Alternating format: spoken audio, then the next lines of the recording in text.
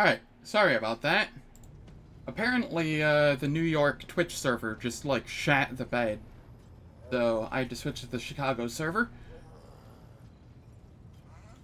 But, it looks like the stream is back up.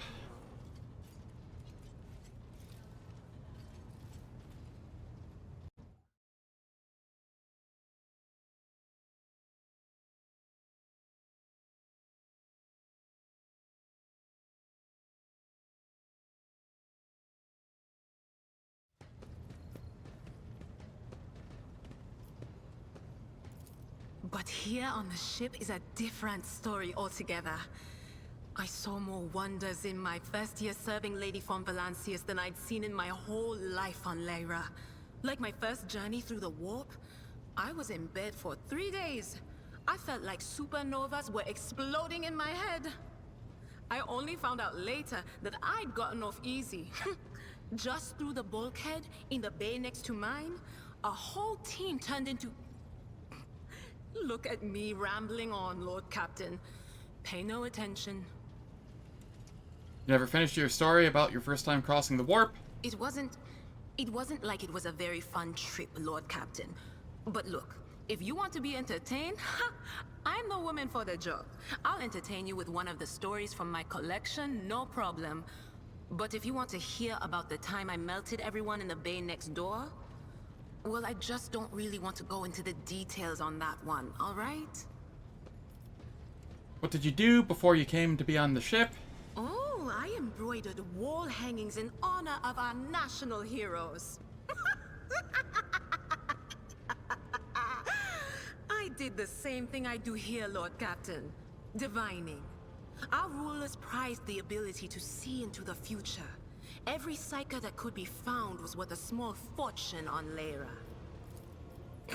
There's no such thing as a peaceful life on Lyra. People like me were especially sought after.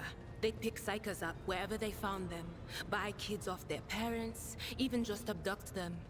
Take me for instance. I got taken from my street gang. The older kids sold me when they noticed there was something off about me. The ruling dynasties had schools where they trained us and beat us black and blue. And then they packed us off to serve. Some of us held on for a long time, but others didn't last. Not everyone's as smart and talented as me, you know. Some people crossed the line and were out of commission before their time. How did you end up in the Rogue Traders service? Theodora von Valancius paid a visit to the ruler I was serving at the time. I don't know what the visit was for, and it's no business of mine anyway. I can still remember the way the voices in my head changed when I looked at her. They were practically screaming. She had so much behind her, and plenty ahead of her too. Oh, what a pain in the ass. Because Twitch's server shat itself and I had to restart the stream. Ads are gonna play again here in a second. And as I gawped at her, all of a sudden I heard a whisper. A hint, a suggestion, nothing more. But I know the difference between idle chatter and a real threat. I seized my chance and approached Theodora. I managed to whisper a couple of words in her ear before the wardens dragged me away. They beat me and locked me up. Once the ads start, I won't do anything for 3 minutes, so nobody misses out on content. And then, Theodora's people came then we'll for continue me. again as soon as that's They over. broke down the wall, butchered their guards. Also, I could tell them my warning in full. So I said the rest, but I didn't want to go back to my old life. And so I entered the service of the von Valancius dynasty.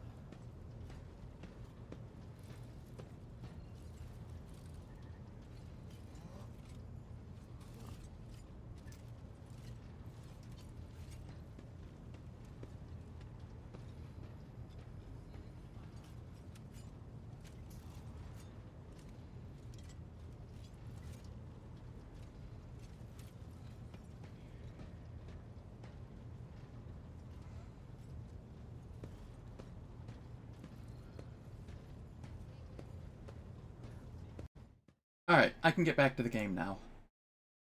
Sorry about that. Have you ever been off the ship? A few times. Not many. And if I think about it, why would I want to? I've got everything I need here. All the whispers I hear are familiar ones. They almost feel like family. And if I want to hear about the nightmares off the ship, I can. After some Amasek. But don't go getting the wrong idea. If I have to, I'll follow you to the edge of the galaxy. Let's talk about something else. Of course, Lord Captain. Got a new story for me? You bet I do, Lord Captain. Okay, so we went to Footfall once. Well, I mean, Lord Captain Theodora went to Footfall a lot. But on that occasion, she took me with her for some reason. My day had gotten off to a bad start. My head had been yammering since I woke up, but there was nothing else for it. I had to go. We arrived at the place, and what a place! All the gentlemen and ladies dressed to kill, showing off their encrusted implants, all clustered around little tables. Well, turned out it was a gaming den. And not just any gaming den, but one run by somebody with deep pockets for people with just as much cash to splash. You should have seen it. People gambling away planets in a game of regicide. Anyway, so the Lord Captain wanted me to help her beat some guy. So I tell her, the chips won't land in your favor. You'll get a bad hand. Don't sit down at that table, your ladyship. But did she listen? Of course she didn't. If there's one thing she never lacked, it's stubbornness.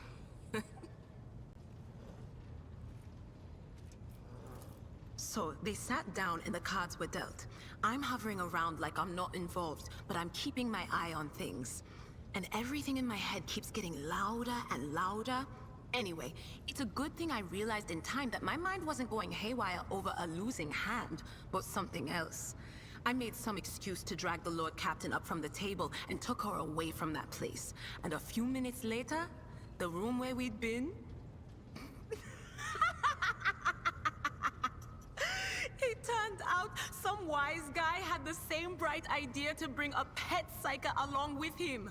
One of those ones who just scuttle around in Footfall's underbelly. And the psyker just freaked out, I guess. After all the commotion, people went to see what happened in the room. And they'd all gone for each other's throats. Literally. With teeth. And I think they completely detached that asteroid from Footfall and pushed it off into open space so it would head off toward the local star. Interesting story. What's it like being a psyker? You could ask yourself that question, eh, Lord Captain? Every psyker feels their connection with the warp in their own way. One person might see spots and shadows out of the corner of their eye.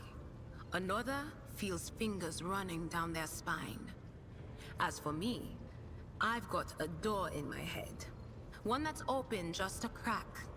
There's no way to close it, no matter how hard I try. I've just had to get used to the whispers from the other side. When I need to use it for work, I listen in more closely. But I usually just try not to notice it. How do you live with this whispering in your head? Training, habit, and a little Amasek and a couple other things you can get on the lower decks. If you put all those together, it makes things bearable. Sometimes I even wonder if I'm imagining half the voices I hear. You know, when life on board gets a little boring. Better than listening to the living, anyhow. What would happen if your door burst open? Well, if the door opens, that means somebody's planning to come in, right? But screw them. They're not coming through. Trust me. I know how to keep my valuable head locked up tight. Aren't you afraid of losing control? Only losers who are afraid of their own gift lose control. Or idiots who never figure out what they are before it's too late. Or little kids who want to play around with their shiny new toy. If you don't know the limits of your abilities, or you're always bouncing around in your own head, that's a recipe for disaster.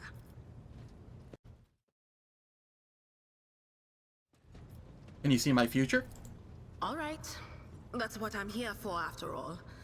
So, I'm just going to lean on that door in my head a little more, prick up my ears, and listen to what the Warp's got to say about you. If you'll allow it, I can listen right now. Sure. All right. Let's hear what they're whispering about you. Hmm?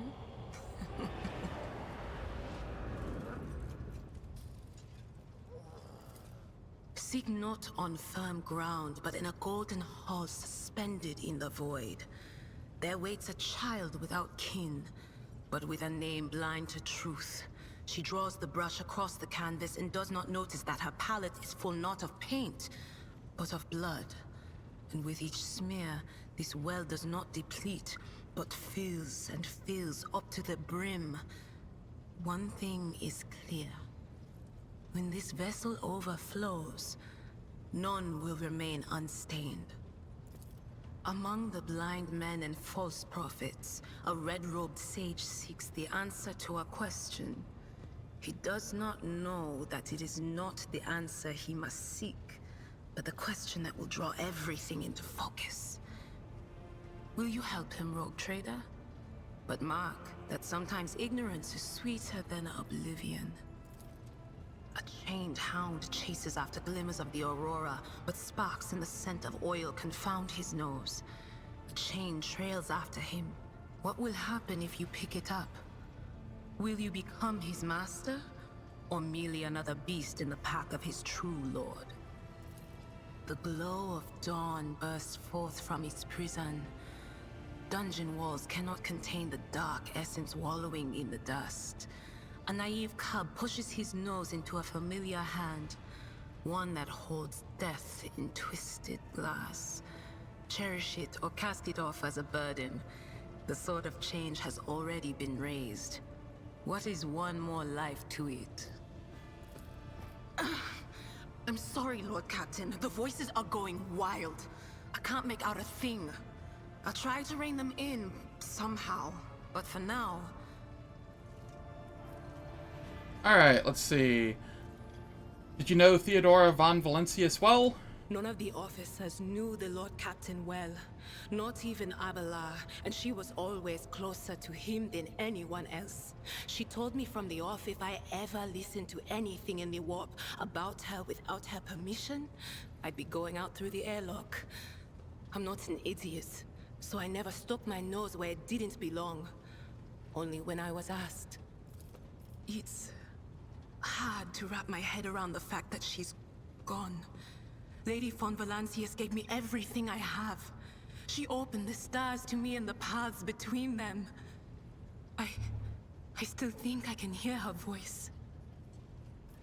Alright, things are strained between you and Argenta, isn't that right? The little sister is afflicted with her own set of voices. Ones that whisper to her about corruption and heresy. The silly girl doesn't realize that if she wants to find the source, she needs to start by looking in her own head.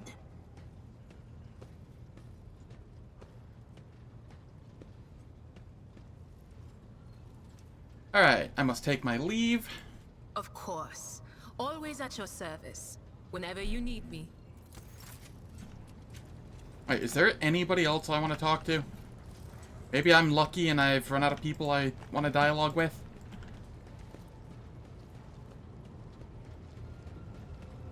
Looks like it for now.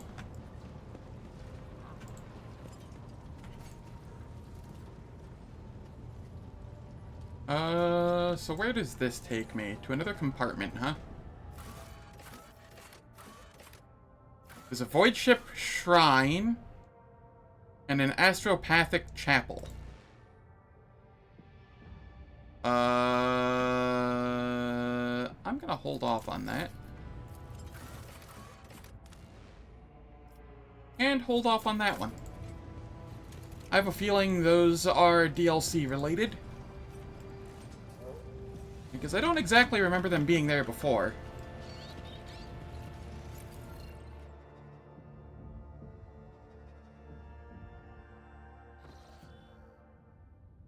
The events of Warhammer 40k Rogue Trader take place in the vast region of space known as the Coronis Expanse.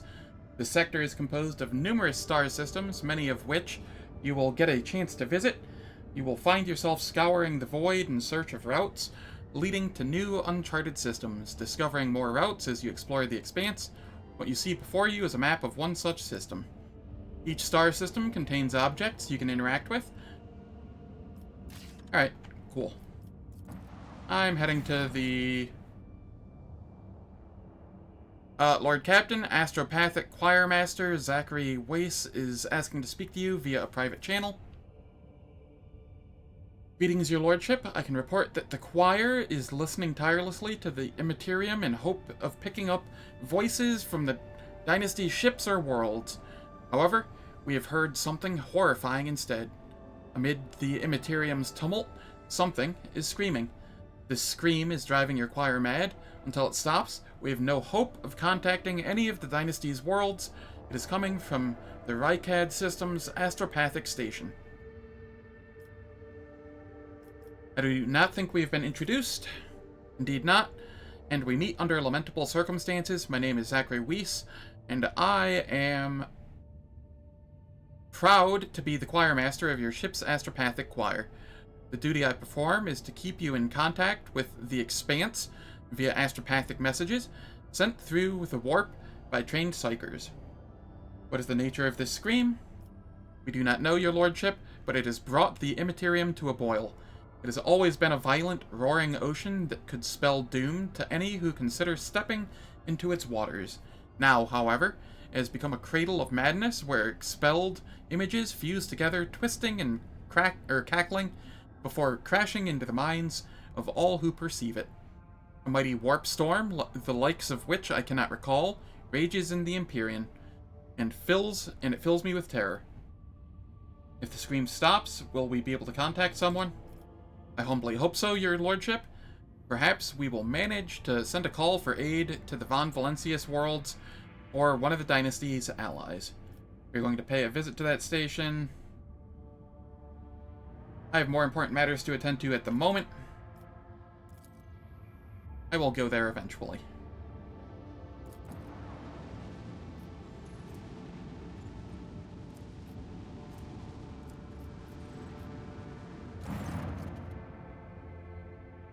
The Vox crackles to life, and Master Helmsman Raver addresses you. What have we here, Lord Captain? It is not very noticeable, but there's a void ship sitting in the local asteroid field. It sure is quiet, like it's huddled up in there on purpose. Not like I'm surprised. The thing is more scrap heap than ship at this point. Somebody sure went to town on it. We are registering critical damage to the hull and depressurization of several compartments. Oh, there's an incoming transmission now, too. Hear us. Do not require assistance. Repeat, do not require assistance. Copy. Keep following. They'll pass us by, won't they? Emperor protects. Lord Captain, I'm told our augurs cannot determine the allegiance of the vessel. To be brief, there's an unidentified and badly damaged vessel within an asteroid field near the Rykadi Philia colony that is refusing help, which, not to put a fine point on it, has not yet been offered to them. Let the vessel identify itself. Yes, Lord Captain, the connection is established. Unknown vessel, we are receiving you. Identify yourselves. I repeat, identify yourselves. You not tell him? We are done for. This is Thunderfang. We are a merchant vessel. Do you copy? We are a private merchant vessel. Merchant vessel? Of course they are. Damn my stupid head. Where did I hear this name before? Thunderfang. Favor, damage report on the unknown vessel.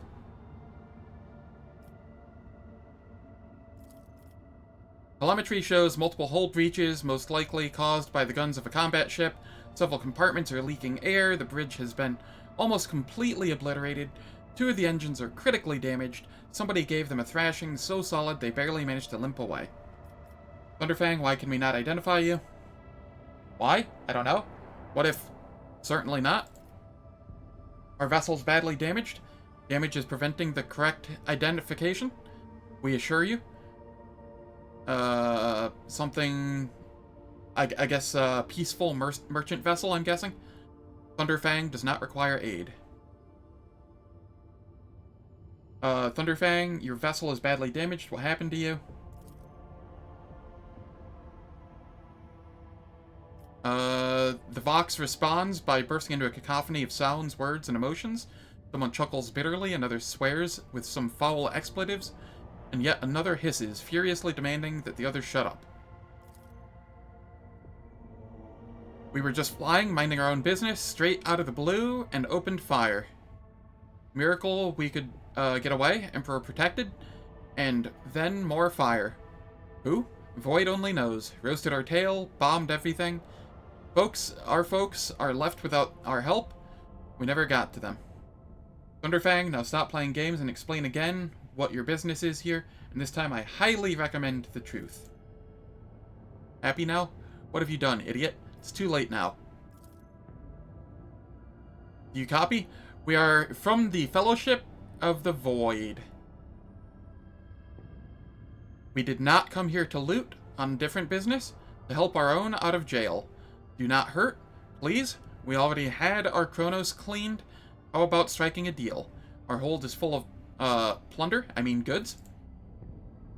In case you are unaware, Lord Captain, the Fellowship of the Void is a disorderly assembly of several dozen pirate factions in the Chronos Expanse. They consider themselves above regular heretics solely because they sometimes have Vox conversations with those whom they are about to board. Were it up to me, I would make them eat a salvo from the macro cannons to shake the scum loose from the decks. They certainly deserve it. The high factotum. I would wait on destroying the vessel if I were you, although the moral aspects of their livelihood do cause some awkward questions. The Fellowship of the Void remains a major supplier of goods to the local market. Perhaps you would find dealing with them acceptable, especially in a situation where performing a warp jump is impossible. Thunderfang, prepare for commercial exchange. Oh yeah. Alright, we get heavy leather armor.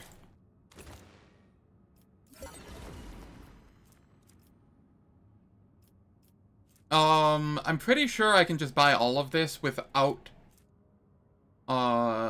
any... If I remember how this game works, it's based on profit factor that you have, and it doesn't matter... Like, buying stuff doesn't reduce your profit factor. It's just a matter of you have to meet a specific quota.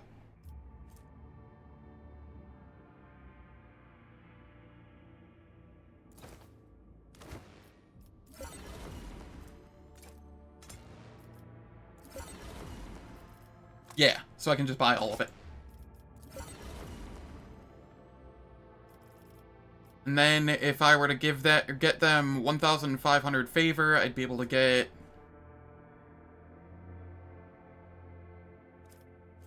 some other stuff as well.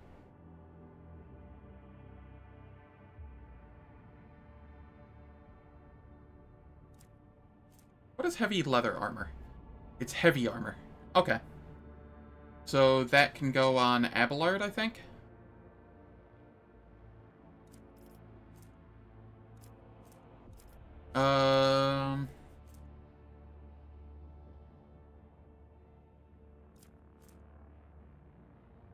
An auto gun, power maul, chain sword. Alright. I got what I came here for. It was specifically to,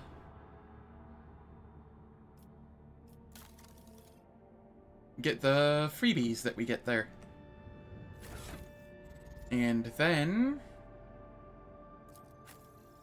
Abelard. Let's see. The heavy leather armor is just straight better. Cool.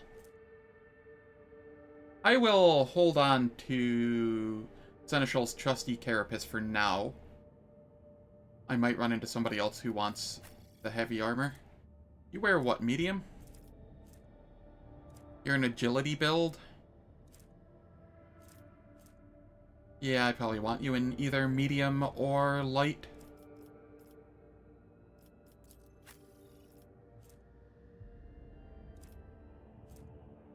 The wearer's ranged attacks decrease their target's dodge by 5%, does not stack. This can go on Argenta. Sweet deal.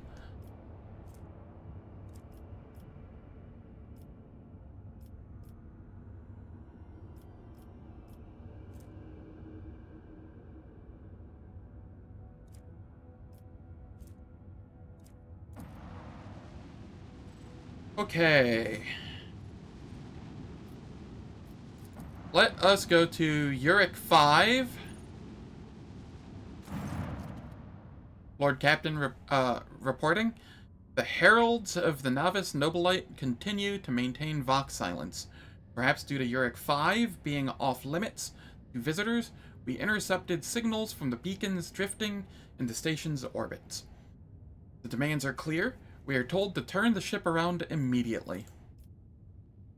We have also detected an accumulation of space debris near the station's docks. Presumably, it is the remains of interplanetary shuttles. Perhaps the esteemed novice Nobilite house requires aid, and therefore cannot respond to our Vox communications. Contact the station again. I will negotiate personally. I'm sorry, Lord Captain, the station does not reply, even after an official greeting by a rogue trader, and the declaration of your intent to negotiate in person. Order the Augur crew to scan the station. Yes, Lord Captain. The officers from the Augur crew performed a full scan of the station, but the information was imprecise. They note wave distortions of unclear genesis that are throwing off most of the readings. We are able to ascertain that the reactor core of the station is still active, but many compartments are unpowered and some fully depressurized. The signs of biological activity are largely present in the central module, which means the station has not been abandoned. So the question remains, why are these esteemed navigators, heralds, ignoring us? Order the crew to commence docking with the station. Affirmative, Lord Captain. We do not know what is happening at the station, so you will have to look for the esteemed navigators blind. Dock safely, and may the God Emperor light your path.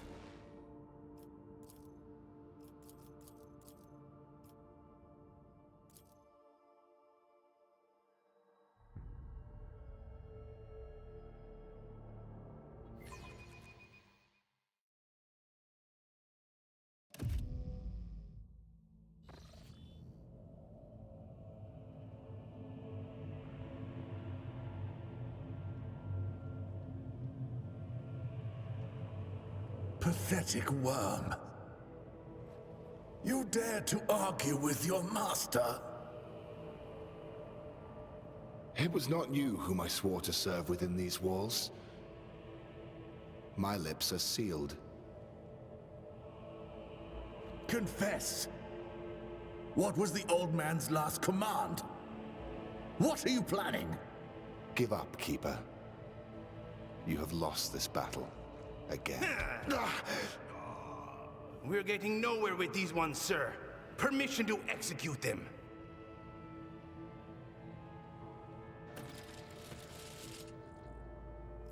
The Novice Nobilite station is not responding. Wretches, you will be consigned to oblivion. Immortal Emperor, deliver your servants from peril. Prayers will not help you. Servant of the damned. In the name of House Orselio, I command you to execute the infidels.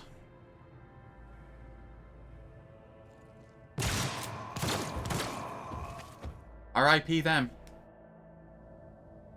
Not a step further. Master, we have some strange guests on the station.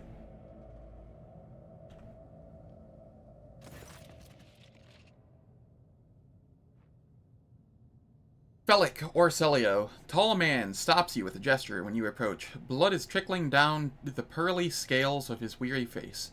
And not just his own blood, two jet black unblinking eyes are watching your every move. And the third one, The mark of a navigator's face, or fate, is menacingly pulsing behind the lowered lid in the middle of his forehead. Step back, or I will unleash all the horrors the sea of souls upon you. Emperor, be my witness. Abelard, if you'd be so kind. The seneschal takes a deep breath. Before you stands his lordship, the rogue traitor Zenavathar von Valentius, heir to the greatest protectorate in the Cronus Expanse, and bearer of the sacred warrant of trade. Allow me to point out that Noblelite custom requires the Lord Navigator to introduce himself first, but given the unusual circumstances on this station, his lordship, the rogue traitor, is willing to turn a blind eye to your hostility, but just this once.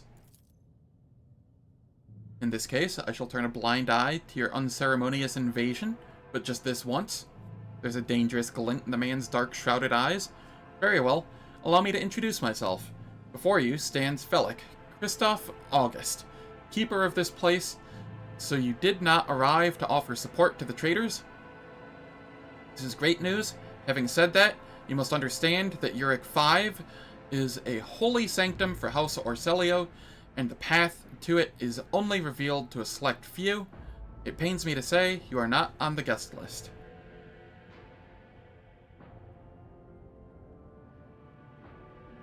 I am looking for... I came here in search of a navigator, so you are coming with me. Is that so? I do not think so. You cannot force me. You can only end my life. But this is not your heart's desire, is it? Perhaps we can help one another and reach a more beneficial agreement. What agreement are you talking about? You came to the station for a reason. House Orselio will not be able to help you until the current crisis is resolved. But if you aid us now, I promise we will reach an agreement that you will find satisfying, be it riches, influence, or the powers of our navigators. I'm looking for the Lord Inquisitor's interrogator, one Heinrich von Kollix. Do you know anything about his present location? The Lord Inquisitor's interrogator? I think I would know if such an important individual decided to pay us a visit. Provide me with a navigator and I will immediately depart the station. I do not think that is possible. Eurac 5 is an observation station. We do not sign contracts and do not provide navigators. We delve into the depths of infinity and chart the movements of the warp storms.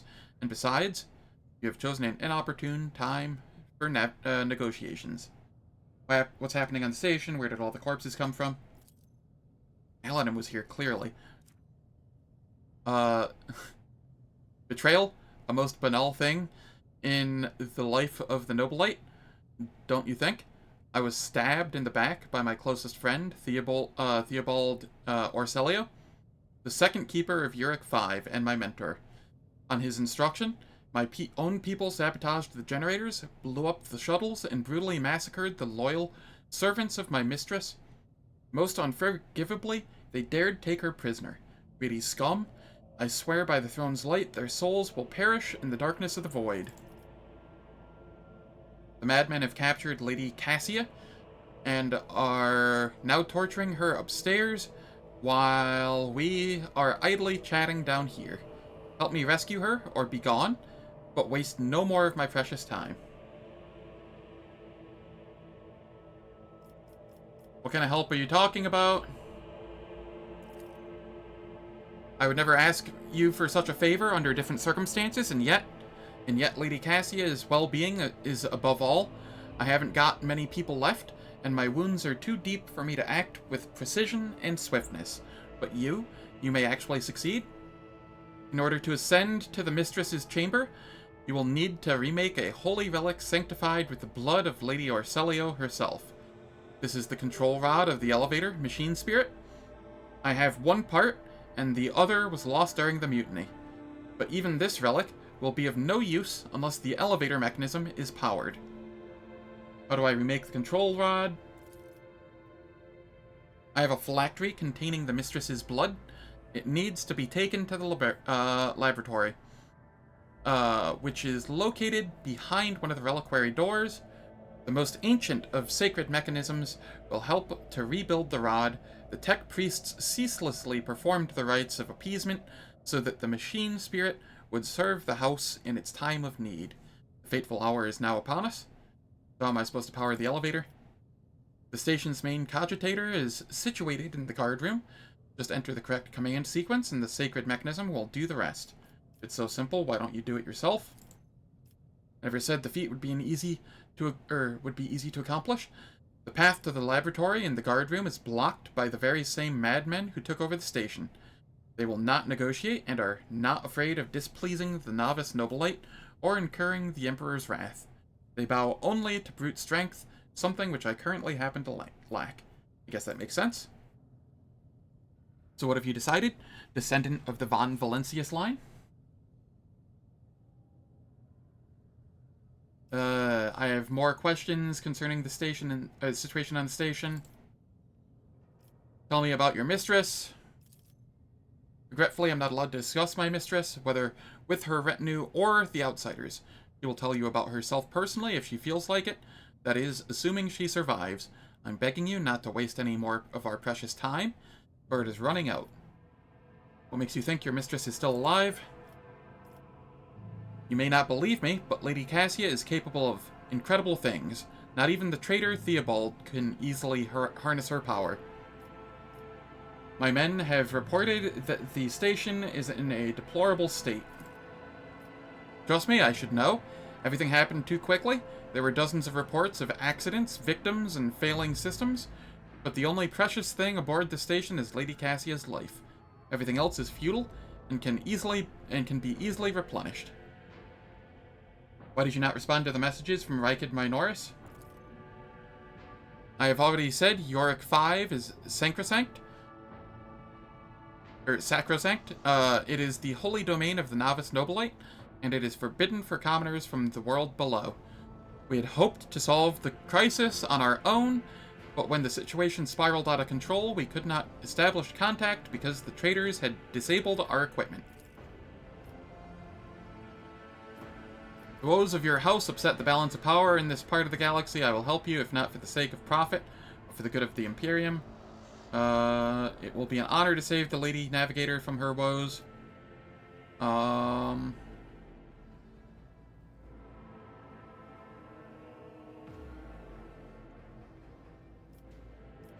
It'll be an honor to save the Lady Navigator from her woes.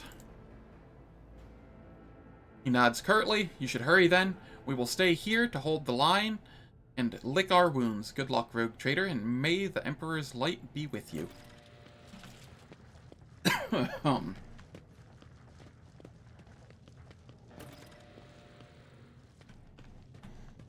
Alright. I want Abelard in front, and I'll be back here.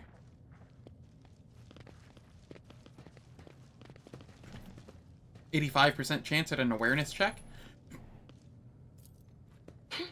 The premonition runs true.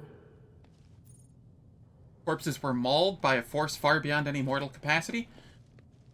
The faces are twisted in pain, and the hands are fused with improvised weapons, tools, scissors, and cutlery. White. Bright, pure color. And it's all riddled with horrible veins that carry the poison of fear and pain throughout its body. Who are you? Why are you crying? If the witch is talking about the enemies of humanity who set upon this abode of noble navigators, then our weapons will soon dispel their wicked misery. Alright, let's see here. We just collect all of that. And it looks like we need to make a jump over here. 90% chance. Let's go, Abelard. Compared to naval service, that was barely a challenge. Cool.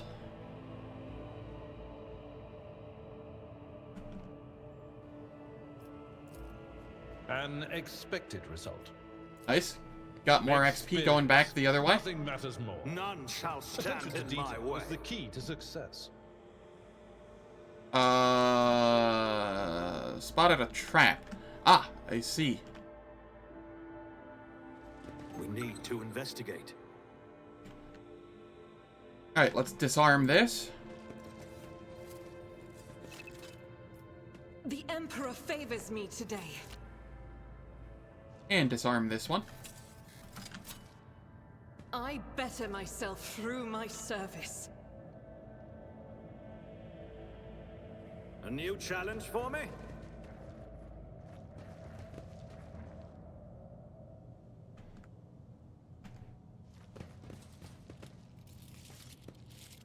Stand firm, we must not let the miscreants defile House Orselio.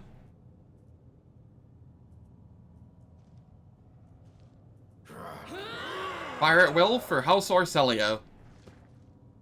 Submit, and you'll die quickly. Purge them! Speeding up animations in combat, that's fine. Abelard, I need you.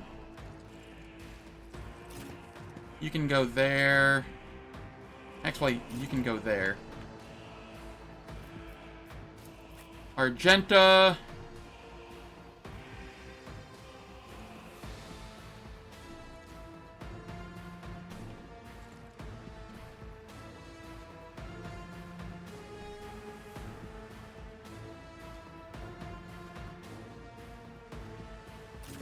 I'll toss you there for the moment. I will go... Yeah, Argenta's going first, so she can clear out some of those. Preferably that one. I need to go... Where's Class? Oh, she's like right on top of me. That's why I couldn't see her.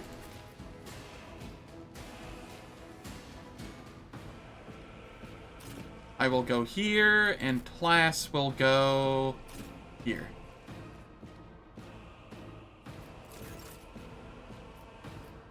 Argenta.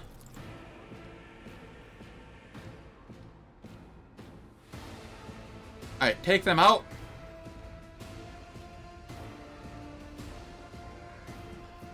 What does this do exactly?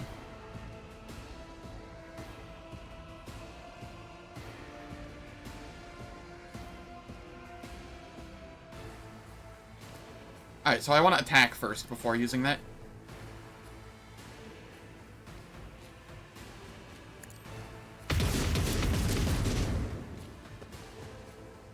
I see. Alright. Doubt is for the weak. We try again?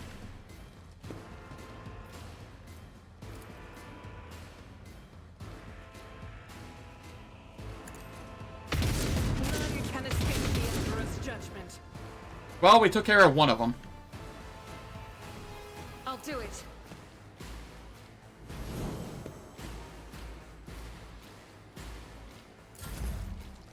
It cleanses the body. Yeah. To the heretics! Yeah. Ow. Abelard. Let's go. If you go there, are you able to charge anyone? Yes. My place is at the fore. My ears are ringing.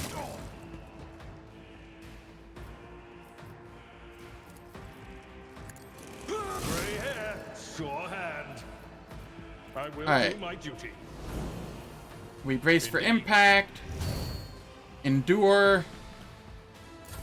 Follow my lead. My faith strengthens me. Weapon at the ready.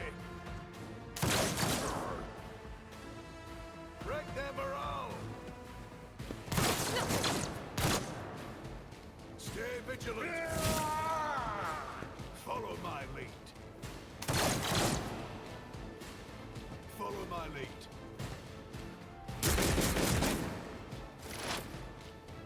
Alright, Adira. I'm counting on you for this. Don't fuck it up.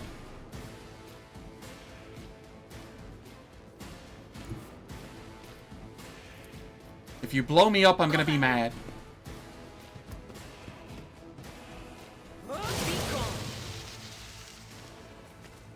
Cool.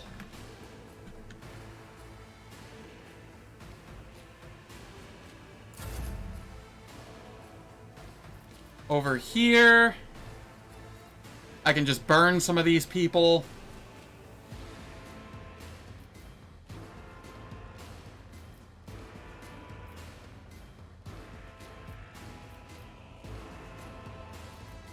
Not a problem for me. We burn that one. Too easy. And we burn this Nothing one. I can't do. You didn't stand a chance.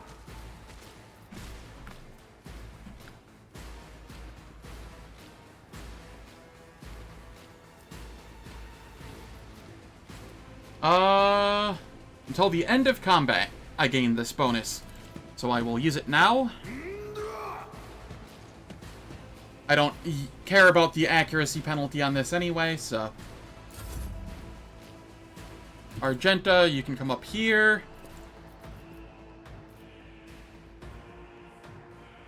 Rejoice And then in fire battle. there.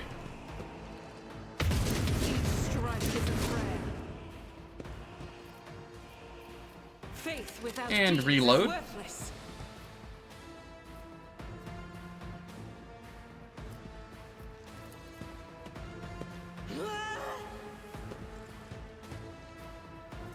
As the Emperor commands. Ah, that allows us to use run-and gun again. I was unaware.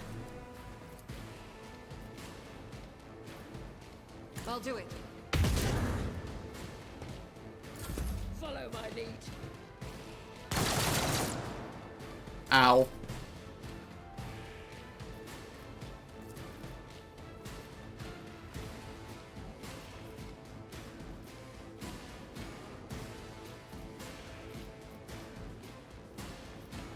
Abelard, just take care of this one. Victory is imminent. My faith strengthens me. Weapon at the ready. Brace yourself, Abelard. Was that you? Or And we'll expose Yes. weakness. To get rid of his armor.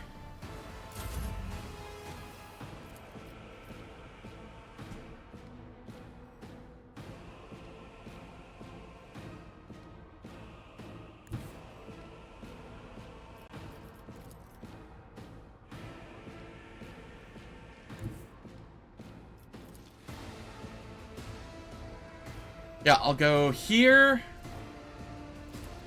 And then I will burn this one. Flawless. Nothing of value has been lost. Suits my purposes. Not a problem for me. And then I can run here.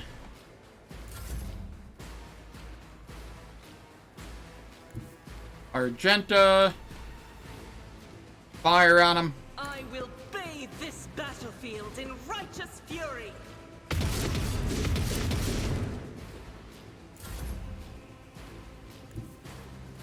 Then we charge. Seen worse battles than this in my time.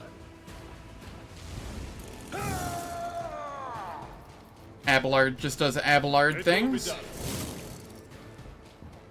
I will do my duty. You didn't stand a chance. Cool. And he died to burn. I won't tolerate weakness. Easy enough fight. A las gun, scrappy auto pistol, flak chest plate.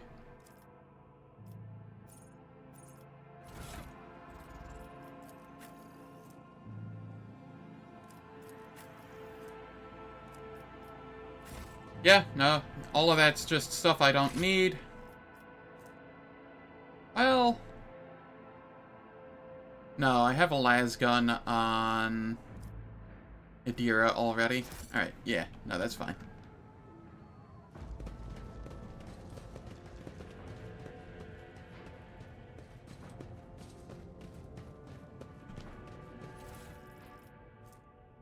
Mutated flesh sample.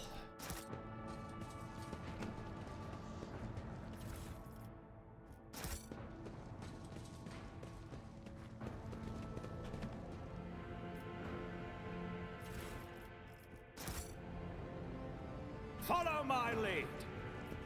50% chance at a Medicae? I failed. That you did.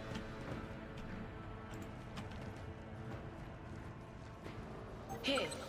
What's that? Here, we get a Ripper auto pistol. I don't care about auto pistols at all.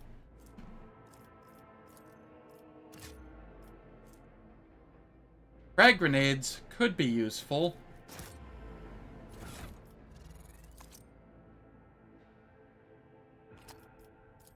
Abelard, you can hold on to those. As can Class. Something she can do that doesn't require using her psychic powers.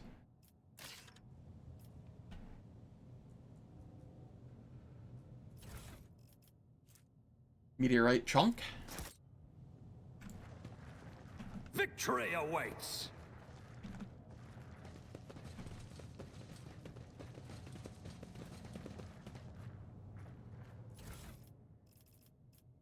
Alright, all of this is just going to cargo, which is where I want it.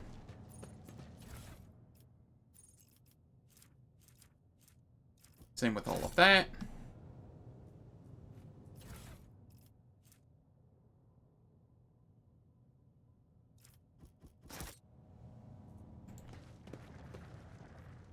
Over here.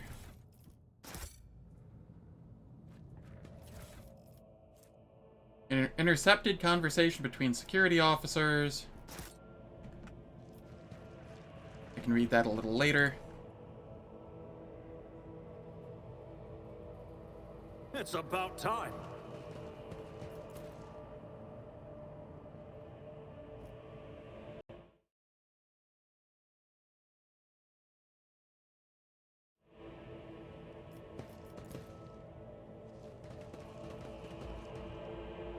All right.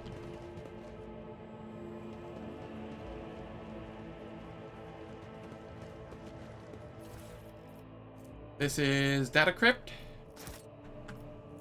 Lore Imperium. Compared to naval service, that was barely a challenge.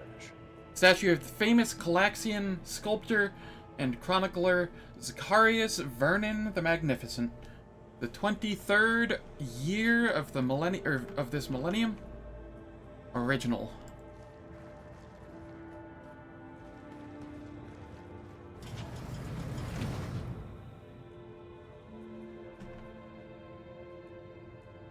Something of interest. Okay, we get the trap.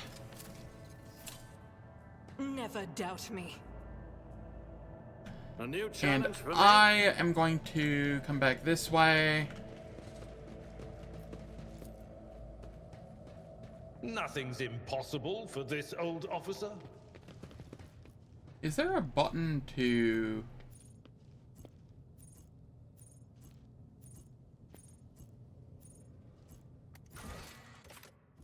Oh, not that. Not that.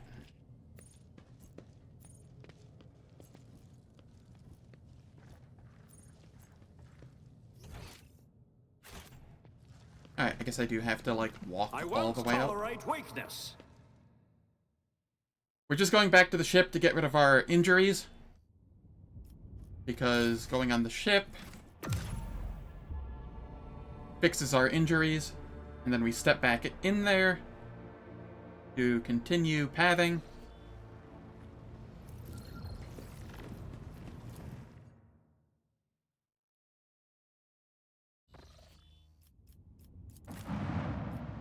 Because I don't want to use medical kits if I don't need to.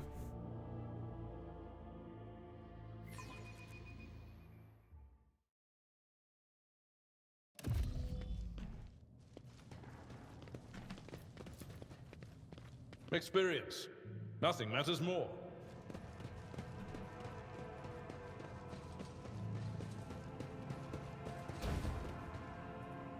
Okay, that's locked. So I shall continue on this way. Here we have Navigator Flesh Sample. The crew continues to mourn Lady Theodora. I fear it may affect the performance of their duties in service of the Lord Captain. Let the people grieve. Lady Theodora was with us so long that we started to believe she was immortal.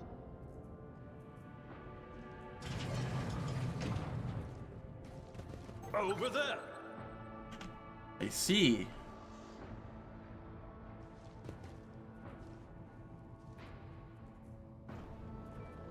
Okay, I cannot disarm this from here, it looks like. 58% chance. Heck yeah. None shall stand in my way. Alright, we can disarm it now. The Emperor favors me today.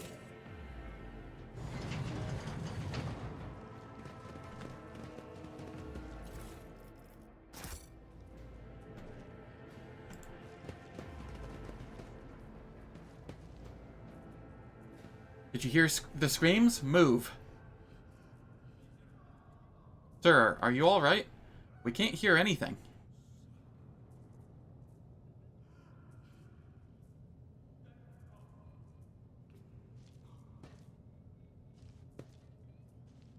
Now I see. You're in league with them. Is this an insurrection? Yes, indeed. Death to the traitors.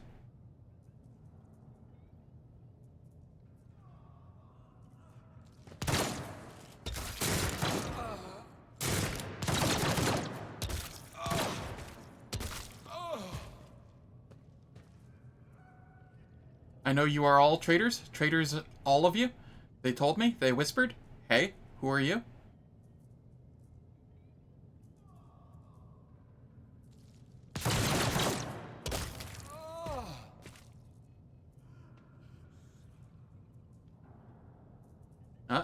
Sucks to be him. I like how it shows that they have traumas even though they're dead. You know, he has broken ribs. No big deal.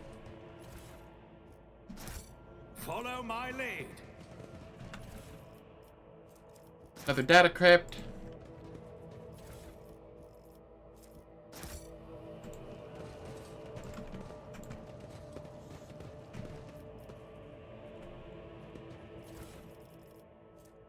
Research notes.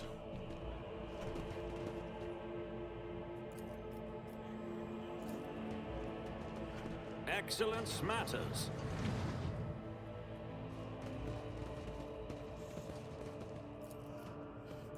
Tech use. I rise to the occasion. I'm getting kind of lucky on those, which has me concerned for other checks I may do later. Ooh, long last. That is a sniper rifle, and what I want on Argenta early on. And I have some light armor, which has the same armor as my current medium, but without the dodge penalty. This was a nice find.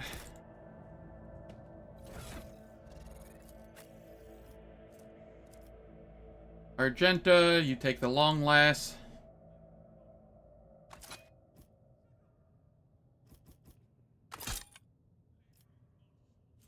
Yeah, I can go there. And I will take the light armor.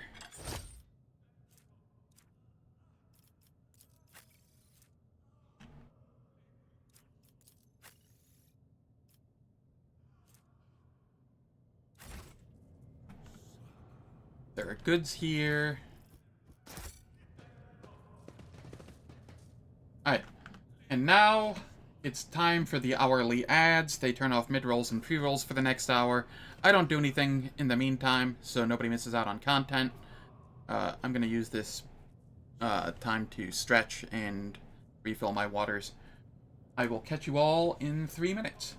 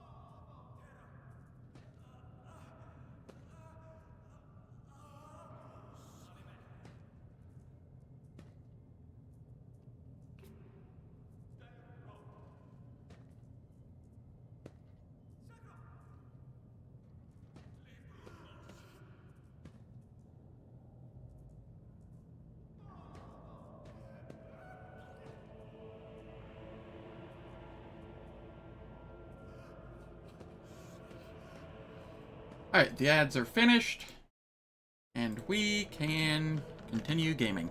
Did I mention that my whispers tell me jokes? Jokes that once said aloud make your eyes bleed and blood curdle.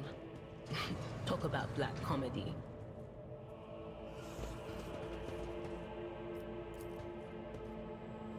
For some reason, the arc enemy is twisted. The influence has found its way onto the into the station.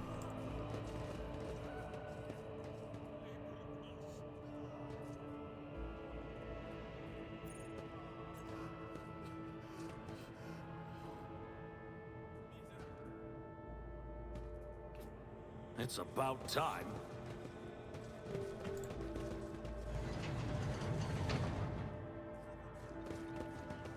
We can awaken the cogitator spirit. The cogitator's vid screen is covered in cracks and stained with dried blood. The buttons, switches, and levers were ripped out of the control panel with exceptional cruelty and scattered around the sacred mechanism that now sparks and hisses in agony, still refusing to perish. Awaken the cogitator. You turn on the few remaining a few of the remaining dials and pull up the activation ledger. The cracked vid screen of the sacred engine flickers. The cogitator's insides emit creaks and groans, and the lumens oscillate at random. It takes a while, but eventually, the machine spirits do grant you access to the cogitator's systems.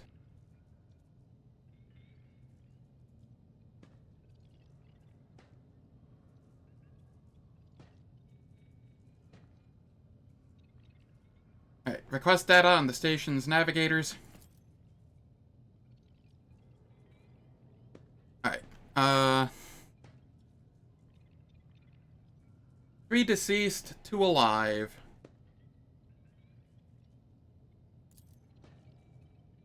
The child location, upper chambers, biometric parameters, rapid heartbeat, elevated body temperature, stress level exceeds the permissible limit, unknown error.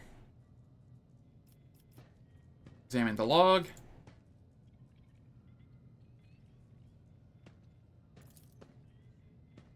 This is Officer A-282. Several generators overheated on the lower levels. Chambers A to D are unpowered. The tech priest crew sent to investigate the problem is not responding. Requesting back. Officer H-123 speaking. 200 servants have perished due to explosive decompression of the living quarters. We've located traces of mechanical interference. The preliminary cause is officer sabotage. Crews 5, 6, and 9 are cut off from the main compartment. We have enough oxygen for 20 minutes, and may the Emperor save our souls. Senior station officers, this is the captain speaking. We attempted to contact Winter Scale Scion for help, but something is jamming the signal. We never received a reply and cannot be sure it was even sent in the first place. A rescue team is not coming. We are on our own, so remain vigilant. Anyone could be a traitor. You hear me? Anyone? If you're in doubt, shoot to kill. Recent entries of the incident log. Servants close to the child have started butchering one another again. An order came from above to have their remains reprocessed. The negotiations with the Winter Scales were a success. A new batch of servants will arrive in 10 moons. Escort them to the laboratory at once. It is imperative that we increase the new retainer's resistance to the child's powers. Data expunged. Docking log. Identity confirmed. Regent Aranto Orcelio. Data visit classified. Reason for visit classified. Everything classified. Examine the security and life support logs. Damage in the technical compartments. Unable to access station docking system. Energy regulation system has an error. Required access level, security captain or above. Current access level, senior security officer. Well, we YOLO it. And we got it. You easily bypassed the restrictions imposed on the sacred machine. The cogitator's overloaded processors were unhappily. Most of the encrypted data has been wiped. You find traces of the purge protocol. Recovery is impossible. But a list of the most recent commands, having been embedded in the machine spirit's consciousness, now flits across the screen in a single creeping line. Child, delete, picked, flow, disable, access, code, annul, station, controls, delete, activate, shuttle, self-destruct, purge, command log. Exploring the archives for a while longer yields a surviving excerpt from the guard captain's report mentioning the security system had recently been reconfigured without his knowledge. His comment reads, "Only the keepers of the station have access to the life support systems, but Keeper Theobald had not left the child's side, and neither had I. Could it be that... Call Rykid Minoris for help. System cannot carry out your command despite the eager compliance of the machine spirits. One thing is certain, the problem does not lie in the cogitator's mechanisms." Switch to the main chamber controls. Open all doors on level.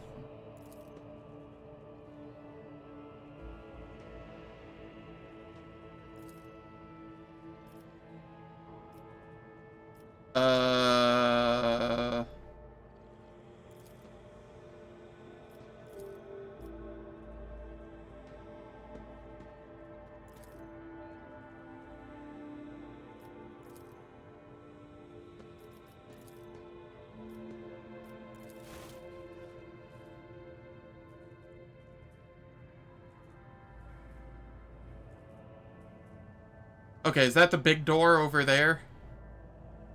Yeah, okay, cool.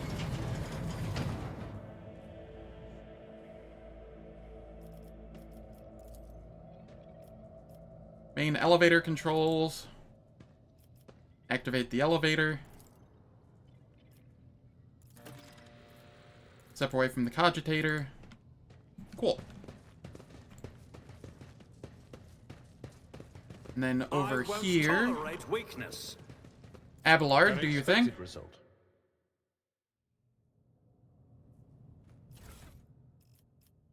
Here we have a Mars pattern sword and bonus to persuasion gloves. Who has the highest persuasion? Not me. Abelard does. And then the sword is... Is this sword just better than the one that we have currently? I think it is. It looks that way.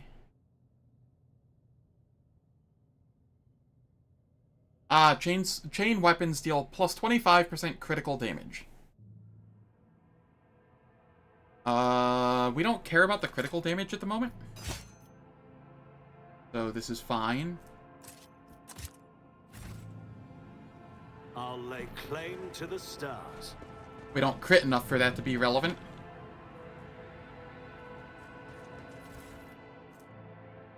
Grants plus willpower bonus lore warp. Welcome back. In your time away, the New York Twitch server shat itself, and I had to restart my stream on the Chicago server. So that's what's been going on here.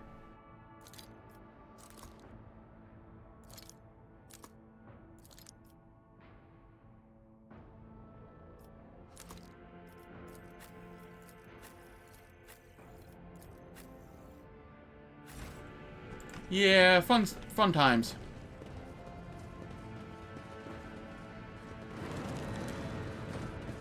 Too many voices, I can hear their rage. The door is open, come, and they avenge us.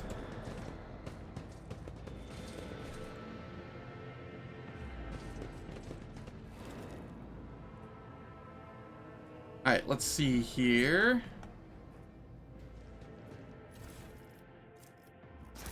Oh, other things of note. Abelard got a new sword. It does more damage, but has less critical damage, which is whatever. We don't crit very often yet. For Argenta, we got a long laser. It is a sniper rifle. And I got a Carapace chestplate, which is light armor, that had the same armor rating as my medium armor, but without the dodge penalty. And I don't know if you were here when I got the heavy leather armor for Abelard, which was just 5% increase armor over what he was wearing. I think that catches you all up. I better myself through my service. Synthetic amniotic fluid pools across the floor, barely discernible traces stretch to the side opposite the entrance. Alright.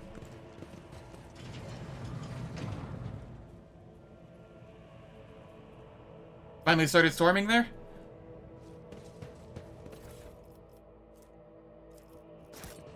Follow my lead.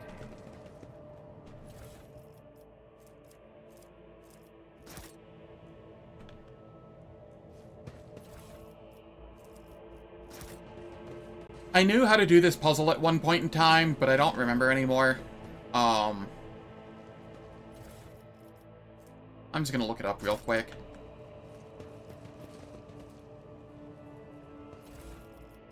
Mostly because it's a puzzle I've done before, and I knew how to do it.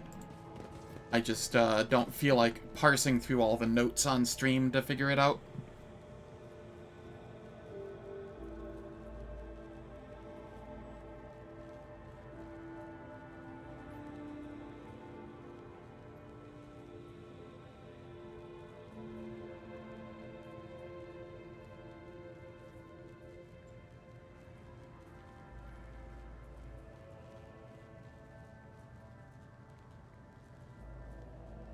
Da, da, da, da.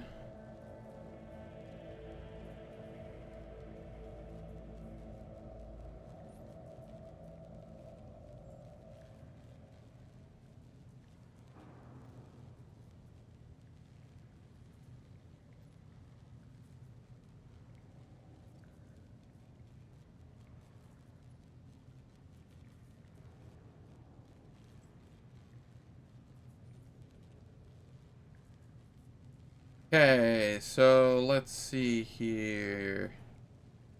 The machine has 4 icons that you must place 1 item in each.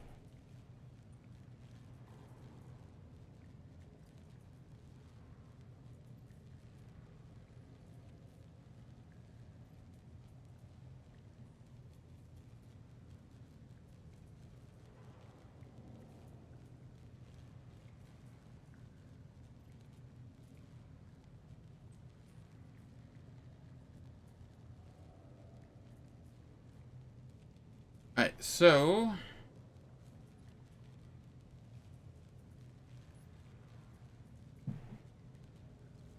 we go tissue flask, and we put in mutated flesh sample. Then the data crypt. H41 OK.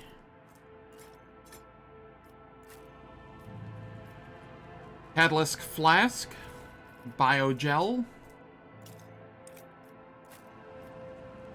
reagent flask, crystal dust, which I don't have. How do I not have that?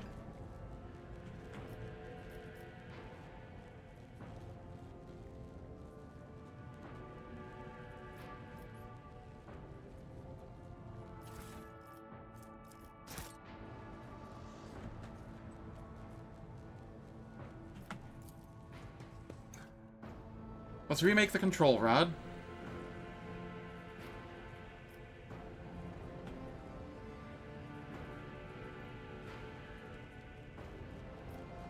Alright, if I don't have that, then I go to the next one. Where do I get the dust from?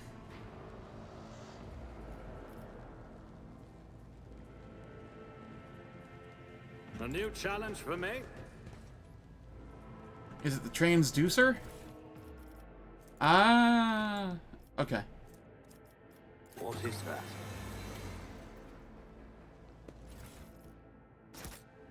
That's what we want.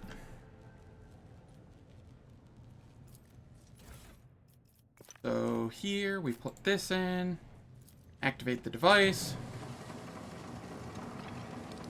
We need to investigate. This gets us adaptive antidotes. And then we'll do the other one as well, which is flesh sample.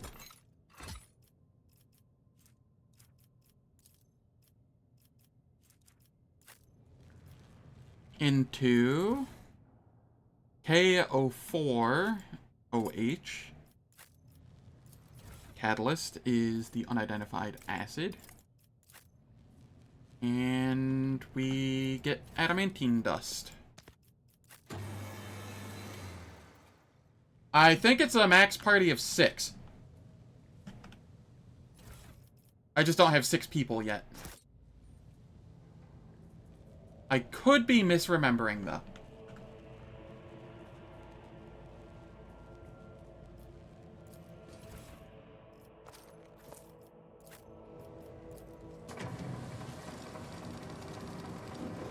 Halt. I noticed something.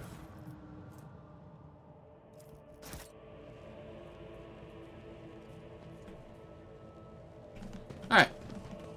That got us some XP. We're almost level 6. It's about time.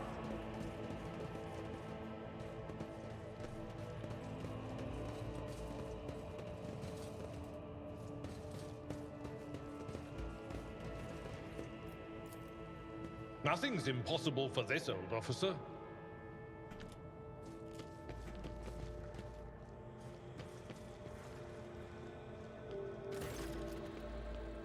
His tangled hair is now neatly braided. He dealt with the threat and powered the elevator. Well done.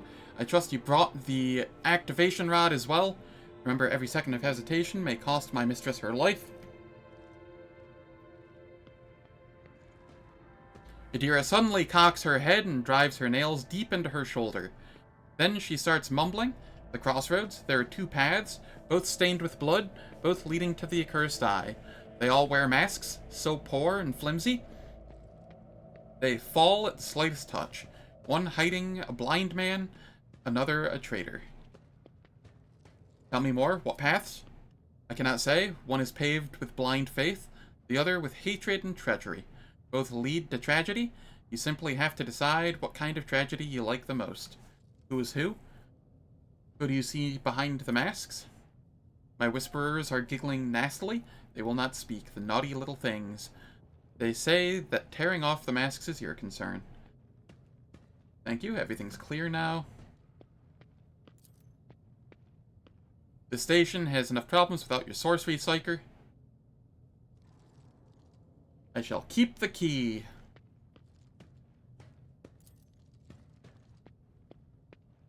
Care to explain yourself? Scion of the Von Valencius dynasty? What is the meaning of this?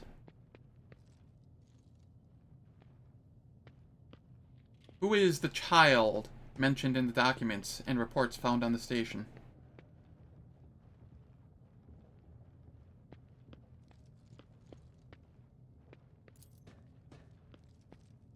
You meddled in something you shouldn't have, that should have been left alone. The child is what the station's servants call Lady Cassia. For the commoners, dirty mouths must not sully her name by uttering it. You see, it is not beneficial for all servants to have their vocal organs altered. Some prove to be more useful when they are still able to speak. The madmen I fought were convinced that you were the traitors. That's why they're insane. Will you really heed the ramblings of retainers who dared to raise their hand against the scions of a noble line? The servants alone cannot be blamed for what happened on the station. Most corpses I discovered were either unarmed or feeble. Did you really think mere servants could plan a coup? The senior officers are just as guilty. Half of my guards butchered one another because they suspected treason. As for the real culprit, the coup was staged by those closest to the mistress. Destroying the shuttles, shutting off the power, and disabling the security systems. Too many things required special access. Access available only to the keeper of the station. As I'm sure you are aware, there were two keepers of the station. Your guess is absolutely correct. Theobald Orselio, the demented old man obsessed with Lady Cassia and her power, and also the one to blame for the woes that have befallen Eurac 5 and our noble line.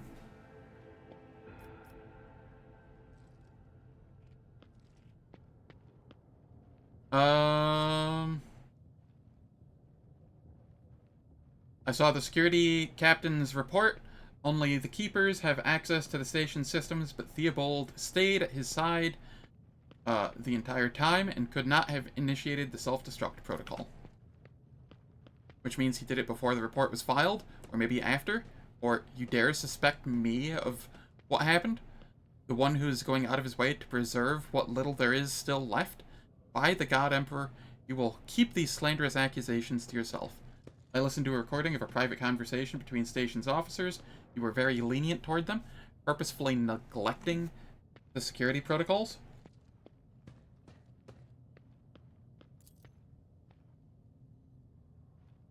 I was lenient, this is true, and in the end I paid a steep price for it. Just look at the destruction around us. The insurgents have left almost nothing of my home. Alright, enough lies, Felix. I'm certain you're the one behind this coup. I suppose it's time to remove my mask. Congratulations, you got me. But did you really expect me to be sincere this entire time? To welcome you with open arms? An ally of Tisiphone and her monster? The accursed child who has tormented the navigators of House Orselio for years? Don't make me laugh. You arrived to help her completely destroy our house. And I cannot let that happen. What are you babbling about? I know nothing of this Tisiphone or monsters of any kind. You do not? In that case, accept my sincere apology for the deception and my earlier behavior. I had no intention of making an enemy of Von Valencia's heir, nor of destroying the station that served as my home for many years. They left me no choice. You cannot even imagine what monster lurks in the upper chambers. An evil, a plague, a pestilence in our bloodline that seeks to destroy House Orselio from within. And Theobald and his followers, just mindless fanatics, serving this evil.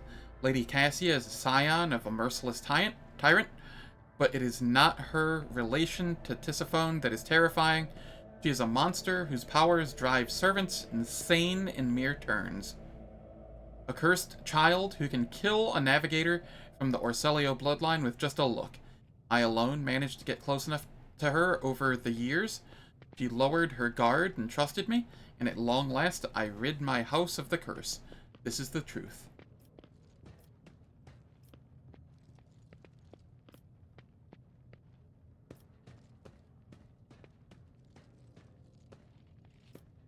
If your cursed child agrees to become my navigator, I will gladly rid you of this burden.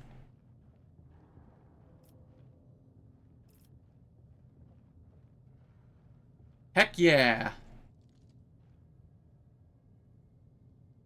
I hope it's as enjoyable for you as you think it'll be.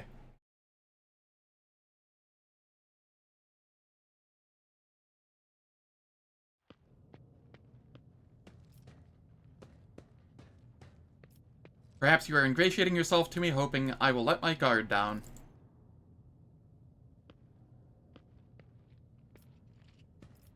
I've grown tired of your problems. I opened myself up to you, but you have so easily turned away from me, even after everything you've heard. How very regrettable. I was hoping to find an ally in you, but now you are merely delaying the sorrowful conclusion of your story. Prepare to die. To face judgment. We are truly blessed this day. To the death. Here. Alright. We have a dude here, a dude here. Oh god, this fight may have been a mistake. They all have so much HP, what the fuck?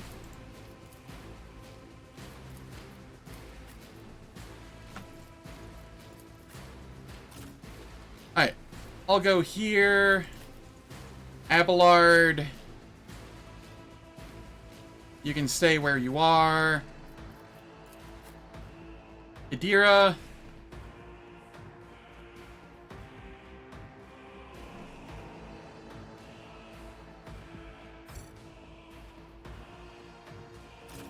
You can go here for the moment. Argenta. You can be there. Alright, I am actually terrified of this fight. I did not think it was going to be this rough.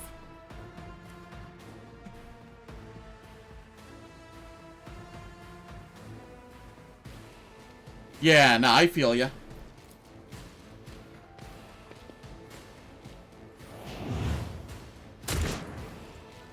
Weather the storm. Break their morale. I'll live another day. Ow.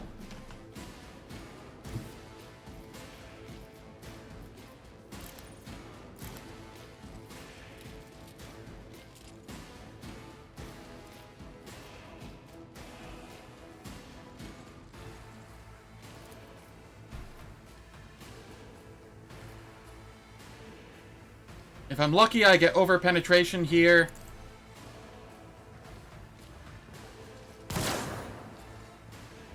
I got over penetration, but it didn't hit the second person. That's fine. As the Emperor commands, I act.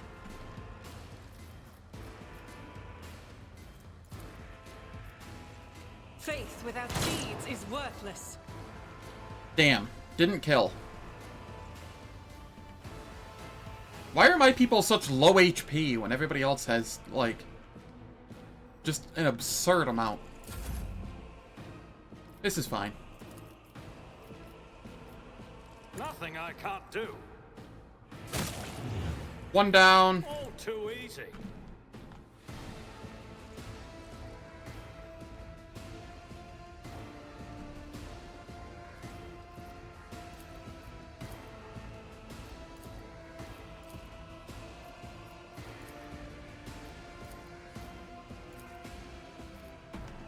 There's another one over there. Shit.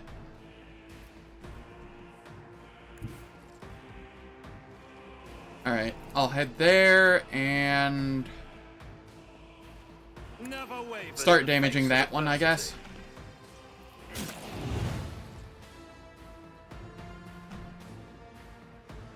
There is no good cover here. Wait, there is. I shall not fear. Alright. Stay vigilant. Pain and duty go hand in hand. Yes, attack Abelard, please. Why did I not foresee this? Oh god, Idira. Must not falter.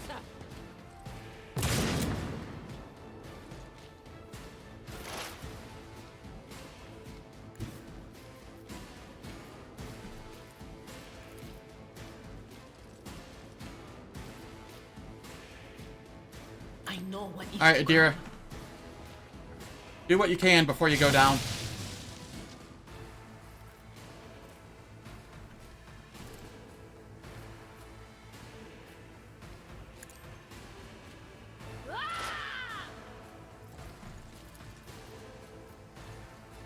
Will do.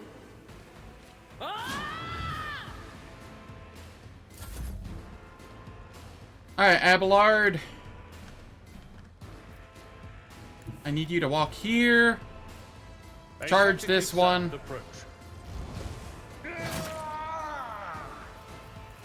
Then you cleave in between them.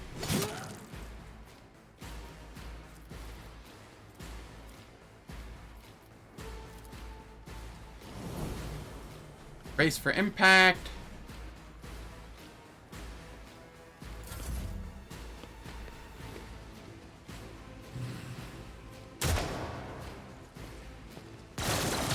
Injured.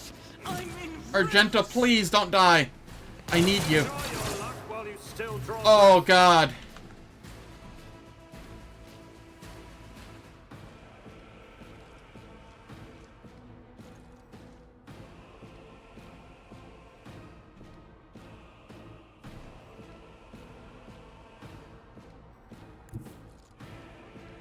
Alright, Argenta.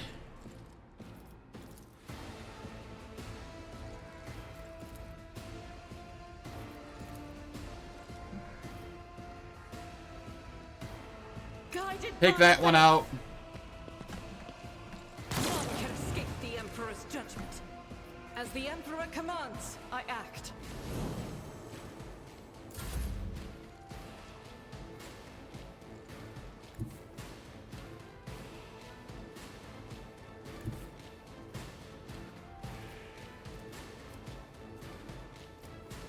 I have a crippled leg.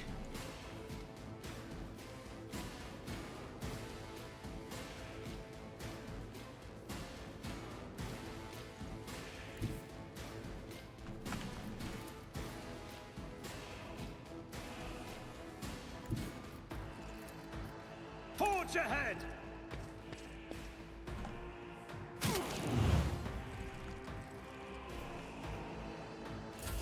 Follow my lead. I took care of this one. Alright, Abelard, go ham.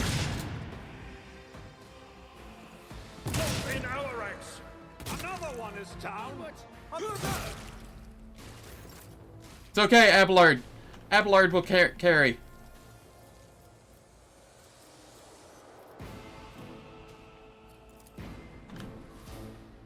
It will be done. At your beck and call. Abelard always carries.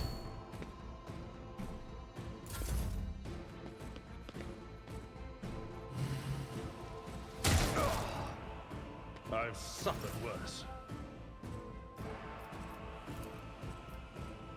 Doubt is for the weak eradicated.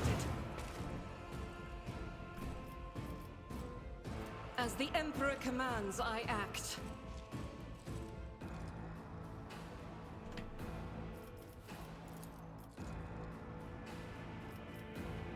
Alright, let's see here. I'll use that next turn. I missed. Heck.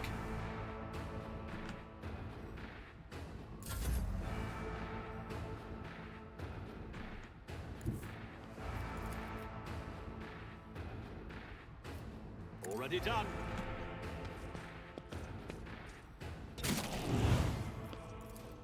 Then we run and gun. And we burn them again.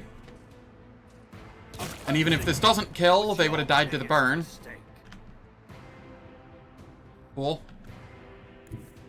My tactics are flawless. And I'll use this again.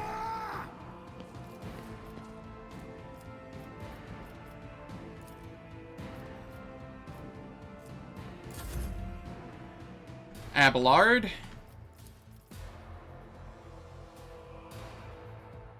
At your beck and call. One fewer target. Indeed. Charge on over I here. will do my duty. Alright, so I'm gonna win this.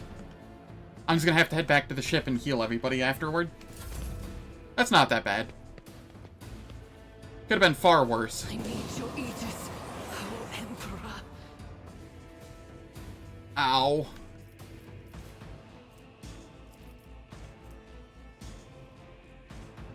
I'll do it.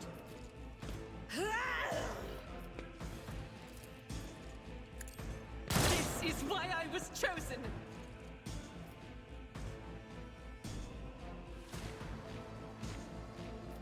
Ah, I should have used this, then this, then this. Okay, okay, okay.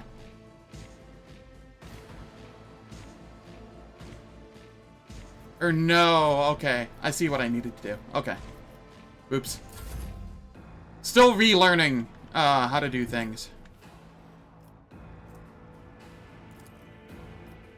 Never wavered in the face of adversity. Nothing I can't do. Not a problem for me.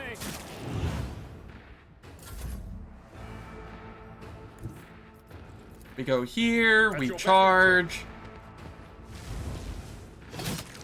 Abelard's just a goddamn beast in the early game. Reduced to dust.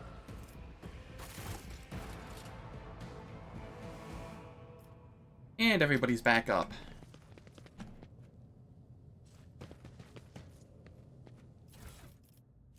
Alright, Keeper's Control Rod.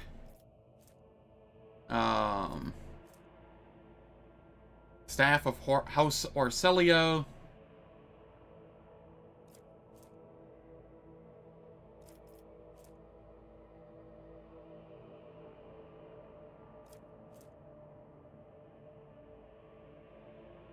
Alright, so that goes to inventory. That goes to inventory. This goes to inventory.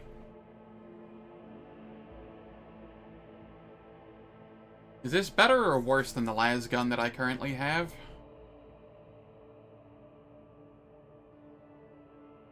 Worse. Alright.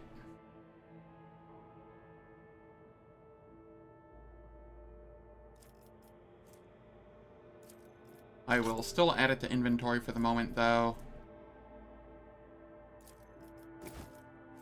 And then these... that can be added to inventory, too. Okay. So let's see here.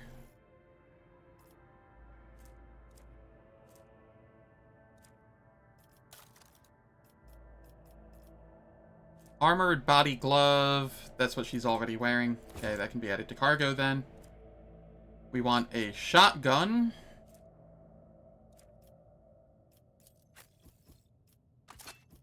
That can be Abelard's second weapon. And then this las gun. Is it better or worse than this one? Better than the one she's using. Okay, cool. That gets added to cargo then. And then that also gets added to cargo. Sweet deal.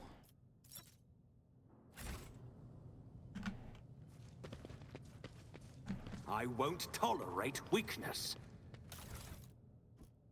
Kinda surprised I didn't get level off of that.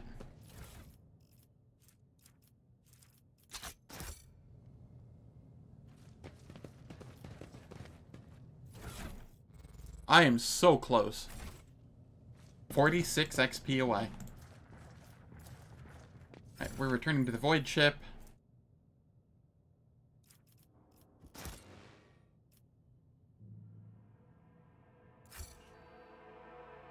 To get rid of our injuries.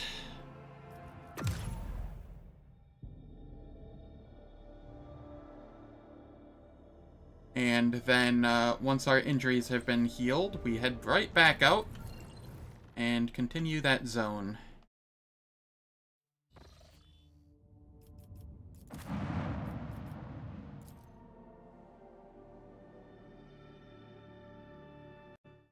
You know, now you have me questioning myself. Like, you haven't said anything in a while, but what's the max party size is digging into my brain. Rogue Trader party size. 6 characters. Okay, I was right.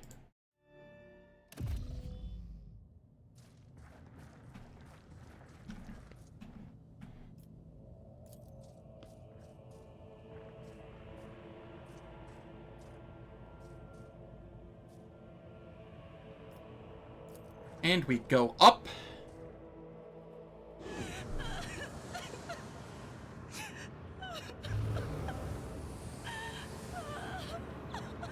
Game auto-launched? While you were cleaning? Huh. It's trying to tell you something. Give in to the warp madness. The pale figure with unnaturally long limbs covers her face with her hands, which are deformed with talon-like nails. Her deathly pale face is coated with blood that continually streams from her scarlet misted eyes. Her spiny gills, slightly hidden under her disheveled hair, twitch nervously at your approach. Trying to lower the volume? Yeah. The struggle with any game that you launch for the first time. Only now do you notice the third eye on the young woman's forehead, hidden by a jeweled ornament. And when your eyes meet, you sense overwhelming, soul-smothering power. Good on you for having the willpower to do that. As the otherworldly creature's gaze slides over you, your entire core shudders in terror. Flashes of past warp nightmares re-emerge from the shadows of your memory and paralyze your will. You gasp for air in terror. Drowning under a crashing wave of pain, you cannot catch your breath. Hot tears burn down your cheeks. Why is this happening? Why is it happening to you? Why do you feel so lonely and in so much pain? Do these feelings even belong to you? Adira, ow, ow, ow. As if my own little pals weren't bad enough. Now this one's barging into my head. Somebody stop her. Heresy, Argenta looks at the tall figure with a strange mixture of anger and sadness. Then she lowers her head and her white hair veils her face.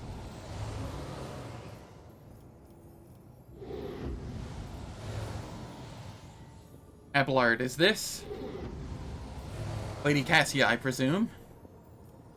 Alright. I go for the persuasion. Lady Cassia, I'm here to help you. Please calm yourself.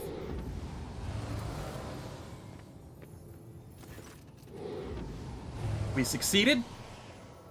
Cassia, she wearily shakes her head and lets out a drawn-out sound similar to both the sob and the howl of a small wounded animal. What is happening? Was someone calling my name? Are all the betrayers dead already? And you? Who are you? Aw, where's my option to have Abelard introduce me? Zenavathar von Valencius, it is a pleasure to make your acquaintance. Unease settles over her features and she nods cautiously. Pardon my manners, Zenavathar. I did not expect to make such a gracious acquaintance in such a time of great sorrow for our house. What is this? I feel faint. Ooh, that was some weird jitter. The The heavy-set old man who has been kneeling nearby erupts into low sobs, his eyes swollen from crying, dart desperately around the room, as though the veil of ignorance has just been ripped away from them. The child, Lady Cassia, where are you? Throne preserve? Despite his venerable age, the navigator leaps up and rushes to the young woman's side. You. The old man shifts, revealing his face to you. It is threaded with jet-black veins, and his bulging, milky eyes bear a striking resemblance to those of a dead fish. Sickly sweet scent assaults your nostrils, as if the old man's flesh is rotting inside his decaying husk.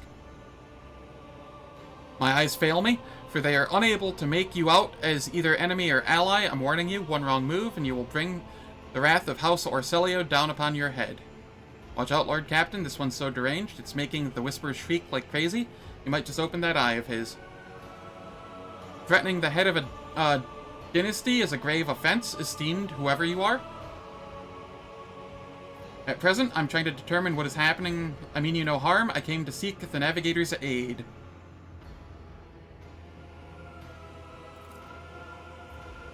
I'll grant that you do not look like pirates who have come coveting the riches of a wrecked station, or like scoundrels in Felic's service. So who are you? Abelard, introduce us.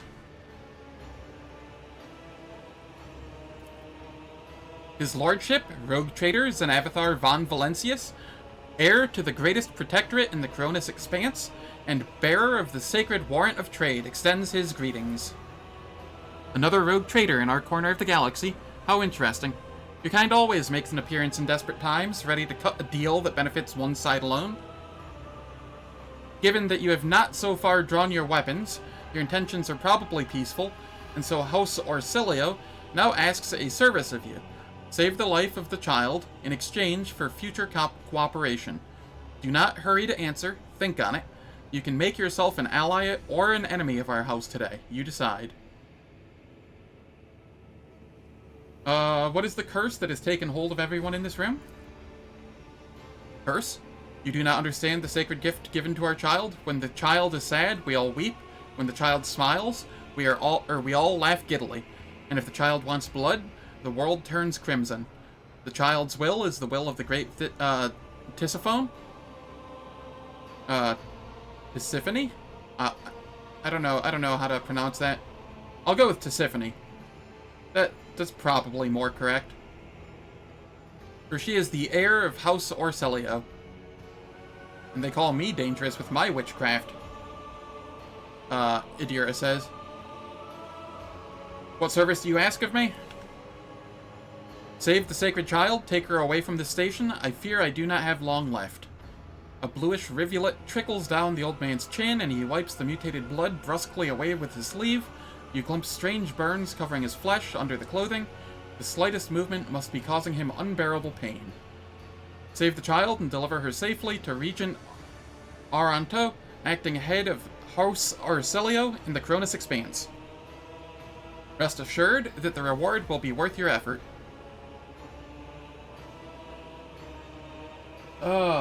One second, got a drink.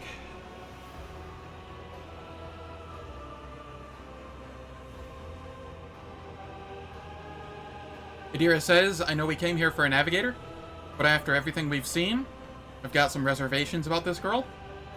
Argenta looks at Cassia, and a painful furrow appears on her brow, such a fragile thing, with such a heavy burden upon her shoulders.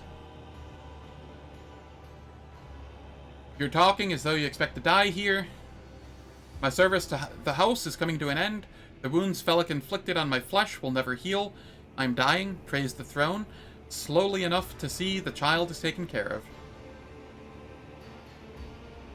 You need help? There's a Medicaid deck on my ship. No, I am the keeper of Eurac 5, and I will perish along with my station. On that note, I have other matters to attend to. I want to know what happened between you and Felic. Felic is my wayward student. He came to Eurac 5 as a callow youth. I personally mentored him and entrusted him with the care of the child. He was like a son to me, but he proved to be just another traitor. He sought to steal our most precious treasure, the heir of our house, our sacred child. To revel in power with others like him, casting our house into the abyss, to pervert the centuries-long traditions of our family. You can see the fruits of his villainy for yourself. He decided he was not bound by his duties to the legacy of the greatest of our Novidors, Tisiphone or Celio, who led our house to prosperity for countless years. Foolish boy, the renegades clouded his mind. They sought to seize control of the dynasty before the sacred child had come of age and taken up the Novidor's throne. Bellic accused you of treachery, Theobald. Why should I trust your words? Defending myself before strangers, I never thought I would fall so low. If the child's life were not at stake, very well, I have no chase or proof of my innocence. I can give you my word as a member of Novice Nobilite. If the honest word of an honorable man counts for anything with you, I guarded the station against calamity and incursions from without to the best of my ability. I forced the wardens to strictly observe security protocols. I personally selected every servant, and I faithfully protected the child during the coup. How could you lose control of your own station? Do not thrust my errors in my face. I'm twice your age and twice as wise. Take my advice, trust no one but yourself and the Emperor. Even those closest to you will betray you for gold, power, or a far-fetched idea of a bright future. I've made my decision. Is that so? Please share your thoughts. Cassia shall come with me. Good, that is good. But do allow us to say our proper farewells. Time to play? Heck yeah. Let me know, like, what kind of character you build and stuff. Or if you have any questions, feel free to ask.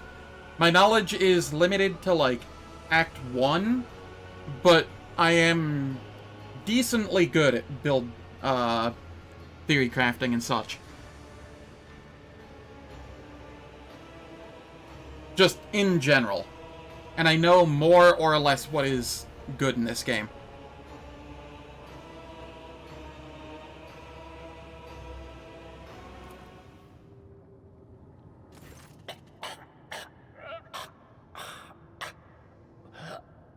Wake up, my mistress. Hell yeah. My sacred child. It is all over now. It is over. What happened? You. I remember you. Have you come to save us? Child, please, listen to me very carefully. One last time. You will now embark on a voyage with this lord to rejoin the house and its regent in the Coronus Expanse. I will not be able to accompany you on this journey. Alright. No! Not you too! Don't leave me alone in this violet-brown haze! You're coming with me! Your mistress is giving you an order. Do you hear me?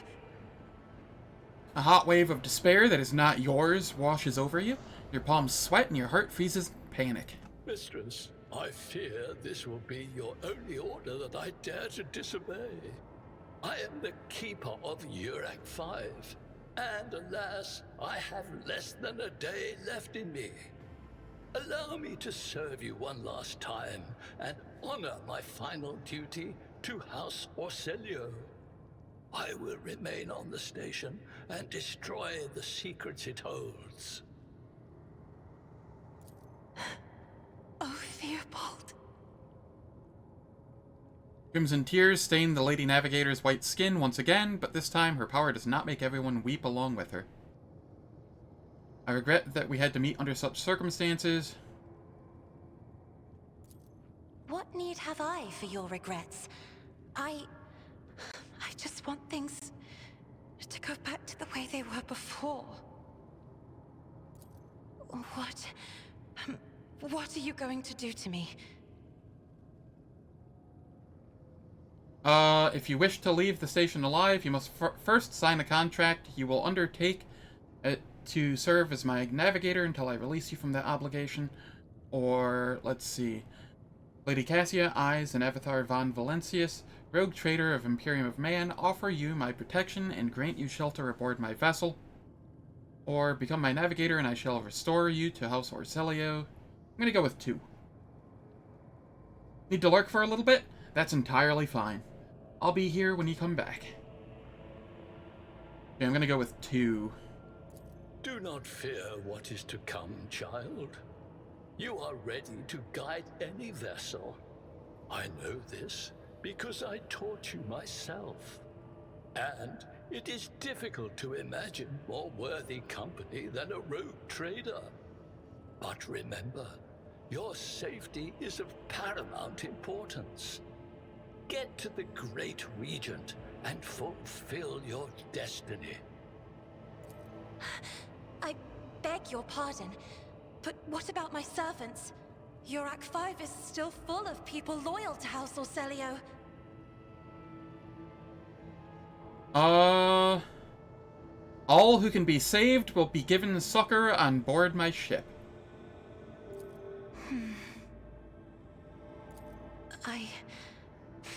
As a Lady Navigator of House Orselio, I accept your gracious offer of protection. Please, take me to your vessel. I can no longer bear the pain of this place. And we now have the strongest character in the game. And a level up.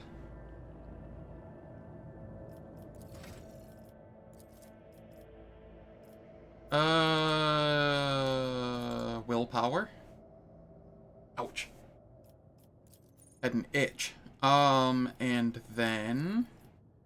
What level is this? I think I take Firestorm here, right? Like 90% sure I take Firestorm here. Let me go check my notes.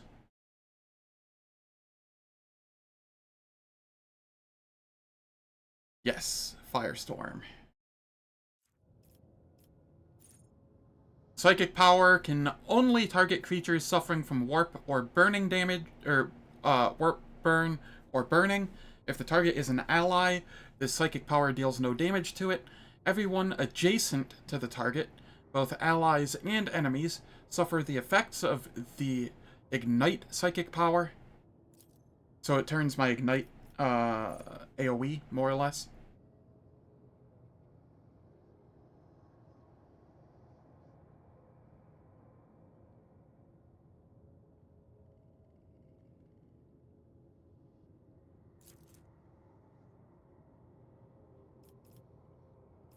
Yeah. That seems like the best course of action here. Before I level up anybody else, it is that time of the hour again. Ads will play for 3 minutes. I don't do anything in the meantime, so nobody misses out on any content. Turns off pre-rolls and mid-rolls for the next hour. And I'm gonna go get a stretch and probably go to the bathroom. I will be back in 3 minutes.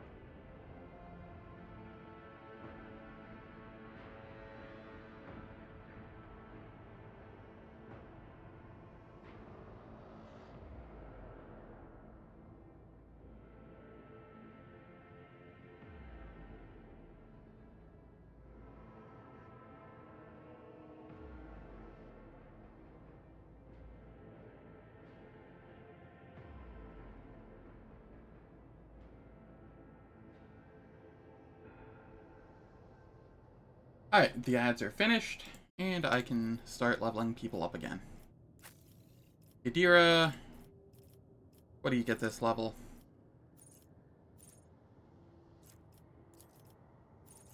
What did I take last level? Unnatural luck. When an ally suffers a critical hit, it becomes a normal hit instead, and the unnatural luck effect is removed. Okay.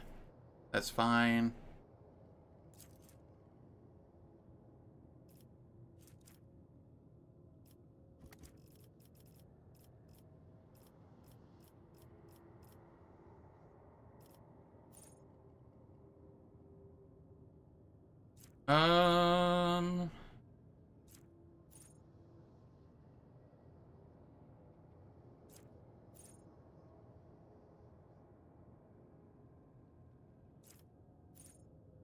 I'll go with predicted downfall.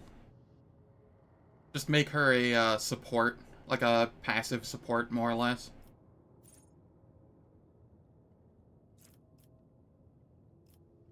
And we'll go more willpower. Argenta, you get more ballistic skill. And here...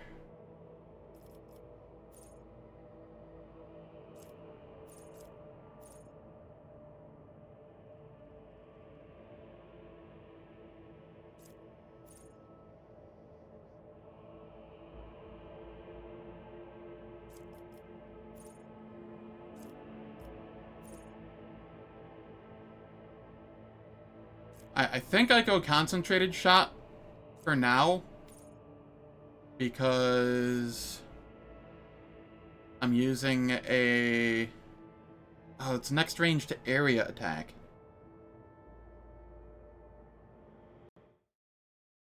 I don't know what I want here. It recommends controlled shot, but that's...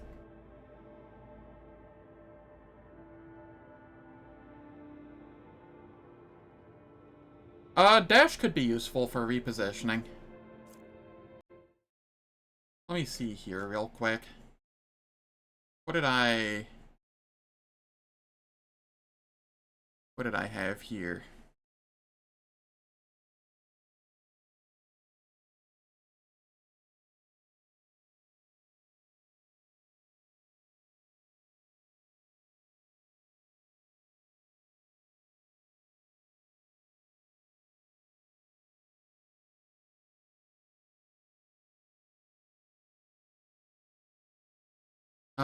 Yeah, dash is what I went with.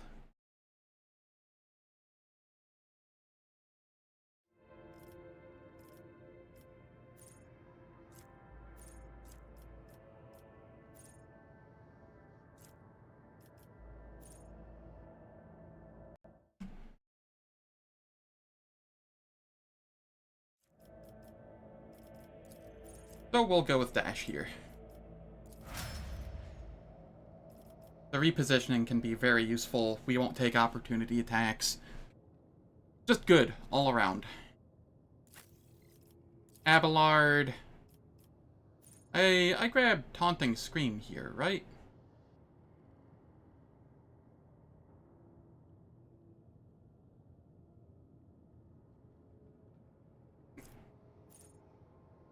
It's between Taunting Scream and Sworn Enemy. Because I already grabbed Endure.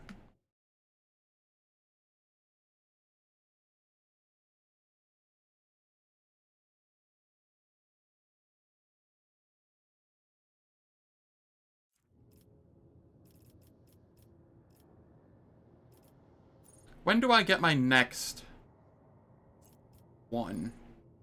It's over there.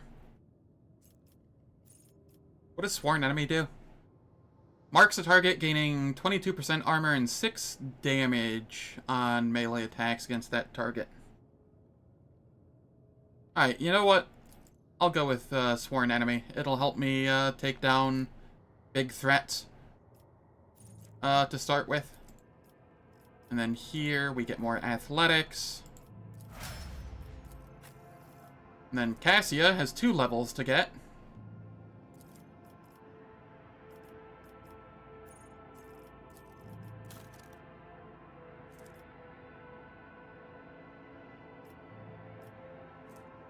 I'm realizing I don't have anybody that's good at talking to people. No charisma-based people.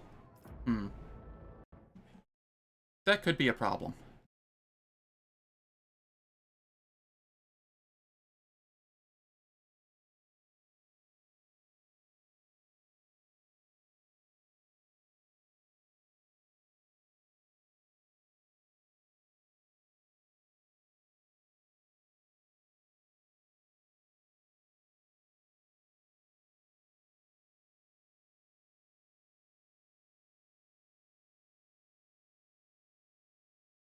So let's see here.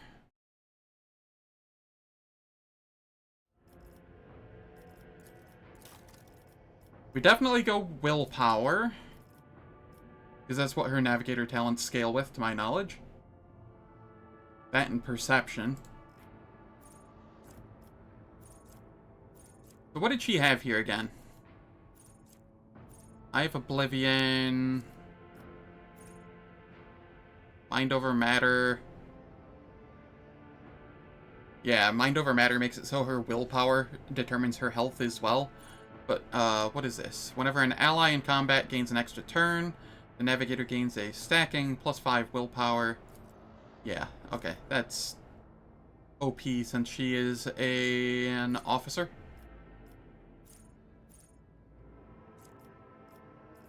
Here.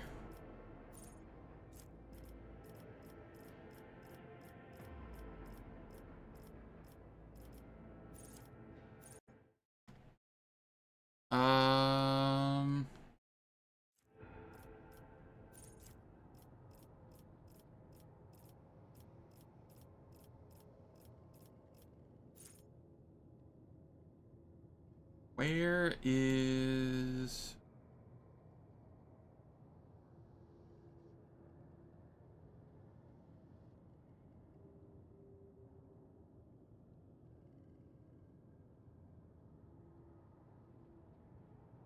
Ah. I'm able to get it here. No.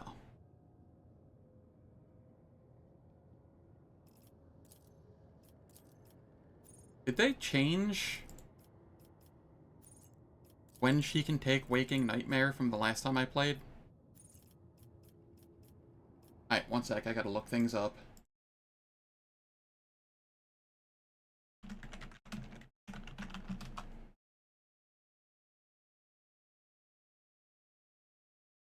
What is required for Waking Nightmare?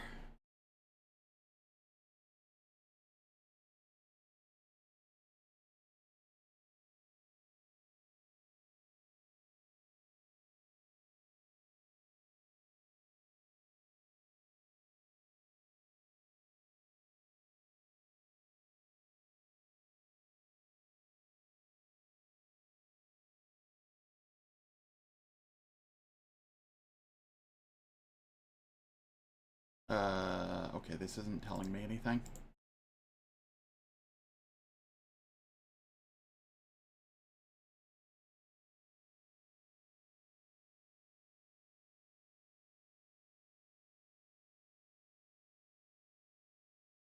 Okay, it looks like they pushed back when you can take Waking Nightmare. Ah. Haha. Waking Nightmare. Where is Waking Nightmare?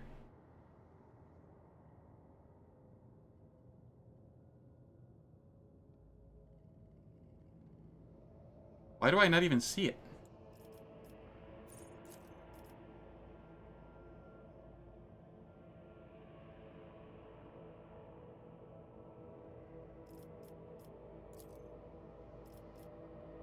That is so weird.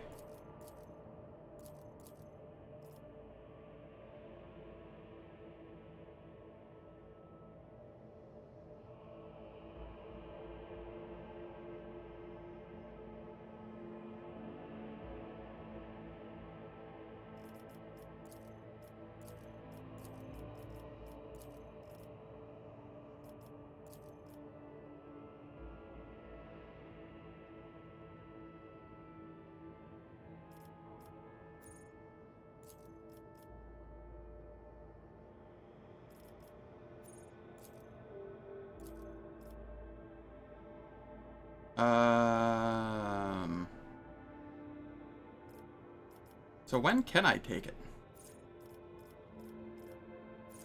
Oh, okay. It is this type of talent.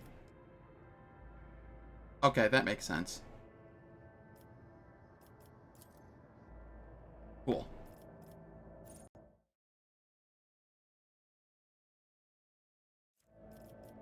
So, let's decide what we want here, then.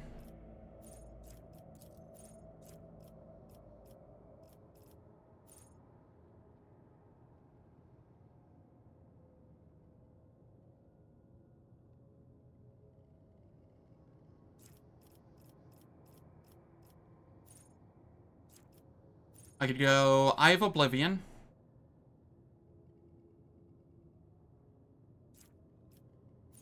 I could go Mind Over Matter.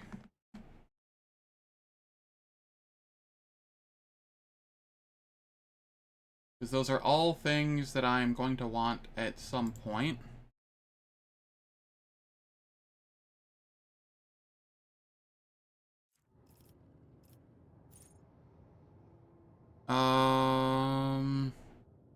Actually, I'll go Pass Unscathed. Make sure that she doesn't... Like, Pass Unscathed or Mind Over Matter, I think, here. So that, she becomes tankier. We don't want her dying. So yeah, we'll go Pass Unscathed here. And then I'm pretty sure we go Willpower again.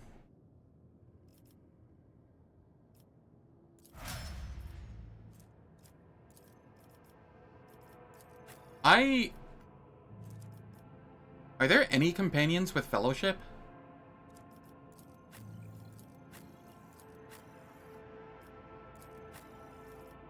I mean, she technically has the highest Fellowship.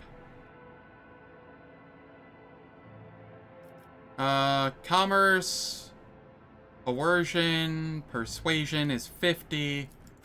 Okay, yeah, she has the best, skills at talking at the moment.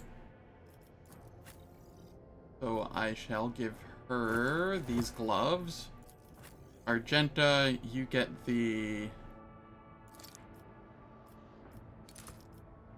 plus 5% hit chance, plus 3% crit hit chance. Fish Lady, you get helmet.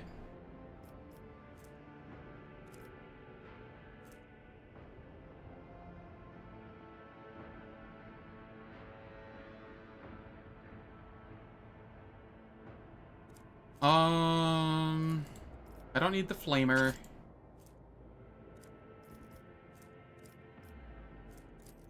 Don't need this. What is her dodge right now? 85%? Yeah, I'm okay with that.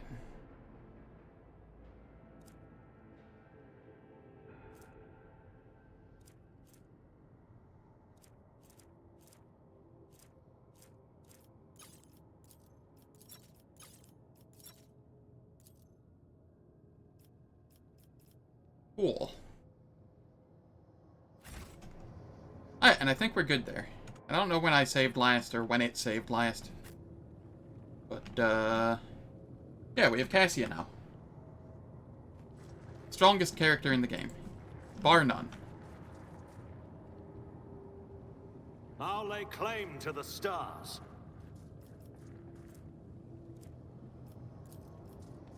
What do we have here? While no one appears to be living in the cage, somebody still filled the trough with dried fruit and fresh water. It is as if the painting was rendered by several different hands. The timid, uncertain lines are interlaced with rough and furious strokes coming together in arcane shapes. Follow my lead.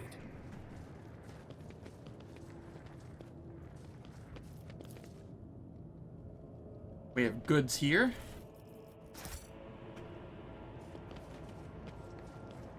And are there any goods over here? Negative. Private library.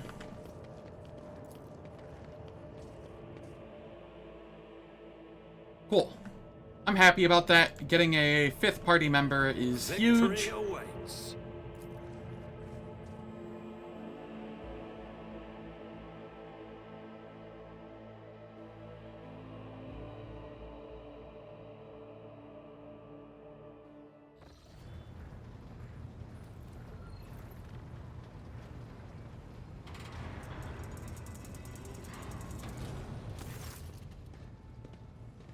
Lord Captain, Lady Navigator, welcome aboard. The Sanctum Novice has been prepared for the communion ritual, but if the Lady Navigator wishes to rest in her quarters first... Your heart starts beating furiously, your breaths come short and choppy, and your fingertips tingle unpleasantly. You notice that Vigdis is shivering slightly, and the crew are glancing around in puzzlement, searching for the source of this sudden wave of unease.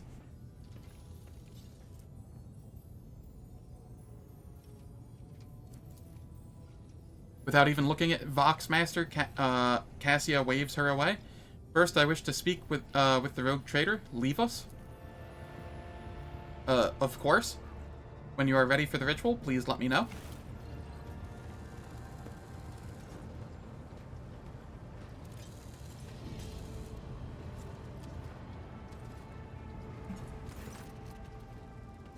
Sweeps her pensive gaze over Vigdis, then lowering her lashes slightly, turns to me. What you wish to speak about? After a few seconds hesitation, Cassia lets out a small exhale and then raises her pointed chin.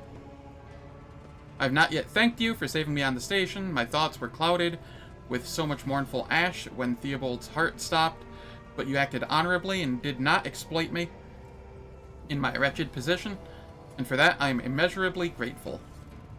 I'm also deeply grateful that you saved my servants, especially my valet, who served on the station for more than 5 years, much longer than any who preceded him.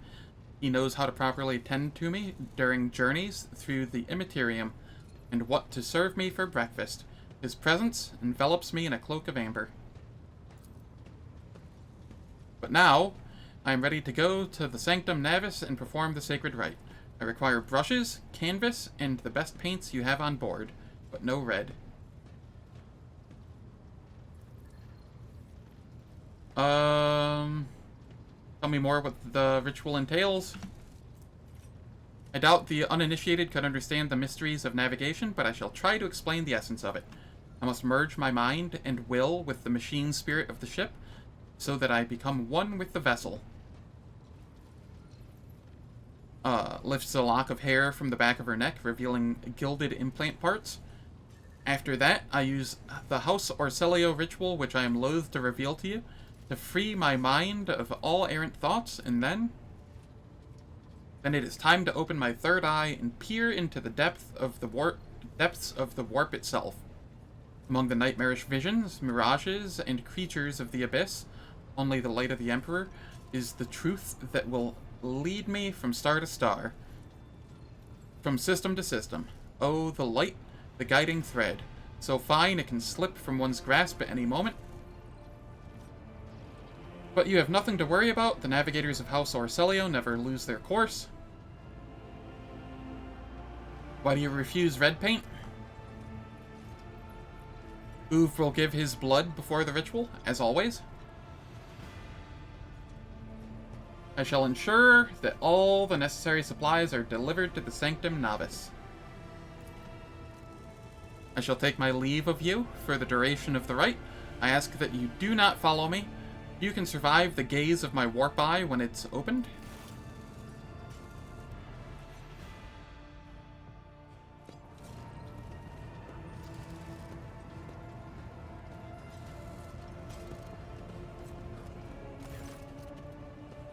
Lord Captain, I will oversee the open channel between the Lady Navigator and the bridge, and may the Emperor's light help us all.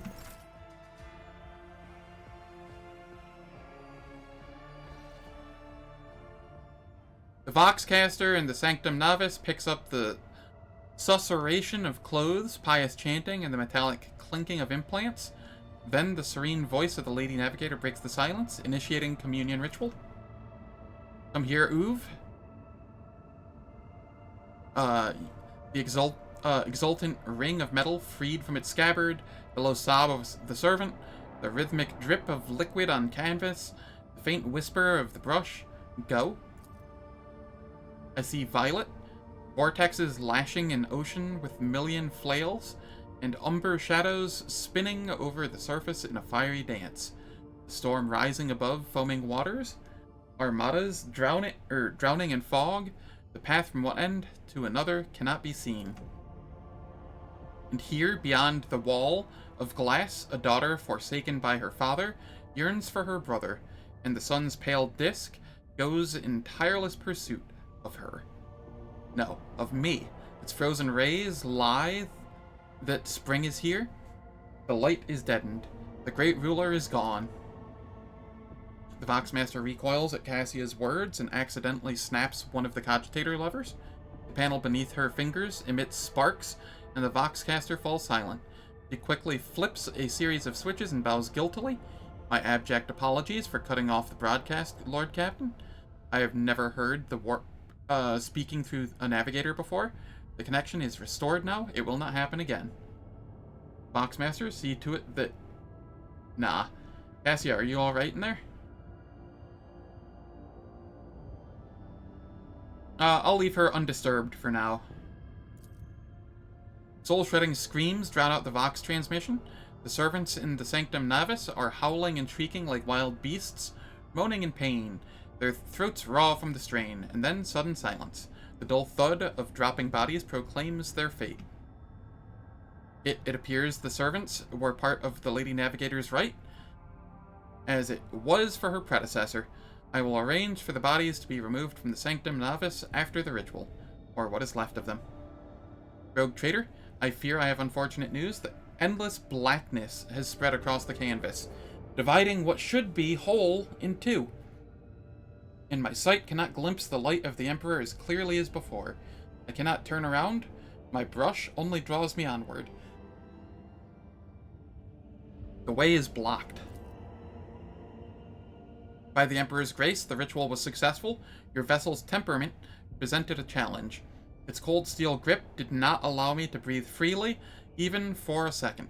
It was as if the depths of the ship housed not only a machine spirits, but something other. Now I will retreat to my chambers to recover my strength. Send for me if you have need of me. Congratulations on acquiring a navigator. Please spare me a few moments of your time, as there are several other matters that require your attention. First of all, I wish to report on the condition at the station, Eurac 5. Had you opted to begin your visit with the Rycad system with a different destination, the station could have become critically unstable. Fortunately, the decision to immediately visit the representatives of the Navi's Nobilite bought us precious time. We can either focus our efforts on disassembling the station and procuring technological components for our own vessel, or attempt to save as many valuables as we can. So what does this do? Scrap container 3. Profit factor 2. I will not stoop to pillaging, abandoning the station we are leaving. I'm gonna go for the profit factor. I don't care about scrap containers. Profit factor is far more valuable to me. Loot everything from jewelry to the very last manuscript. As you command, Lord Captain. With your permission, I would also like to remind you that we are still looking for an Engine Seer Prime. Both the vessel and its machine spirits are in desperate need of oversight by an experienced tech priest. We are also missing some crew, and much more importantly, we have not yet located Heinrichs Van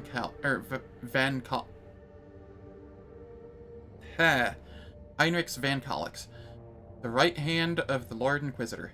Now we know for certain he was not at Eurac 5, so we should keep this in mind when making future plans. Thank you, Vigdis. This will be all for now. As it pleases you, Lord Captain. Alright. We head back to the bridge.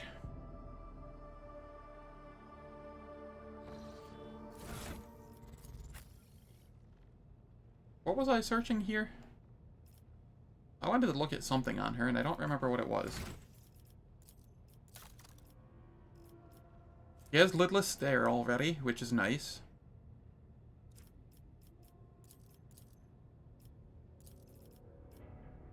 He has finest hour.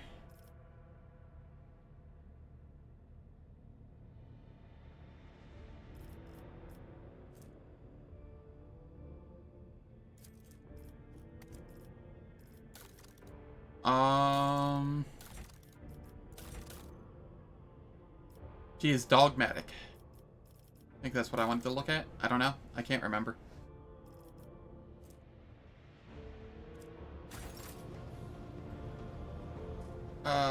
Where is she? I want to talk to her.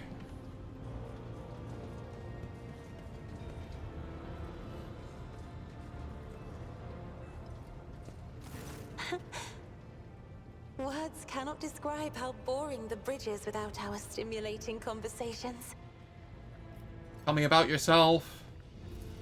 I am a part of House Orselio, an ancient dynasty of the Navis nobility. Since time immemorial, our family has served to advance knowledge, pushing at the boundaries of the dark unknown. The Starway Atlas contains 2,843 routes that chart the sectors of the Segmentum Obscurus and reach all the way from the Coronis Expanse to Holy Terra.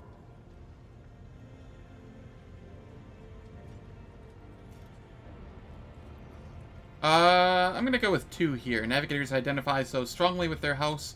Must be difficult for you to not be able to lean on your elders, but you have my word that I will look after you. You will? That would be most appreciated, Lord Captain. So you've never lived anywhere other than Eurac 5? Hardly. According to the chronicles of the house, I was born on one of the Orselio worlds. Oh, what was it? Please forgive me, Lord Captain. My childhood memories are too vague. Sometimes I dream about the colorful birds that built their nests in the garden, or the servants dressed in purple livery, or the blue fog that rolled over the lowlands behind the palace. But everything is covered in a rosy haze. Perhaps it is my imagination, not my memory, that is painting these pictures. Tell me about your life on the station. My stay on the station was wholly dedicated to preparing me for my future duty. Astromancy, astrography, numerology, the histories of my house and the Imperium, as well as other disciplines. For many years, dozens of instructors tirelessly prepared me for my destiny. And once a year, Great Regent Alronto would come to the station.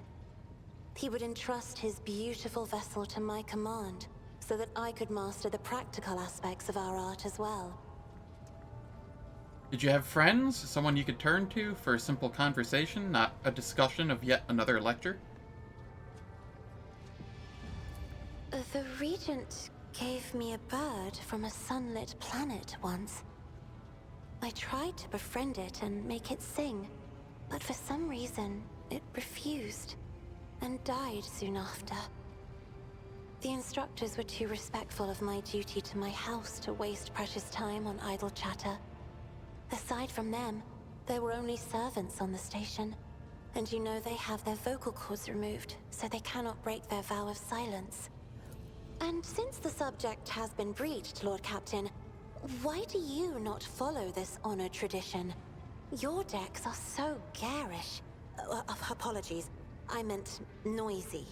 The rabble don't just chatter. Sometimes they shout and even sing. Why do you allow such a lack of restraint?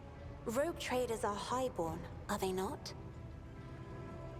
You have a point. It's about time we made the deck quieter. I will have the lower ranks stripped of their vocal cords. Dear Lord.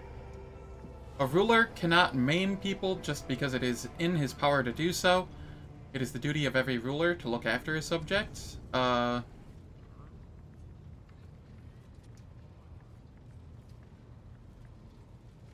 Let's see.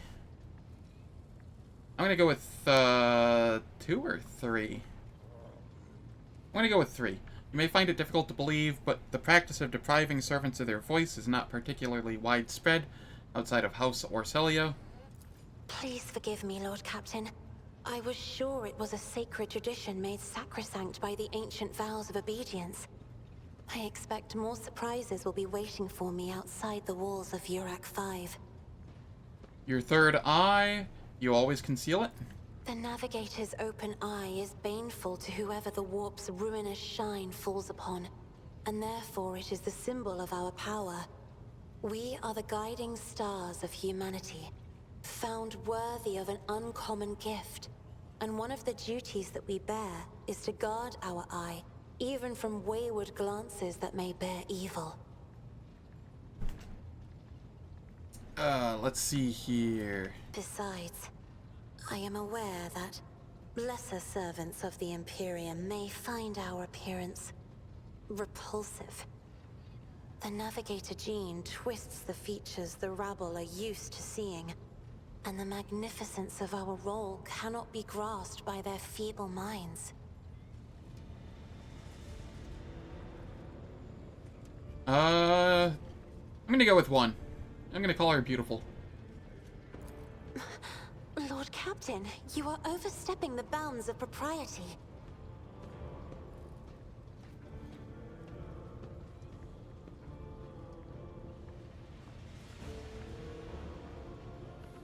I'm gonna go with 1 again. I'm not making fun of a lady's feelings. Words like that, Lord Captain, could easily be misconstrued. You should familiarize yourself with some of the works in your library to learn the appropriate manner of conversing with a lady.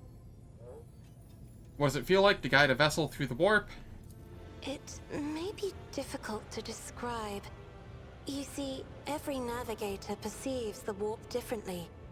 My mentor, Great Regent Elronto, always described his travels through the Immaterium as a journey through a vast wood with countless paths. And I, assisting him in the first voyages, futilely tried to follow his example. But the wood would not reveal itself to me. But everything changed when I found my own key to this mystery. You see, I've always brightened up my rare moments of leisure time by painting. You may recall there was a workshop in my chambers. As soon as I imagined the warp as a blank canvas, an indescribable feeling came over me. I moved the brush, going deeper and deeper into my own painting. Visions were hidden within the vibrant colors of my palette, and something inside me knew which should be brought out and which should be left behind. I woke up several days later, after the voyage was safely complete. I noticed that your love of painting is reflected in your speech as well. You associate so many images with hues and colors. The Emperor graced me with a gift. I can see inner life in addition to the mundane. You cannot know that a fruit has rotten from the inside until a blade slices it in two. I can see the rot from far away. It roils like swamp mud, oozing through the bright peel. Anger and boredom, sadness and joy. Everything that people shut away inside themselves is revealed to me like colors on the canvas of my world. Alright, why don't we talk about something else? You will hear no objection from me, Lord Captain. Tell me about House Orselio. As the only voice of our family on this vessel, it is an honor. As long as your questions are courteous, I will answer every one of them. I take it House Orselio has a rich history? Oh, yes. The navigators of the house came to the Coronis Expanse fairly recently, a mere 208 years ago. Before that, our ancestors expanded the borders of humankind's dominion for the glory of the Emperor, blazing trails to different corners of the galaxy. Who rules the house? Just as a rogue trader stands at the head of a protectorate, a Novator heads a navigator house. It is the Novator who decides where to look for alliances and which path their bloodline is destined to tread. As for our house, the transfer of power to a successor is currently underway. In the meantime, Great Regent Auronto Orselio is ensuring the stability of the house. You lived in seclusion on a closed station until Felix committed his sabotage, so then you must be the Novator's successor.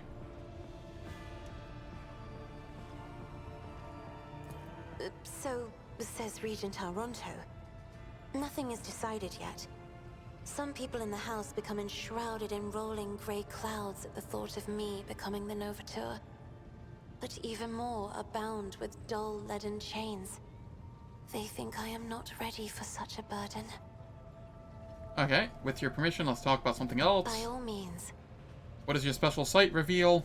Sister Argenta shines like a guiding star, inspiring resolve in those around her, seemingly inexplicably. However, I see a dark and ugly fog billow behind her, contrasting sharply with her shining light. It burdens the Sister of Battle. It drags her down.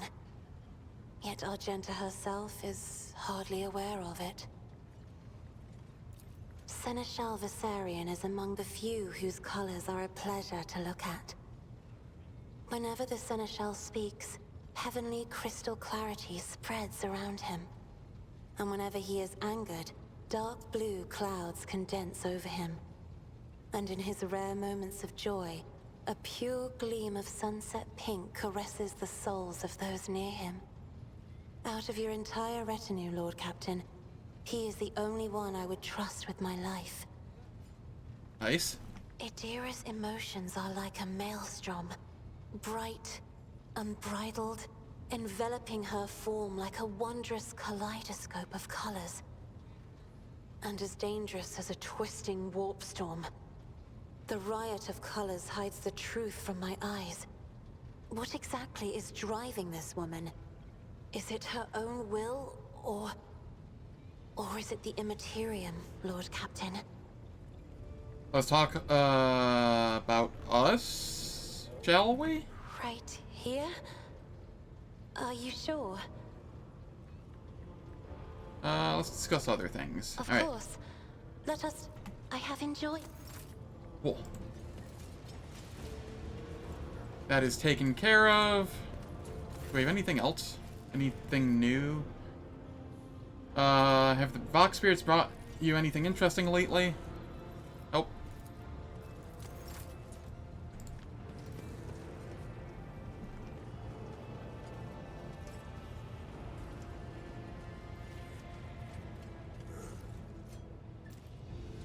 Alright, I'm gonna go explore these other compartments. Void Ship Shrine. Every ship of the Imperium has shrines. This is where the servants of the Ecclesiarchy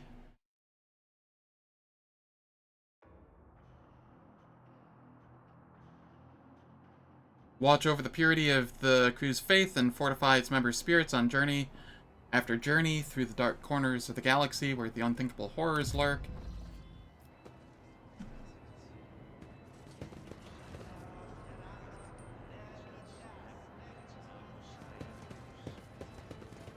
There's a commerce check here. Compared to naval service, that was barely a challenge. An ancient-looking chainsword without a fuel engine rests on the weapon rack. The shape of its teeth makes you think of the Ulma Universalis, a pattern from Angevin Crusade era. Does he have higher commerce? 50, 40? Okay, he does. I'm always ready. It's about time. The Emperor protects your lordship. How may I be of service? Who are you? Initiate Zeke, your lordship. I recite prayers and help Confessor Adalbert with the rites. What is this relic next to you? A mysterious object, but undeniably a holy one, it was donated by a group of pilgrims who studied the legacy of the great missionary Nadine Alenikov.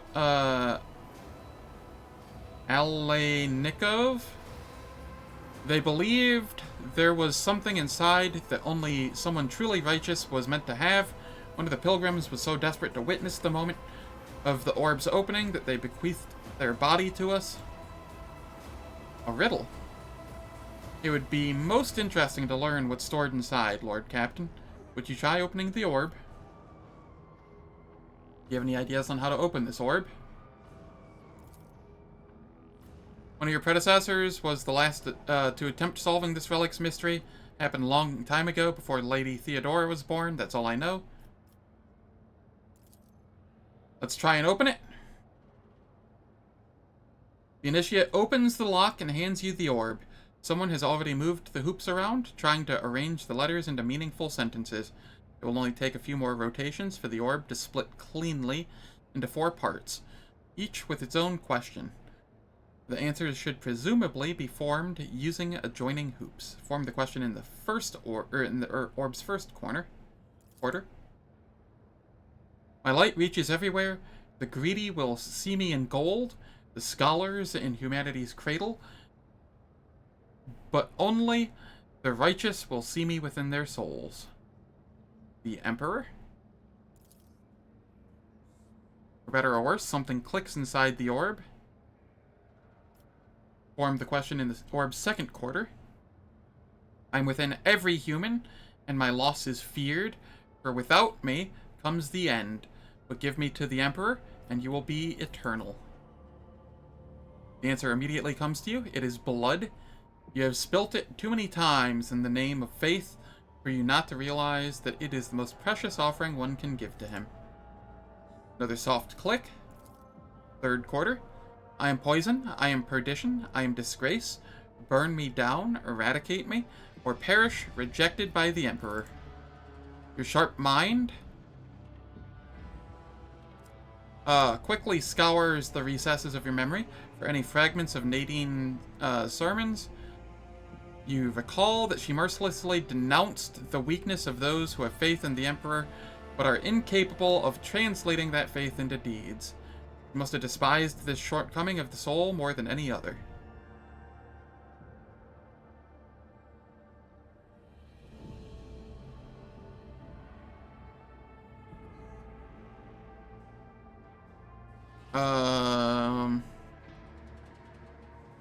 So what would that be? Would that be transgression? No. Weakness? No. Maybe weakness?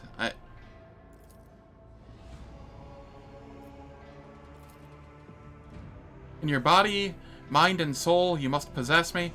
I am no mere absence of stains. I bring you closer to him.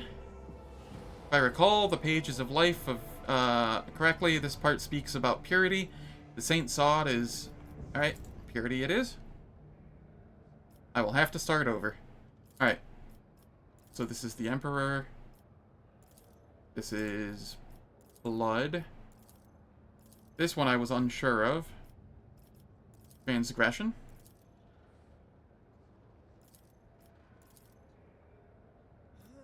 Alright.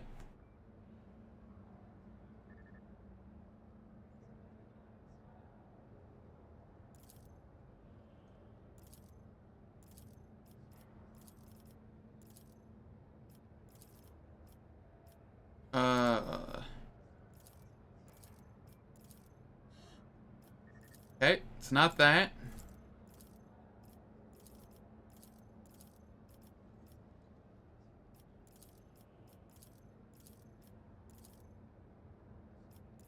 Alright, something's wrong here. Maybe it's strength?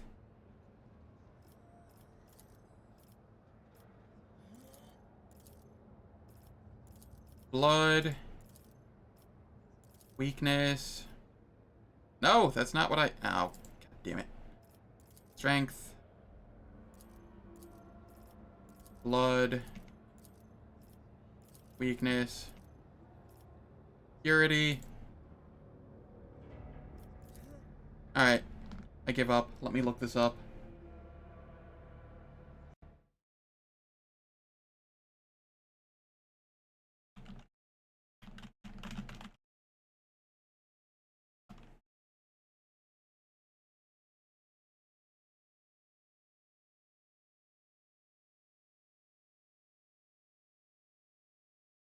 Ah, okay. The one I was wrong on was the first one. Throne is the answer there. Blood. I was right in weakness, and then purity. The orb comes alive, its hoops shift around with alarming speed, coming together and folding into each other until the orb opens completely, laying its treasure bare. The missionary oath.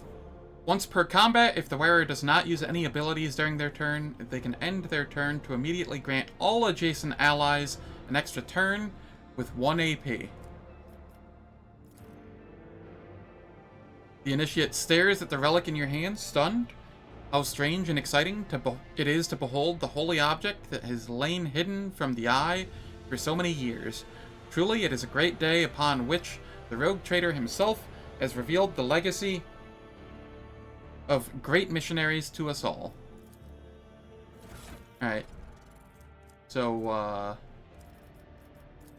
that goes on the person who regularly does not do much. A new challenge for me?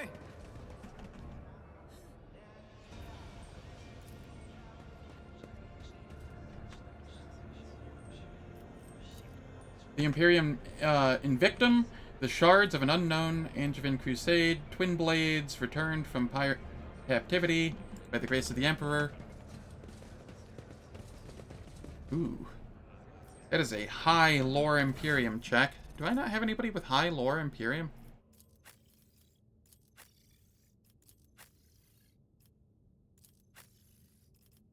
I guess I don't. I'll check that later then. Confessor Adalbert, a plump, rosy-cheeked old man, is lifting candles, taking his time with each. Glints of fire dance on his heavy golden aquila, and in his sky-blue eyes as he addresses you, smiling. The Emperor protects your lordship. Are you here to pray, or have mundane matters brought you to me? Remind me what it is you do on my ship. I'm the ship's confessor, your lordship. No vessel that abides by the Imperium's laws can sail the void without a spiritual guide. Even a smaller-sized ship that does not have a member of the ecclesiarchy on board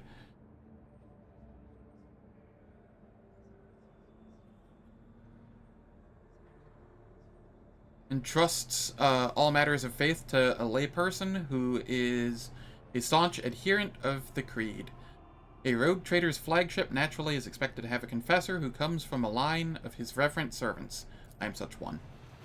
I am entrusted with caring for the reliquary chapel and the dynastic crypt. I also conduct liturgies, consecrate the ship's bays, and strengthen the crew's hearts whenever a dark hour is upon us, lest any among them falter in the face of the horrors lurking in the darkness, and fail in their duty. Tell me about the dynastic crypt. Every rogue trader takes care to maintain an appropriate place of repose on board their flagship, for their capital may change with the passing centuries, but the vessel of the Emperor's anointed serves them for millennia. It is more than just a symbol of the dynasty's authority, it is a source of its power. The Lord Captain's seat in the void, whence they reign over many lands. Many lands. The Von Valencius Crypt is where rogue traders and their most loyal servants are laid to rest. As the ship's confessor, I perform the rites of burial and remembrance for these honored dead. It never occurred to this old man that he might have to send Lady Theodora on her final journey, but all is the Emperor's will. I would like to find out more about this place. I could talk about this reliquary chapel for hours. Is this the only place of worship on the ship? Why no, there are multiple sancta on every deck, where your subjects pray fervently and the clergy keeps a close watch on the firmness of their faith. This, on the other hand, is the holiest of holy places, where only the noblest among your servants are permitted to set foot. I want those on other decks to be able to partake of this exuberance as well. I might just go full iconoclast this time. Truly a most generous and gracious gesture, your lordship.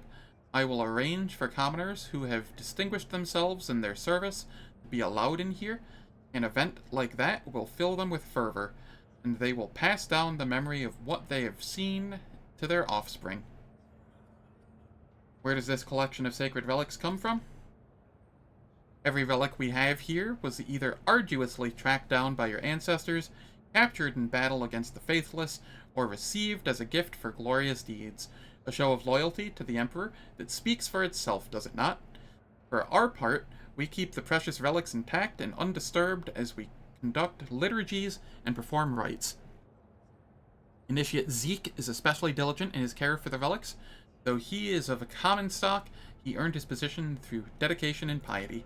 Have other questions? I would like to hear the Imperium's tenets from you.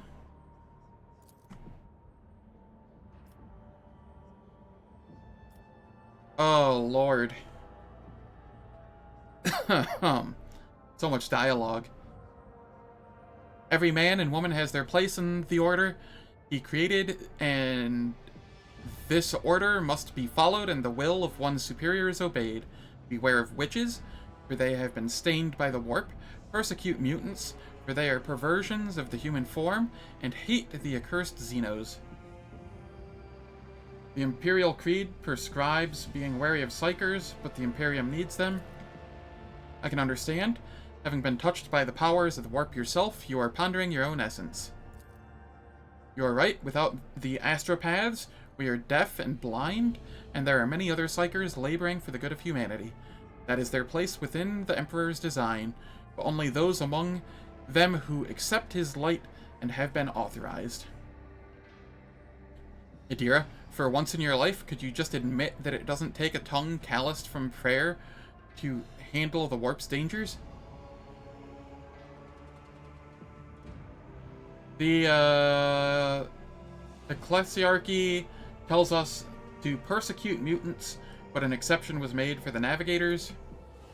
The novice nobilitae are different from most humans, but their differences are a blessing. They are noble servants of the Imperium who help humanity expand its galactic domain. Do you not see that as a higher purpose that pleases the Emperor? It is a pleasure to hear that unlike the ignorant rabble, you give due acknowledgement to the greatness of our deeds, Confessor. Among the Adeptus Mechanicus, the Emperor is known as the Omnissiah. They have their own form of worship. Do they truly share our beliefs? Most certainly, different likeness from the Emperor and ways of worshipping him can be found across the Imperium's world, but we all believe in the one. Come to think of it, my warrant entitles me to violate the Imperial Creed in many ways. Violate? Those are not to be conceived as violations. A rogue trader's privileges come with a duty, the duty to expand the bounds of human influence. If the rogue trader must take responsibility for unorthodox solutions or actions in the course of performing that duty, then so be it.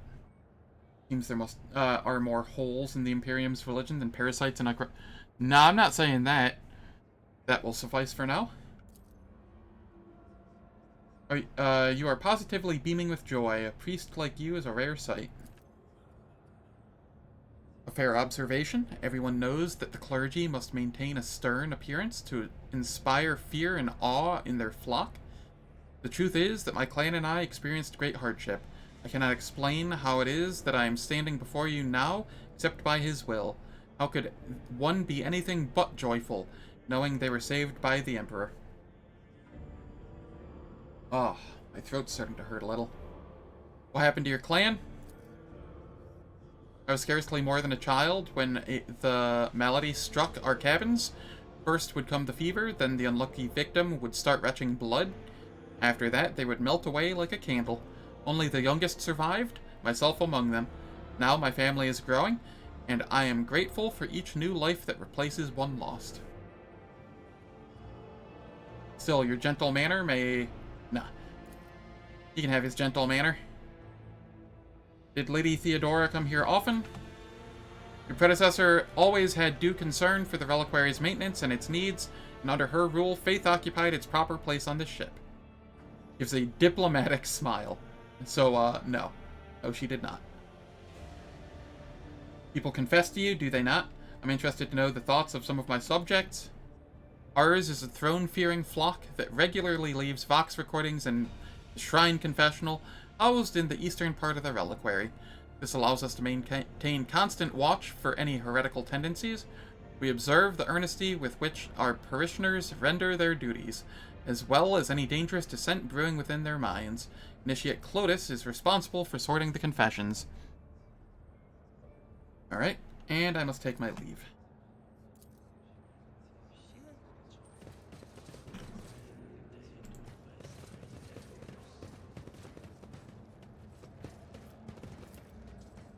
Here... the Rex Regalia is the partially restored blade of Zathodus the Earnest, a missionary who decimated the abominable Xenos and fell in a deathly battle against the unrighteous.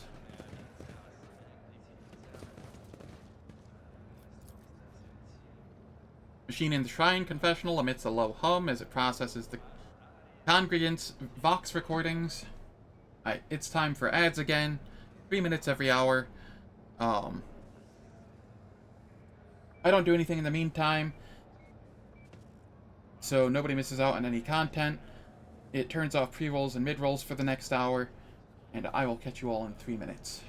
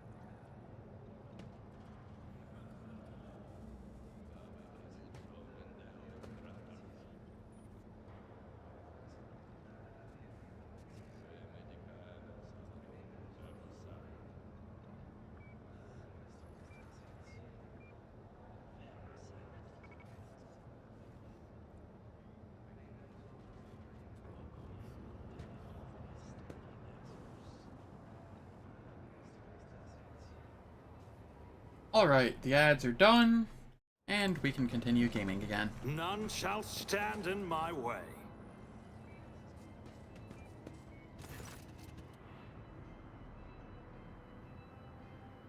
A lanky initiate is leaning over the cogitator, an expression of extreme mental effort on his face, his fish-like round eyes peering into the screen.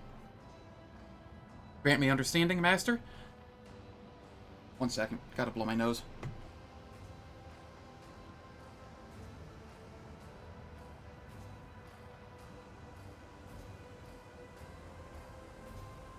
Grant me understanding, Master. Grant me wisdom, your lordship.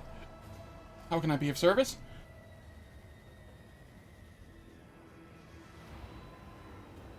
Who are you and what do you do here? I'm Clotis, junior cleric. I sort recordings from the shrine confessional to pass on to higher-ranking clergy. Tell me more about this confessional.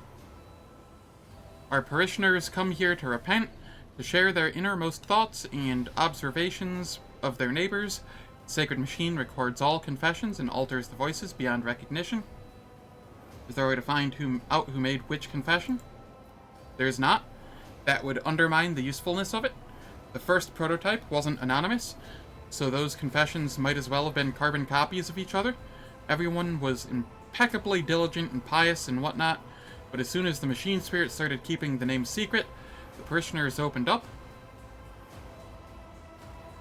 Requires heretical. Good thinking, making it anonymous. Keep up the fine work. I have other questions. It appears you are having difficulties. Nothing escapes your lordship's notice. As it so happens, I am struggling to categorize 3 rather peculiar confessions. I wouldn't have dared tell you about them, but I think they may have been left by senior officers, which would make this a matter of the highest order, one that is far beyond my meager understanding. These confessions, you see, are far from being examples of pious conformity. I dread the very thought of dissent or heresy poisoning the minds of some of the most eminent members of the crew, but I cannot change what I heard. I cannot share this with anyone but the Emperor's anointed, nor can I allow anyone but your lordship to listen to these messages protected by the secrecy of confession. What makes you think these confessions were made by senior officers? These parishioners are well-spoken, meaning they are used to addressing an audience.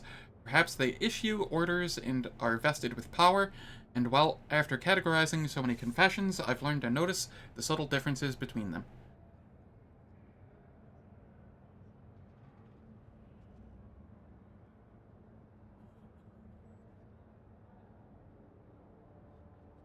Let me hear them.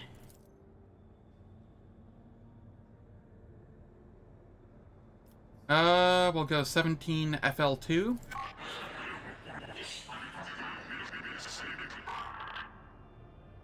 One question has troubled me for years. Why are some destined to perish in the warp, while others must go on living and preserve the memory of the dead?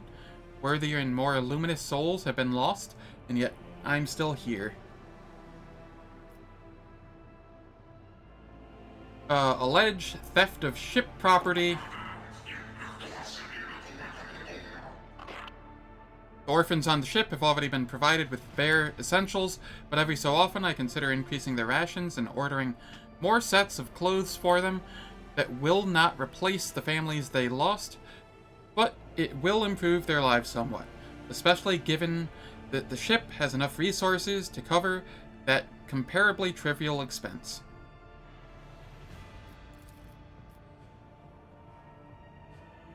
Oh, commerce test failed. I don't know who on the ship is in charge of the orphans, if anyone.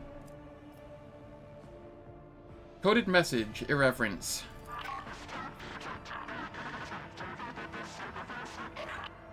Lop-eared kleppas display a high degree of socialization, both among their kind and toward their owners.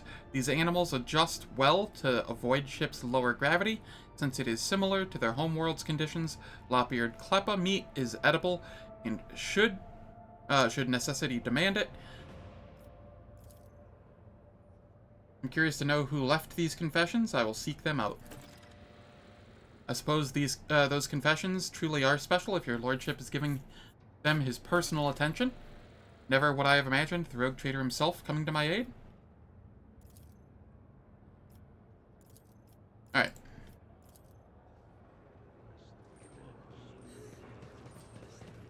Let us offer a prayer.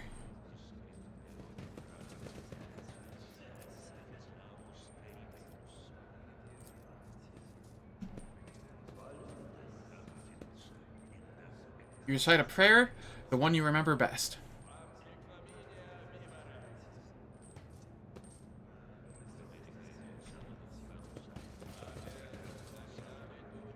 Fervent prayer. What does this give me? +1 resolve in the next combat. This bonus disappears after combat ends. Can be gained after praying at the Void Ship's shrine if the character's dogmatic rank is higher than their other conviction ranks. Ah, neat. That won't be relevant for too long for me, but nice for now. Let's go Astropathic Chapel.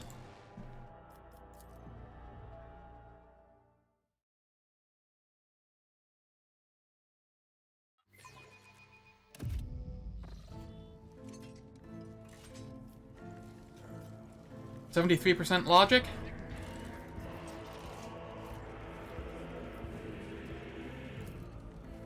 Let's give it a try. Oh, they're staring at me with their bad eyes like I'm a Nope. leper. I'm just passing through, all right? So you lots can calm down. Welcome back. Has And flooded nice. the Astropath souls with myriad shades of horror. No, we should not tarry here. Follow my lead.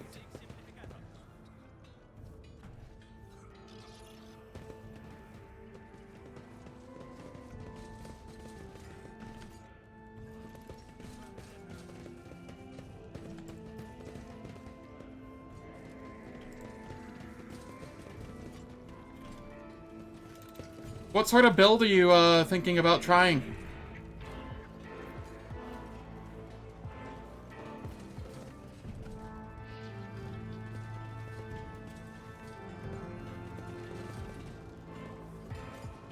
I won't tolerate weakness.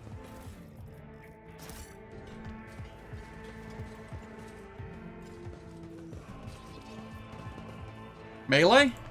Ooh. Okay. There's some fun stuff you can do with melee.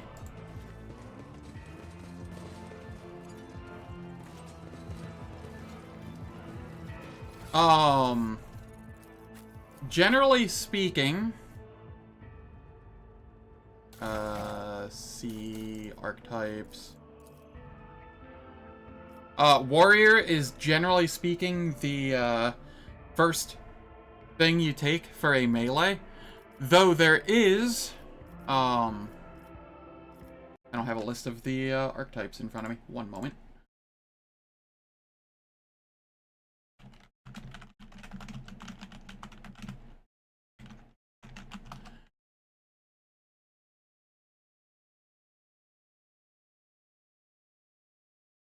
Characters, archetypes. There's also the Blade Dancer if you have the Void Shadows DLC. They are also melee and are more offensive.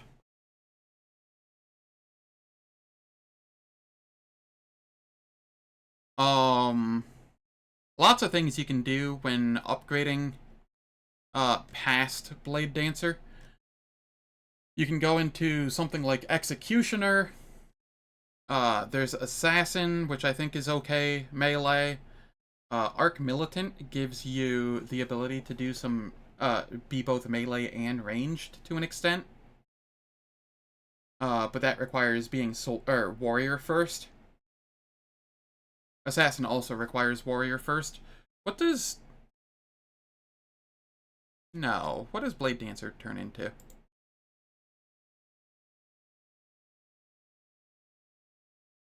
Can Blade Dancer only go into...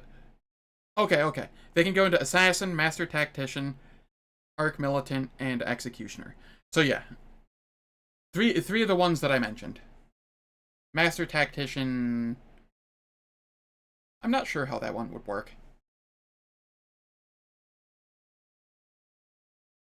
I also haven't played with Blade Dancer yet, because I haven't played the first DLC, and I haven't reached the second DLC stuff yet either, so... I played back when the game, like, first launched and just played a little bit.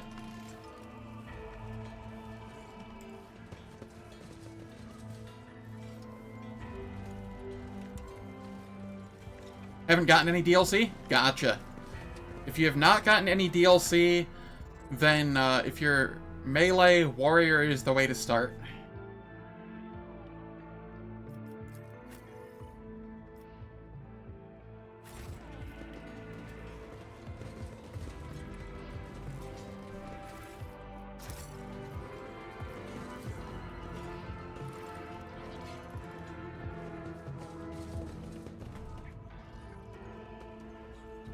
Oh, the last beacon cannot be saved from the 13th storm. The lapsed father's beloved son will open his yawning maw.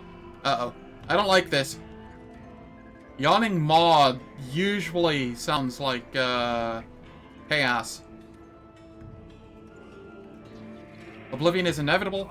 After the boundless sunset comes the horrific sunrise, brought forth into a wailing world from the womb of... R.I.P. that guy.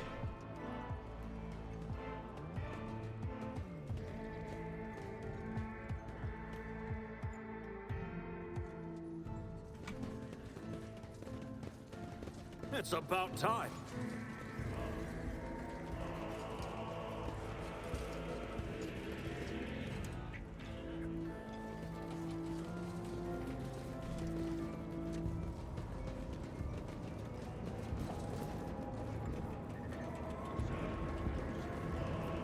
Okay, we have a logic here.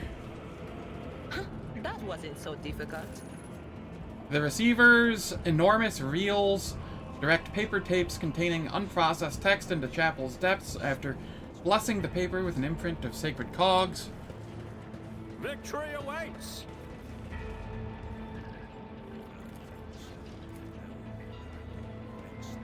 The whispers told me how. Once the text is ready for final interpretation, the compiler sends it to the choir master along with a list of meanings for the known images.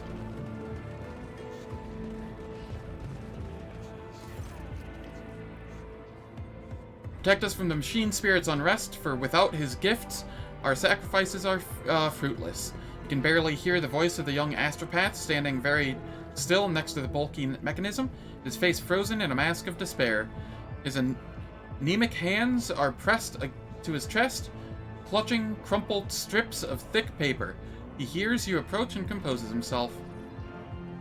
The engine seer, his head lowered, does not so much as glance in your direction. With his hands folded underneath his robe, he makes a barely audible, unpleasant sound, a prayer in the Techna lingua. What is going on here? Sacred Compiler is ailing, your lordship. A gloom has come over the machine spirits, and they are disrupting the mechanism's operation. The 12th row of the drum is now adding incorrect symbols. We summoned the servants of the Omnissiah, but the machine spirits are none too eager to heed their prayers. The esteemed engine seer is in a state of tech prayer, trance, and hasn't moved from the spot for a day now. I had the audacity to think the Sacred Compiler could be better helped by examining its parts. Who am I to question the secret knowledge of the Adeptus Mechanicus? Let us see if there's any way I can help.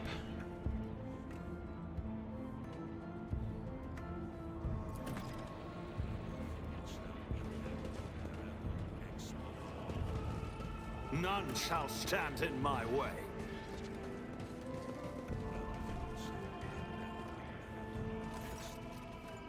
Lord Captain? A visit from the rogue trader is an honor for us. How can I be of use to your lordship? Sanctioning is a brutal procedure, one which robs every astropath of the gift of sight, but in return they gain a new kind of vision that allows them to see what ordinary people cannot.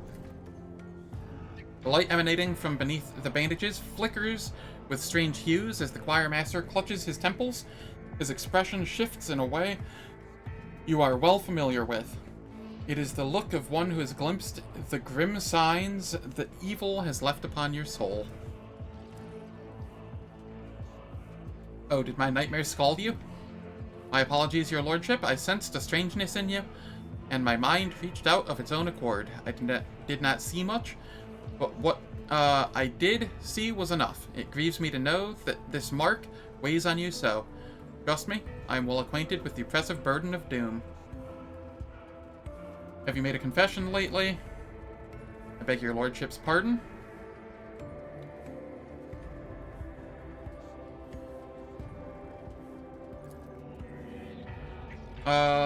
Tell me about the astropathic choir. Of course, Lord Captain. Is there something specific you would like to know? What is this place? Us astropaths, this place is our cradle and our grave, Lord Captain. You are at the conflux of every secret missive, every order of prime importance, every scheme being plotted behind the scenes. You're at the place where each of your loyal astropaths is ready to lay down their life for crumbs of information, if that is your wish. We receive and send messages for hours, turning into days. We wander the dark depths of the immaterium, carrying our voice through the warp's eternal night, bringing it to our comrades in some remote refuge, accepting the voices, signals, and missives of others into our own abode. Those are most often meant for you, your lordship, and at times, they are meant for no one. Point to the mechanical drum. What device is this? It is a sacred compiler that helps us record, store, and, to an extent, unriddle messages. The astropaths first receive these messages in the form of muddled images, dictating what they see to the machine, which logs their every word from the reels of the receivers on the ceiling. The machine-recorded words are routed through lines under the floor into transcribers and then the thesaurus core.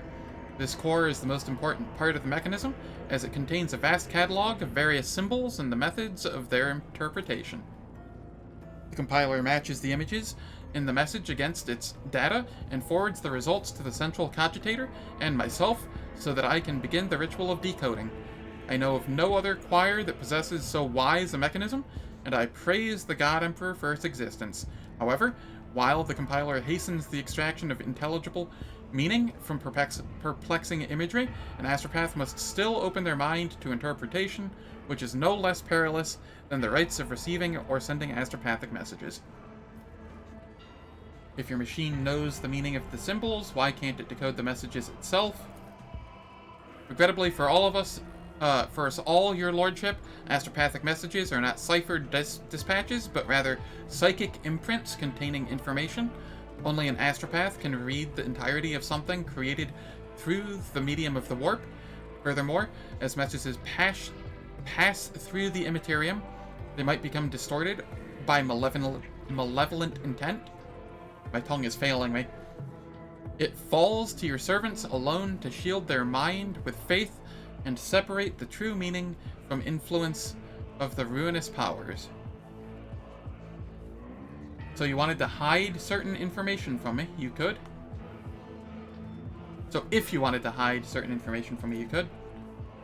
Twists and bitter grimace. My duty is to shield you from the monstrous communications that filter through the warp. The screams of the Emperor's loyal servants, centuries dead now. Centuries dead by now. The nightmarish, maddening images of the Sea of Souls, the cursed symbols that cause astropaths to convulse in violent fits of frenzy, messages from abominations in search of weak minds to devour. Concealing all of that from you is my duty.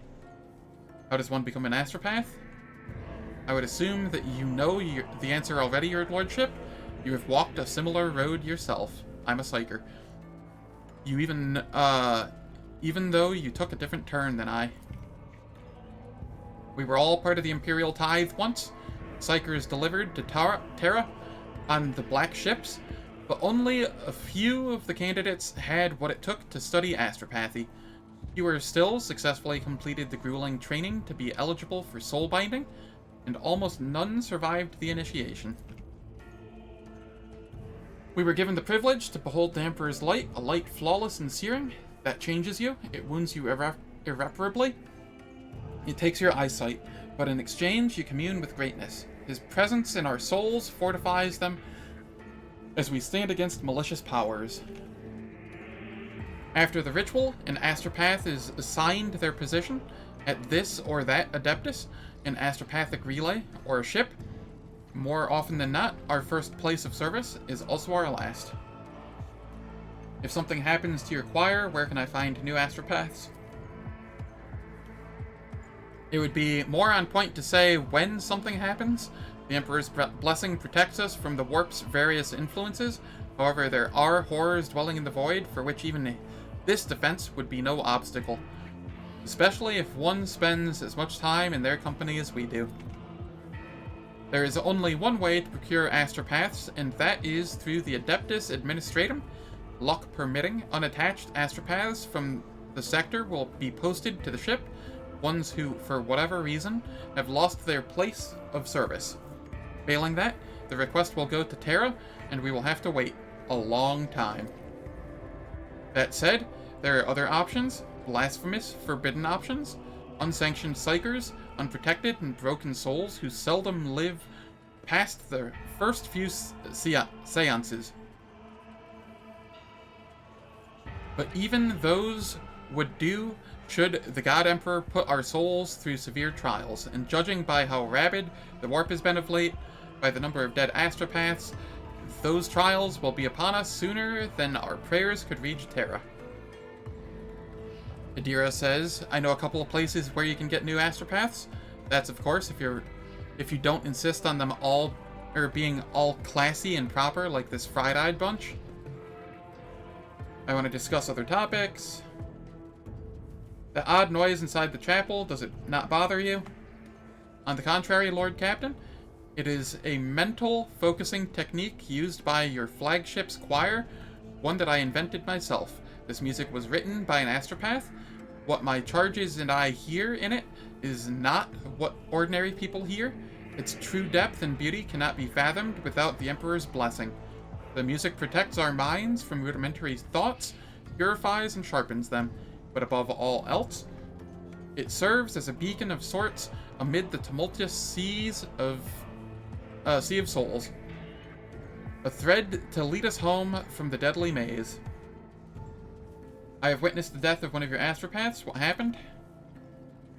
May the God Emperor rest his soul and protect him from the ruinous powers, tenacious claws.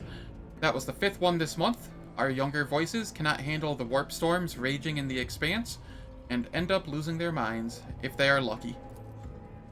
Something is afoot on the other side of the maw, Lord Captain. Something infinitely sinister. Something disastrous.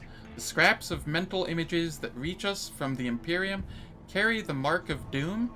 The images emanating from there are like a beast baring its teeth. Lord Warp succeeded? You've heard accounts of disturbances in the warp affecting psychers, especially astropaths who delve most deeply into the Immaterium, but there have been more and more alarming stories of late. Something is raging in the warp. A huge warp storm stretching across the galaxy, the result of catastrophic rift in real space. Something that poses a particular threat to those with psychic powers. I am not Iconoclast follower yet. Heck. We will speak later. End dialogue. Okay, I still have access to the Iconoclast follower. I'll lay claim to the stars. For later. My throat's gonna feel so raw tonight.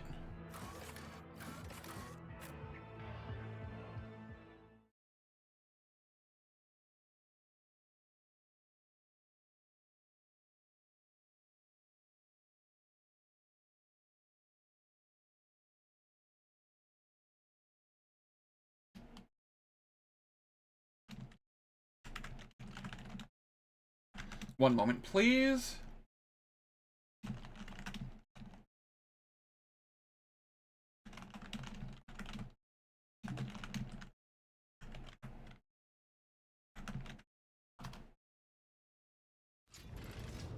Alright. We set forth yet again. Also, I have... I don't have time for this. What? Can I not use it?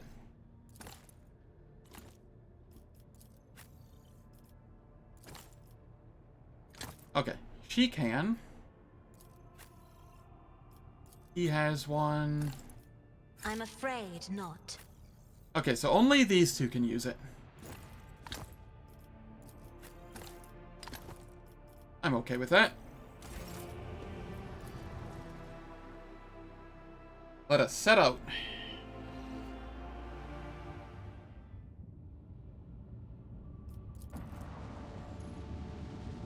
Vikid Majoris. Begin scan. It's a dead world. It has nothing on it.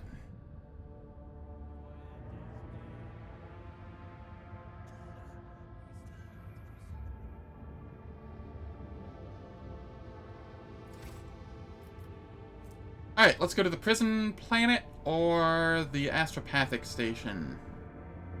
I'll go to the prison planet first. Lord Captain, there is some commotion on the officer's deck.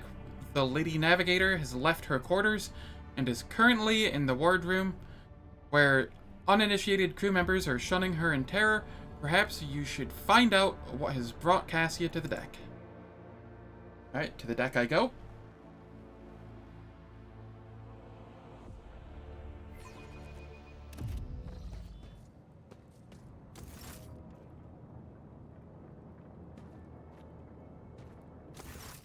Lord Captain, my apologies. I did not notice your entrance.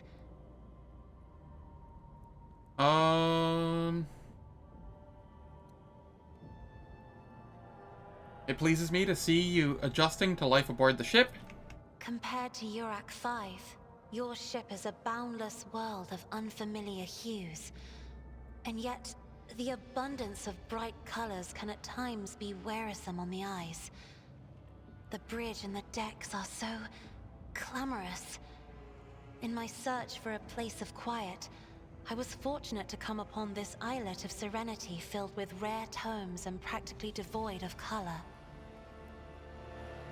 The events that took place on Eurac 5 must have shaken you greatly. Are you well?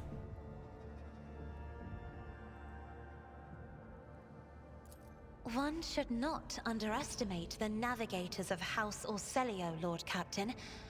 Like a shawl of pale smoke, a faint malaise hangs upon my shoulders, but it will not be the slightest hindrance to my duty to humanity, and my duty to you.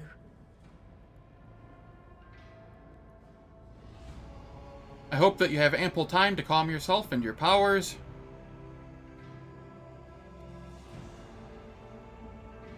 Your only attendant is your valet. I'll go with that one right now. No.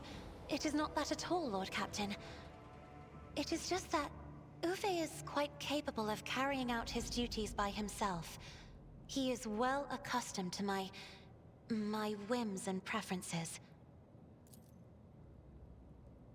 Cassia cringes ever so slightly, adjusts the adornment on her forehead, then awkwardly hides her clawed fingers in the folds of her clothes. The unnatural appearance of navigators often becomes the topic of gossip among lowly servants and officers alike. It is unsurprising, then, that Cassia prefers the company of one who is used to how she looks. Let's see, I hope that you have had ample time to calm yourself and your powers. There are people on this ship who are far more impulsive and dangerous to others, and far less devoted to the God Emperor than a herald of the Navis nobility. But I did not need your words to see the shades of umber unease that whirl around your subjects whenever I am near. Were I not acquainted with such a reaction, I could have found their behavior and your question just now insulting. I didn't mean it insulting. I meant it, like, sincerely. Oh well, whatever.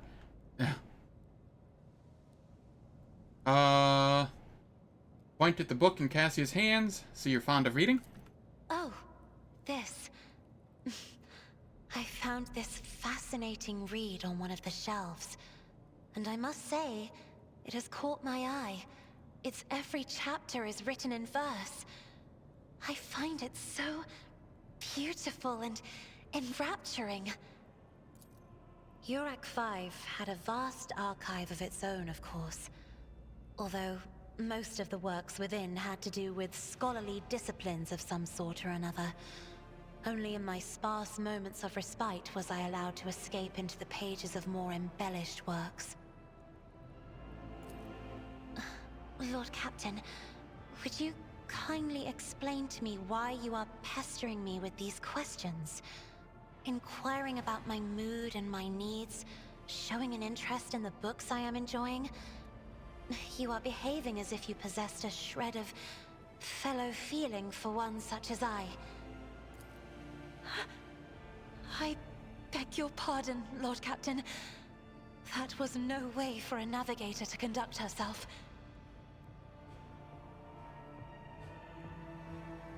Let's see.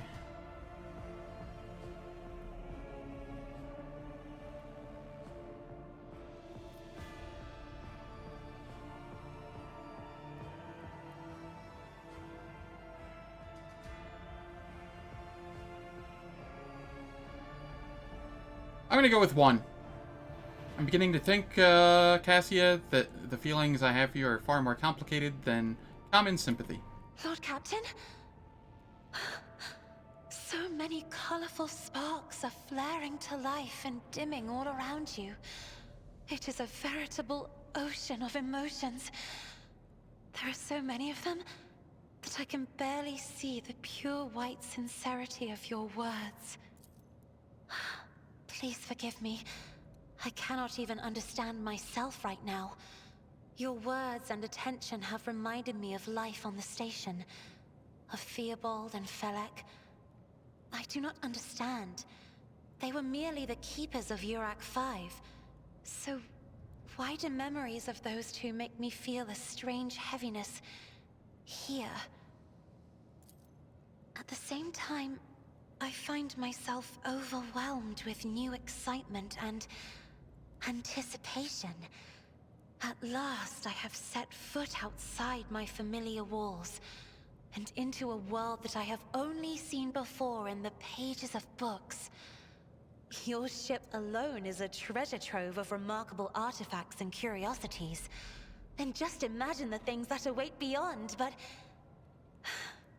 My delight must seem childish to you, surely. In your heart, you must be finding all this quite amusing.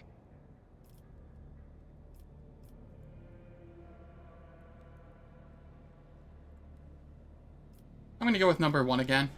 I would not dare make fun of a lady's feelings, especially not one who has captivated me since I first set eyes on her. Words like that, Lord Captain, could easily be misconstrued. We already had that dialogue once.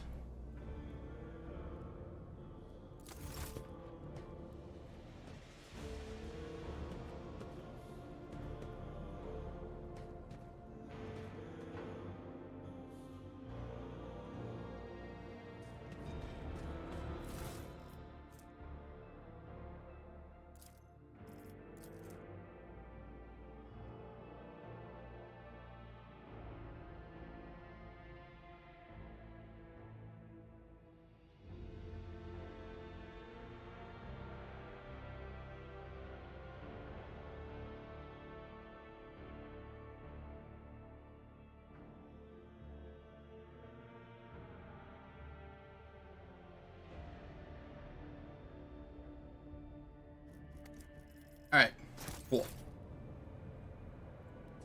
Sorry, I didn't read through all of that aloud. I'm just trying to preserve my voice a little.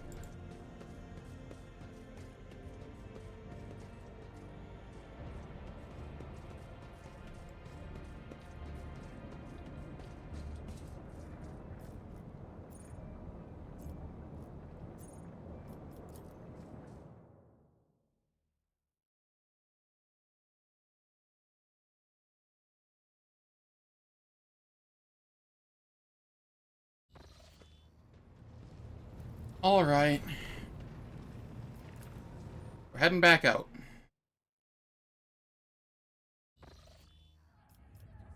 To the prison planet. Sorry to disturb you. It's pandemonium outside the bridge gate. One of the officers seems to be demanding an audience with you in person. I think I hear Master Wasurian's voice. In any case, I wanted to warn you in advance. It's not letting me go to the planet.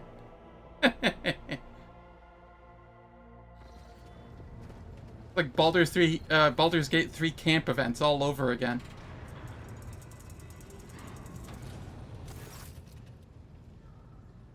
This is not the conduct of an officer. These are the antics of a highborn brat out on a lark. Explain yourself, Lieutenant.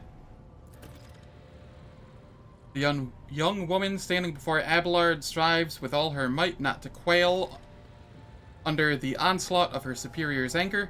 She falters, but then manages to look at him in the eye and say, I apologize, sir, but I must speak to the Lord Captain. Very well, Lieutenant. You may address the Lord Captain, not least because I see you have already seen fit to disturb him.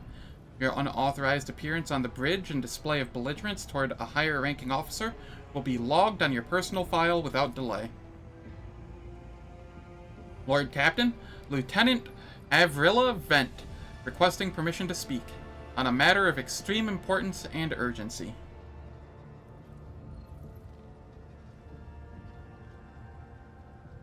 You may speak, but I want to hear a report, not a shouting match. Having two officers bickering in full view of the bridge is unacceptable. I'm sorry, Lord Captain. I thought drastic times called for drastic measures.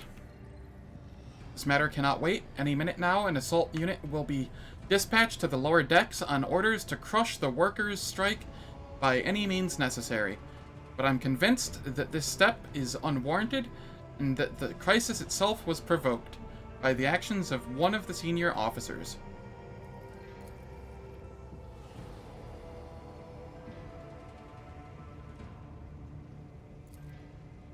Lord Captain, I urge you to investigate the actions of Seneschal Wasurian and to intervene in what's happening on the lower decks, because very soon we will have a mutiny or a massacre on our hands.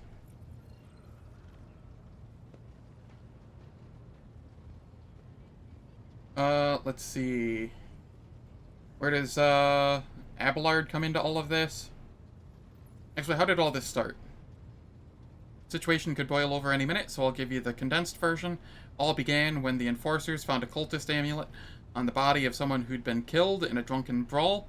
We reported it up the chain immediately, arranged for a cleansing rite to be performed, and opened an investigation. No heretics have been found alive, but the search has brought tensions between enforcers and workers to a head. Where does Abelard come into all of this? I shall explain. I will not hurry, since my competence is under scrutiny. I shall speak for as long as I see fit. There is an established order to the way things are done on this ship, and one of the pillars of that system is that the rogue trader's attention is not distracted by trivial matters. It is the Seneschal's role to ensure that. I have always handled internal problems myself, though of course, when I received information about cultists hiding on the lower decks, I took the matter in hand. So long as I live, not one of the vermin who murdered Theodore von Valentius will find refuge on her ship. You were far too heavy-handed, Seneschal. Arrests, interrogations, mass punishments for entire sectors. It has driven the people to the brink. Now there is a strike on the lower decks, in Depot 4 to be precise. 3 worker clans are involved, but many more are passively supporting them. The situation could degenerate into an all-out insurrection, but when I report my concerns, the only response I receive was an order to dispatch an assault unit and crush the strike with maximum force. Abelard, what do you have to say to this?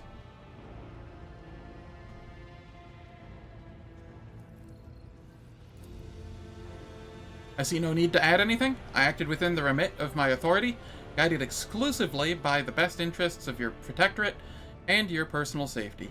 I wish to confirm the rectitude of my actions for yourself, or if you wish to confirm the rectitude of your actions for yourself, I have no objections. For my part, I urge the Lord Captain to go down to the lower decks, stop the assault unit, and speak directly to the people. You will see they are not lying or harboring heretics. Oh, dear God. What is Depot 4? Depot 4 is one of the poorest sectors on the lower decks. It is home to the clans of general laborers. They are not as valuable to the ship as the families who have served its specialized systems for generations. They are an easily replaceable resource, and one which is now, more besides, giving succor to cultists and minions of the archenemy. Depot 4 is poor and troubled, but at worst that means drunken fights and illegal rotgut brewing. We have handled the workers of Depot 4 in the past. We would have done so again if the crackdown on Depot 4 hadn't been so harsh. And another important point to bear in mind, the problem is not limited to this sector. It is located on one of the most populated lower decks, and everything that happens there has a knock-on effect on all neighboring sectors. Master at Arms. Lord Captain, unlike Lieutenant Vent, I respect the chain of command and realize that it's not within my right to challenge my superiors. That being said, while I entirely share Master Worsarian's opinion on what fate Depot 4 deserves, I must note that this insubordination is a direct consequence of practices that he himself introduced. Mistress Sorback, I see you have decided to follow the Lieutenant's example after all. Such behavior does you no credit. Sorback, explain yourself.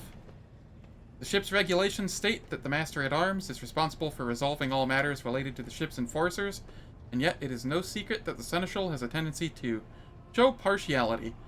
Those enforcers and officers whom he has deemed particularly promising are at times given permission to approach him for tutelage. I cannot deny Master Worsarian's experience and insight. The Seneschal has a record of fostering students who have indeed achieved much and demonstrated impeccable performance. However, extending such patronage over the head of their immediate superior encourages disregard for hierarchy among your lordship's servants. Today, an enforcer goes to the Seneschal to report an order from the Master-at-Arms that they happen to disagree with. Tomorrow, they will go to the Lord Captain to object to the Seneschal's order. I notice a pattern in these actions. Abelard, do you wish to respond? Mistress Sarback, can you recall an occasion where I would encourage an officer to disobey their superior? Hey, D-Man. How's it going? Hope all's well. Or one where I would overrule their order, or show favoritism to those who merited none? None, Seneschal, for there have been no such cases in the entire time I've served aboard the ship. If anyone were to claim otherwise, I would have them pay for insulting your honor with blood. Your conduct in this regard has always been spotless. Nevertheless, fuck off, spam call. I'm not picking that up. Nevertheless, given your eminent position, a simple show of attention on your part is enough to erode the propriety of junior officers, inflate their sense of self-importance, and undermine discipline.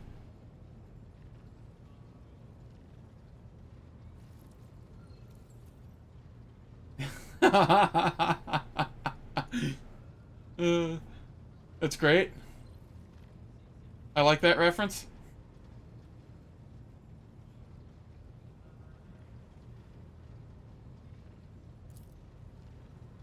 That you distinguish some of them and know them by name is tantamount to walking around the officer's deck, handing out gifts to officers who have caught your eye. It fills those you set apart with ambition and audacity, makes them stand out among the rest. Enforcers are meant to be faceless servants, fighters ready to die. Their fate entrusted to their commander and no one else. That is their sole foundation of order. Lieutenant Vent, would you say the Seneschal has singled you out from your peers in any way?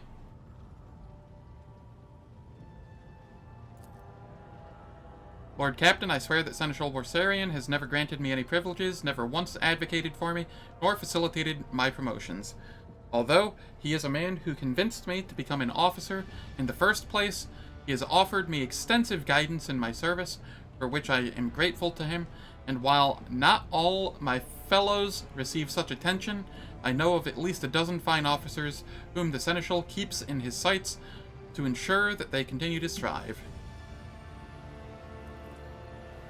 To prepare new generations of the dynasty's servants, to instruct them, and to separate those with potential from those who have exhausted it, that is my duty as Seneschal. The ship has bays worth of pilots, enforcers, and officers, technicians, and stewards, whom I have raised personally by the throne. Every third person standing on this bridge right now was my student at one point. I see.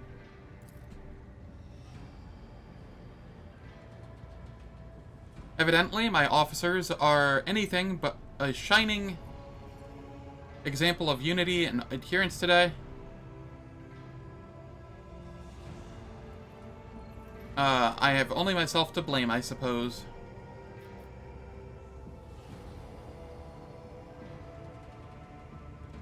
I'm certain the Seneschal was acting within his authority, but I will verify the soundness of his decisions myself.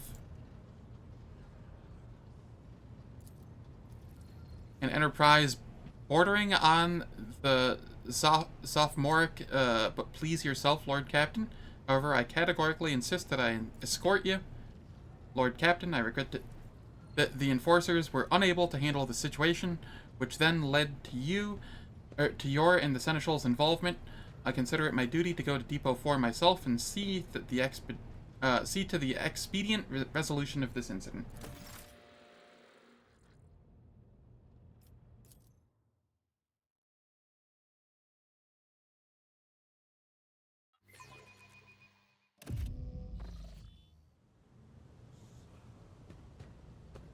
I won't tolerate weakness.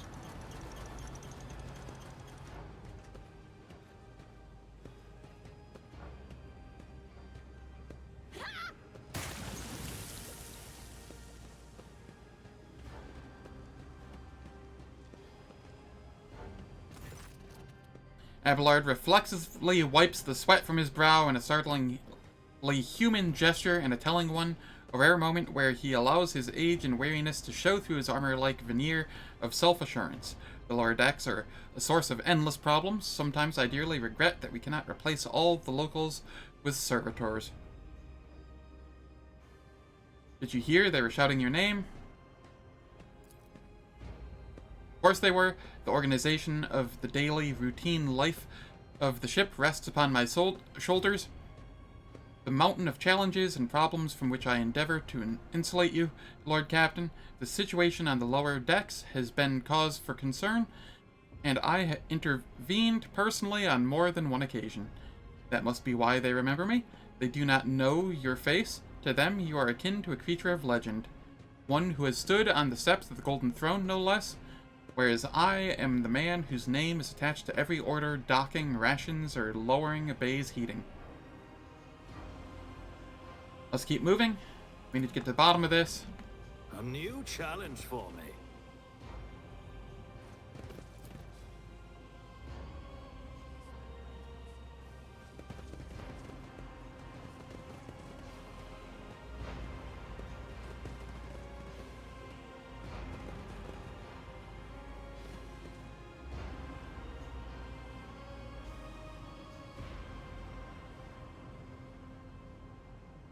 Why am I unable to click these valves?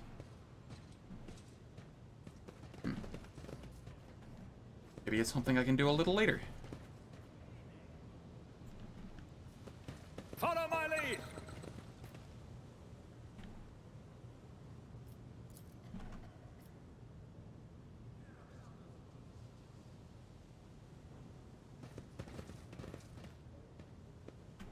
Okay, can I open this door?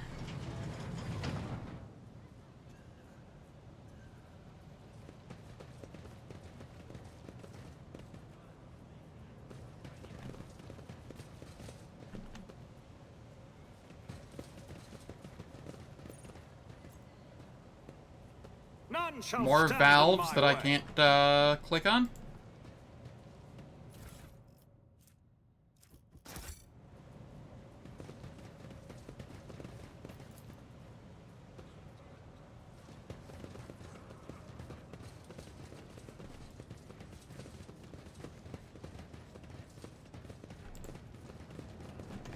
I still do not see our purpose in coming here. Relax, old man. Going for a stroll on the lower decks every once in a while is good for you. Lets you see how the simple folk live.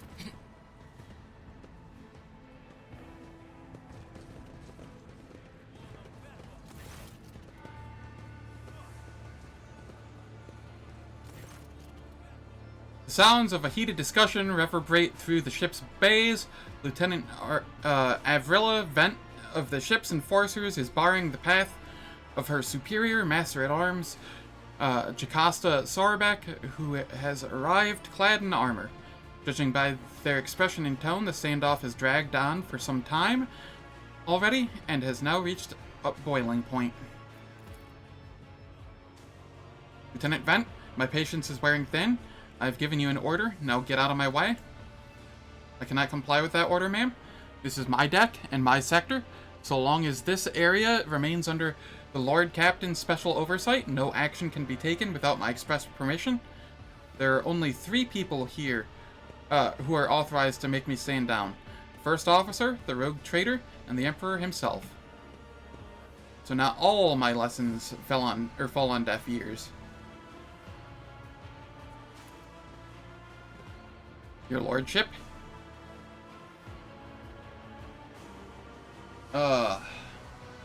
Let me take a drink of something here.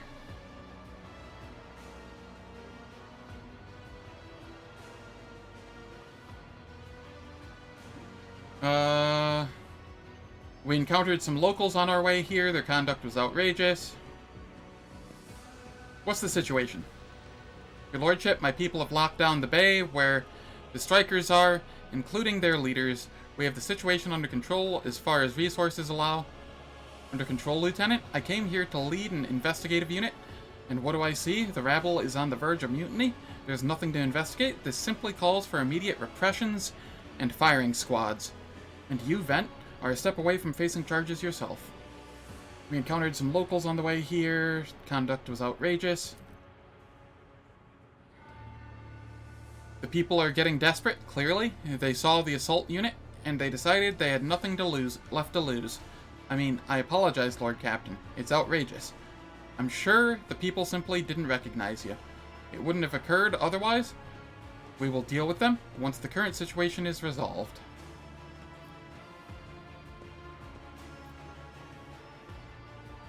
I want to speak with the strikers.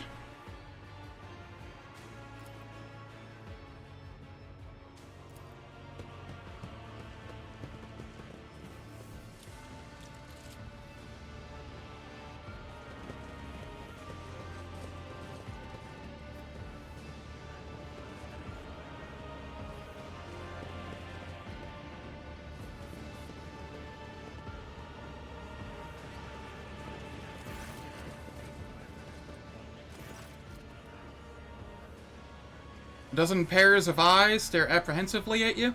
The people before you are typical inhabitants of the lower decks. You take in their simple clothing, crude weapons, and faces that display varying levels of mutation, from the barely discernible to the strange to the outright grotesque.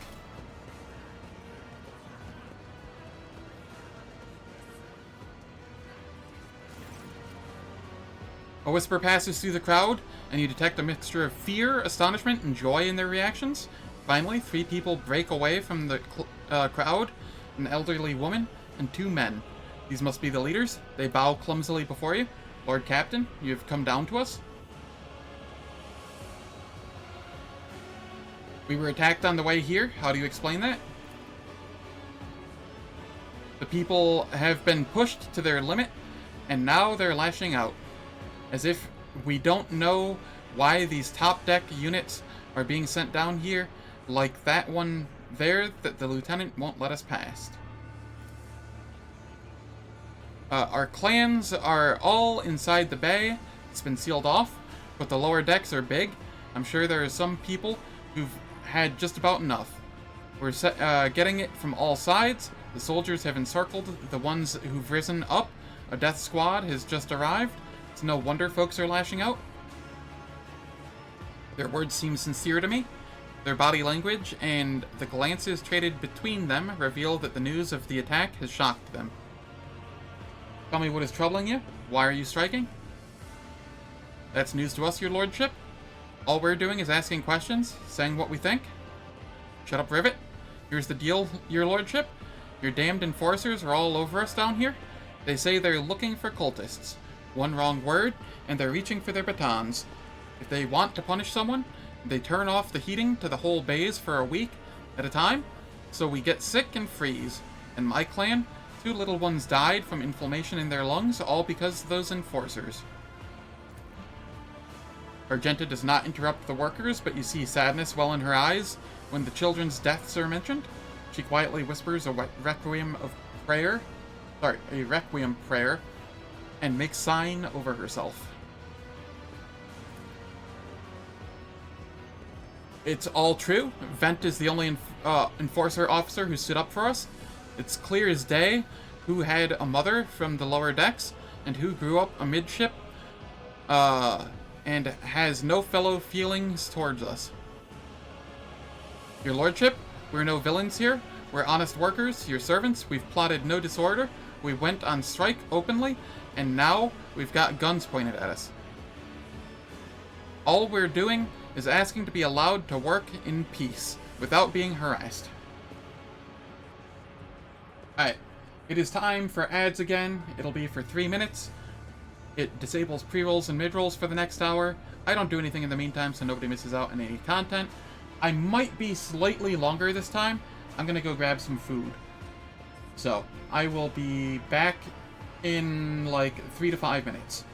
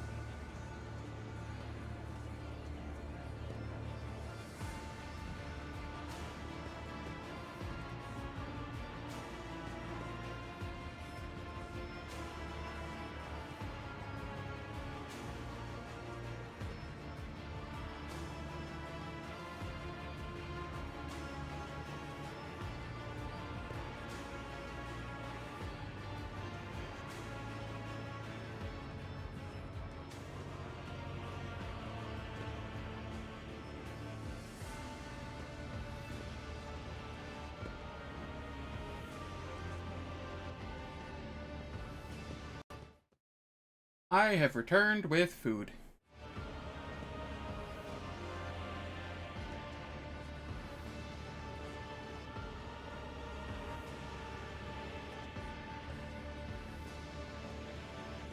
Alright, let's see. The persecution started apropos of nothing, you say?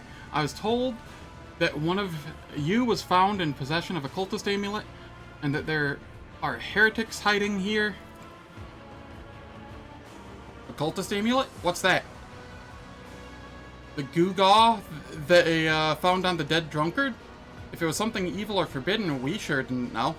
The enforcers just said that they were looking for heretics among us, and anyone obstructing their investigation would be punished. But how could there be heretics here? We know our own people. There have been no new faces around. Definitely not. And if there were, we'd be the first to report them.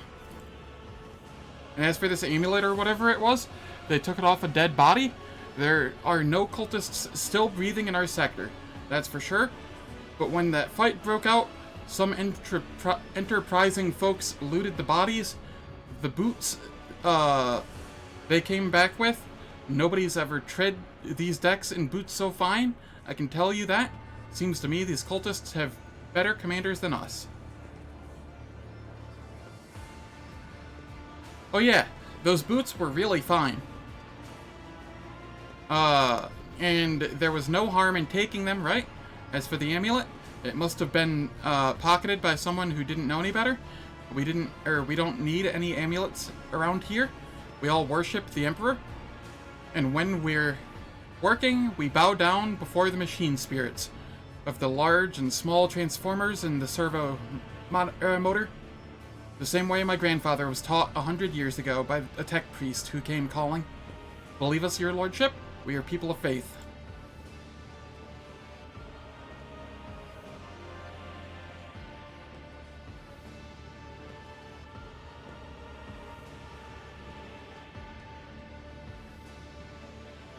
Naive children, weren't you taught from an early age about the dangers of the Arch Enemy's creations? Weren't you warned that any unfamiliar object could be one of them? We were told, Holy Sister, but it was long ago. The last time we saw a confessor in our sector, it was just after I had my third little one. That is regrettable, but you cannot lay the burden of leading a righteous life on the shoulders of the Holy Fathers. Who will you blame when beasts crawl out of those amulets you stole from the heretics? The Holy Father who was not there? Or the scavenger who brought the evil down on himself and his neighbors? Abelard, have anything to add?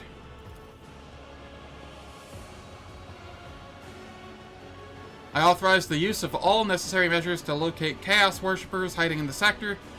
The specific steps taken by the officers were not reported to me.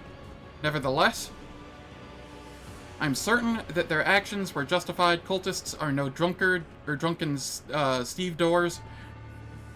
They are the enemy and a threat to the ship.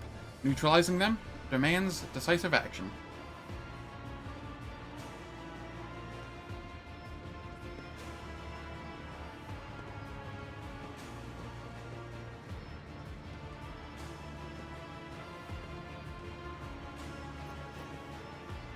Sorback, was it really necessary to torture these people with cold? The rabble understands only one language, Lord Captain, that of violence. As per regulations, should the laborers persist in their unwillingness to cooperate, the next step is limiting air supply and cutting off water, which is almost certain to restore order. The peasants can grumble all they want, but in the end, they are the source of their own misery.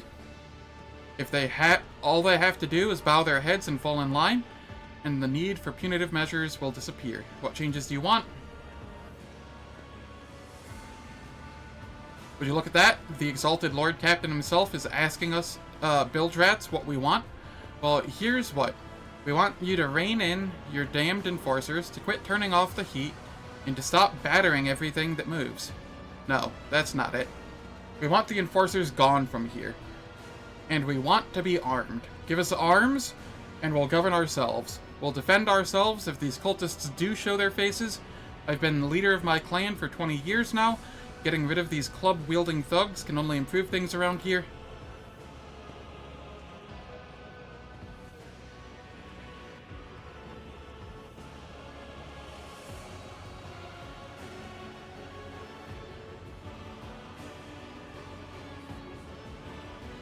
You've gone too far, old Nan.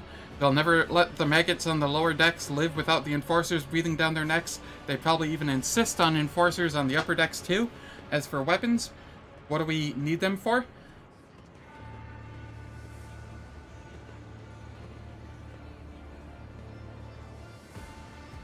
Before the first day is out, we'll have someone shooting their neighbor out of stupidity or drunkenness. We don't need that. If the enforcers stop hassling us, that'll be enough. In return, we'll find the scavengers who robbed the cultist's body, and we'll talk to them, one lower decker to another. If there are any more of those damned amulets about, we'll hand them over to the enforcers ourselves. You speak for yourself and your clan, and I'll speak for me and mine. I don't want empty gestures, I want real change. They'll promise us the world now, but as soon as the Anointed One turns his back, these brutes will be on us harder, even harder than before. All because we dared to speak out. Alright, one sec, I gotta blow my nose. I keep trying, but it's just not working.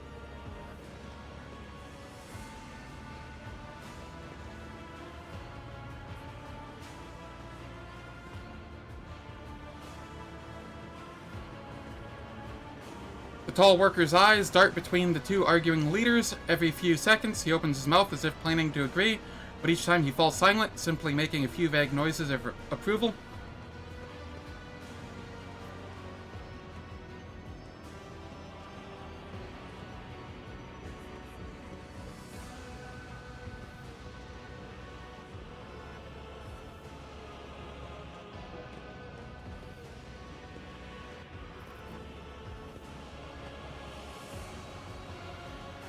I will try this coercion check. Spreading anarchy on the ship is the first step toward embracing chaos. Putting weapons into untrained hands would be even worse. What's more, the enforcers are needed to maintain oversight and order. Withdraw those demands and we will consider the rest. The tall worker, they call Rivet, shrugs and casts a sidelong look at the old lady. Old Nan, listen, listen. The Lord Captain himself has come down to us and is offering concessions. And I don't know a single person in the whole of Depot 4 who's ever stood next to the rogue traitor, let alone talk to them. Back down. Now's no time for you to be a stubborn old crone. Listen to us, old Nan. The three clans of Depot 4 ought to act as one. We've made up our minds. It's your turn to decide. Don't ask them to disband the enforcers or give us weapons. We don't need any of that. You two are ganging up on me? Is that it? So brave you are against an old woman? But I'll shut up. I will. Indeed. I won't go against two clan leaders on my own. If you want to make peace with the enforcers, make your peace.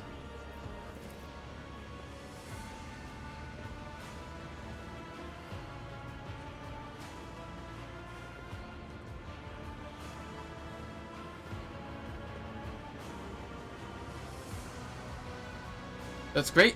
Just fantastic. Lord Captain, we're all agreed. Thoughts, Abelard? Sorry about going around scavenging for boots and accidentally picking up a heretical amulet doesn't convince me. These people were moments away from rebelling and possibly becoming minions of the Archenemy. We must not give them what they want. Even if they did acquire something innocently, purely out of their own stupidity, it does not mean they are not tainted with corruption. What begins as petty thievery can turn into a far graver problem. I've seen it before.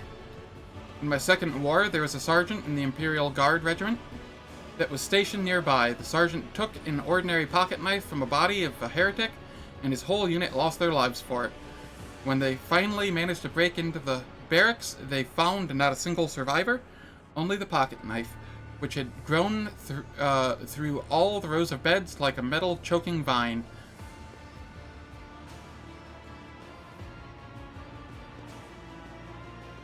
So when it comes to scavengers, malcontents, strikers, or whatever they'll turn into next, my verdict is simple. Give them no quarter. Master-at-Arms, where do you stand? Give the rabble a Grox and they'll want to take an aggro world?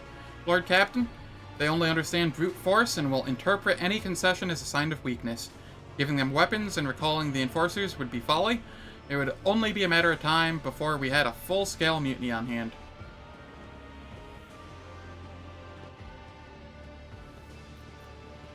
It's decided the persecution will stop, and I will expect you to assist in locating any remaining amulets or weapons left by the cultists.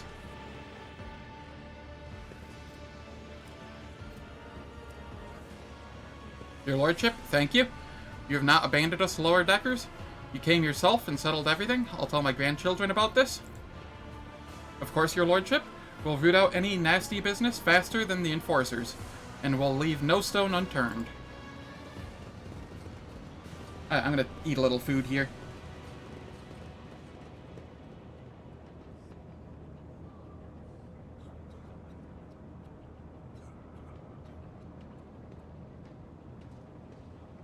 I won't tolerate weakness.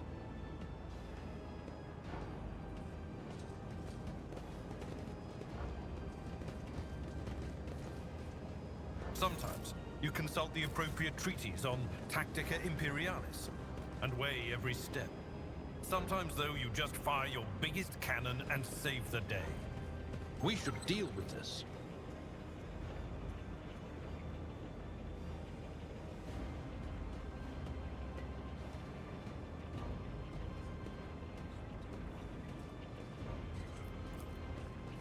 Done. Oh shit, I got a level up? Alright. We have level 7 now. I maxed out on willpower. I think my next thing is ballistic skill. Pretty sure that's what I was going next.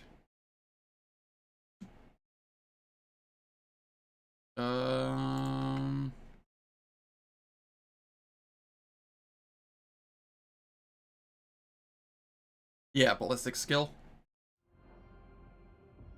You had to hop off your PC? Oh no, what happened?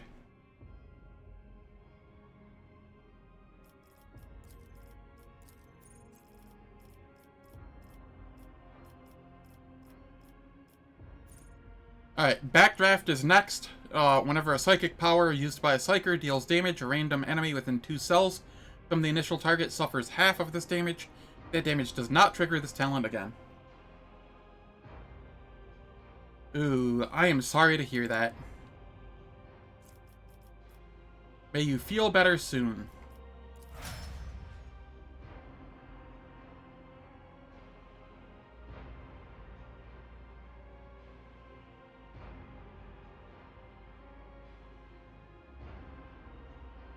Alright, Idira. What are you getting? Joint analysis.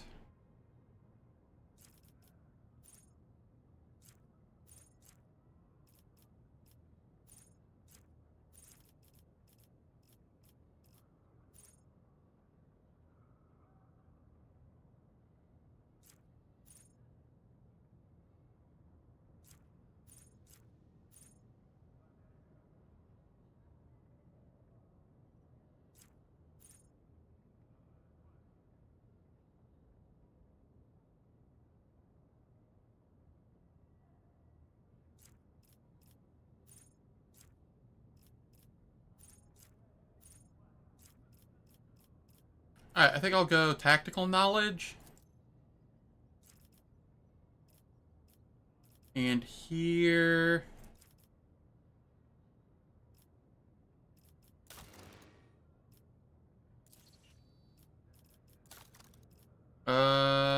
what is her highest?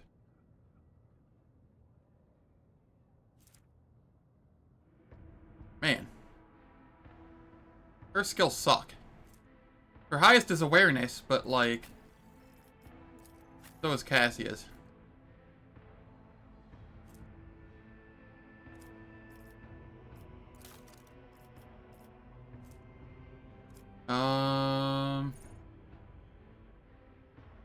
Yeah, of course she started with awareness there. Lame.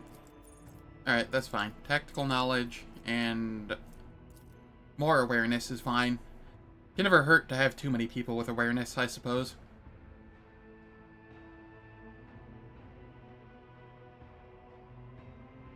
Officer is very strong, but it is very much a selfless class.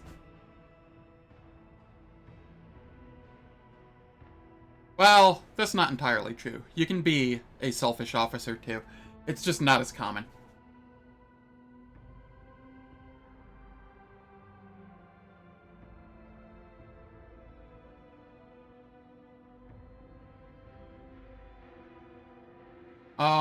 There is a YouTuber, CRPG Bro, who E-Man and I use for Owlcat builds occasionally.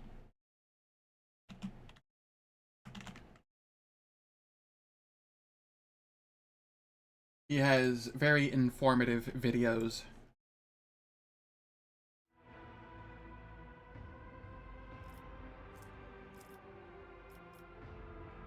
I tend to use his builds as like a base in some games, and then like deviate from them.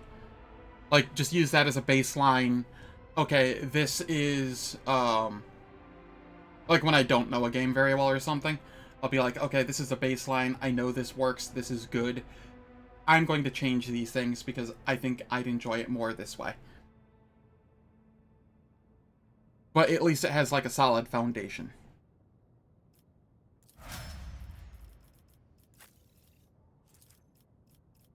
Here we take agility? I want to say agility. It has to be agility, right?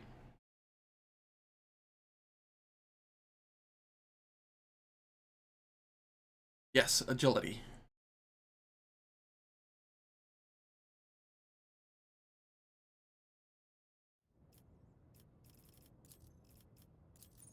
And then here...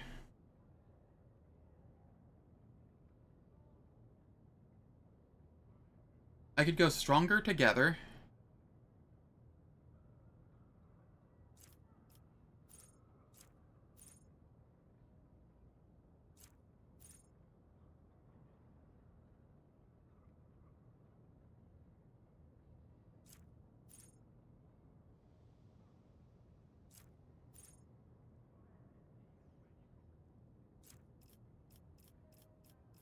Yeah, I like stronger together here. It's nice.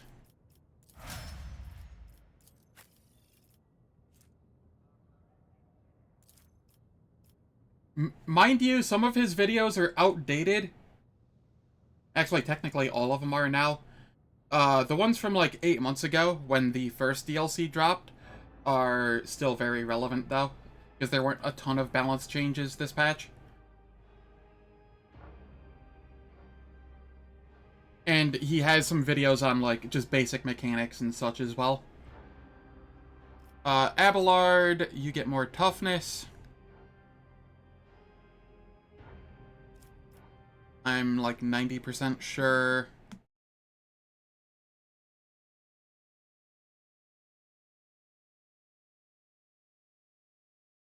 Yeah.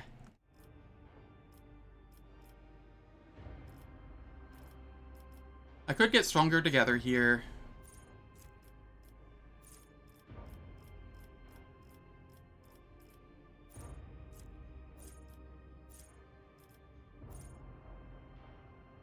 I could also get this. This is a large chance to parry.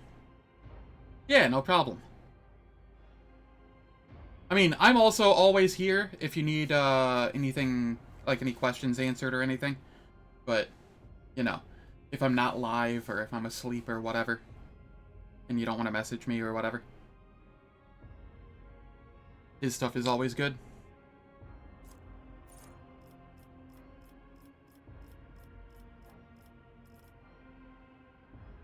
I think I will go Dueling Master.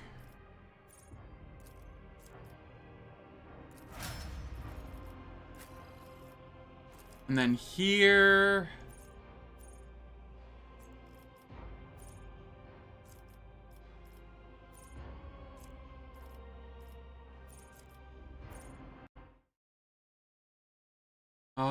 what was I doing here?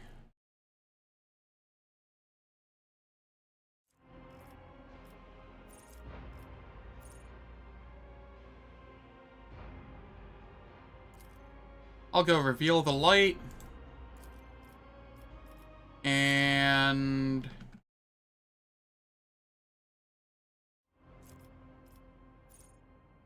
Um...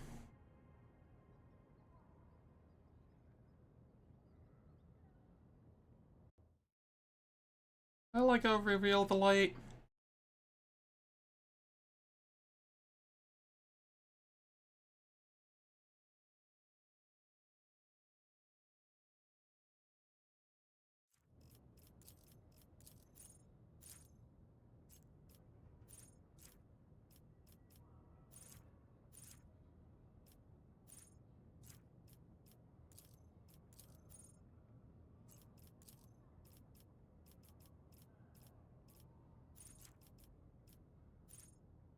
I could go Waking Nightmare now instead.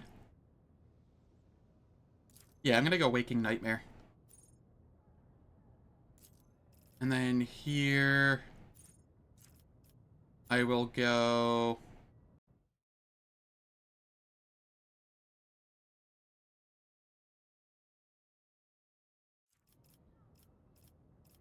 Mind over Matter.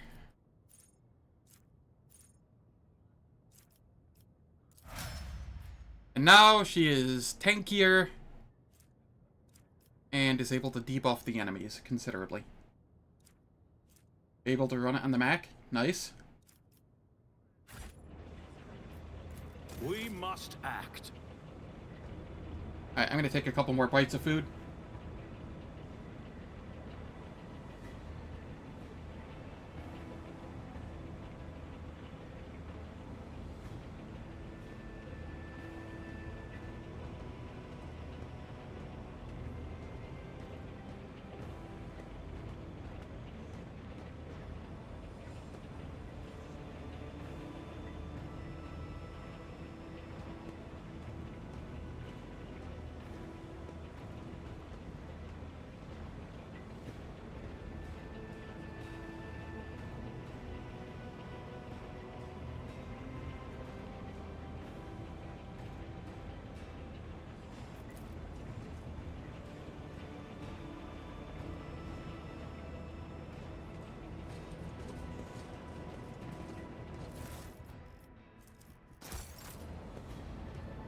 A new challenge for me?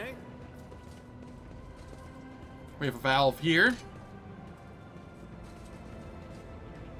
Okay. These valves appear to be a puzzle.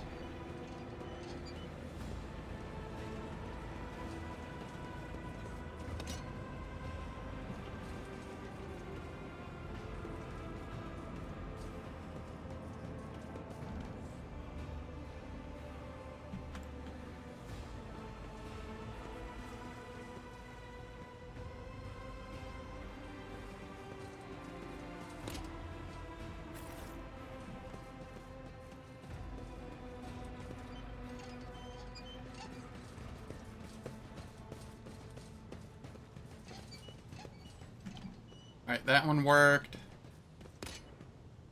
That one does not work yet. Does this one work yet?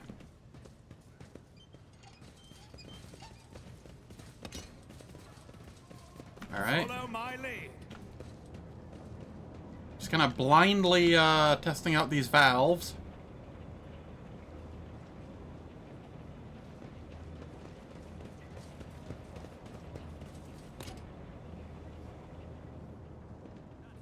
Okay.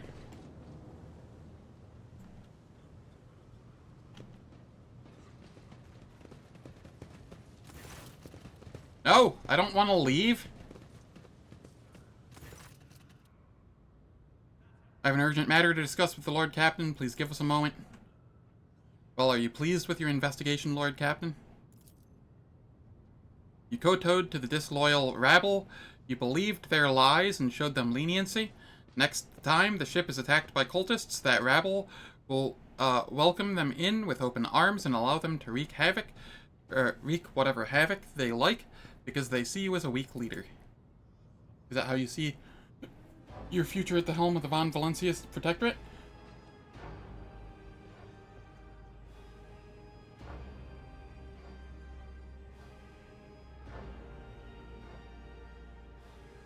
One moment.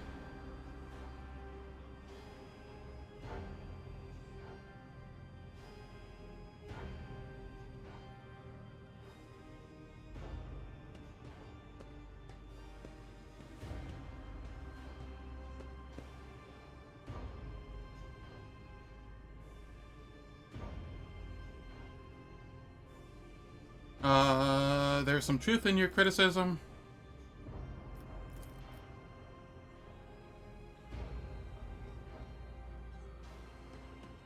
I would have handled the situation myself if you, or had you not decided to intervene. Remember, Lord Captain Theodora? Do you think she ever let or set one slippered foot on the lower decks? No, she did not. Such matters were left to myself and the junior officers, while she dedicated herself to her grand designs for the Protectorate, as any true strategist and rogue trader ought.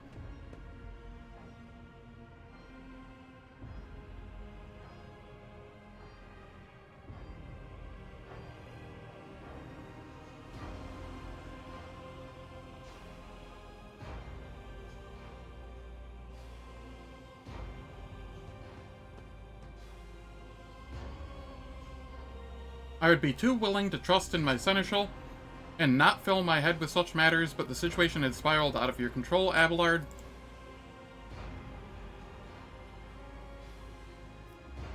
You're right, at least as concerns junior officers making complaints directly to you.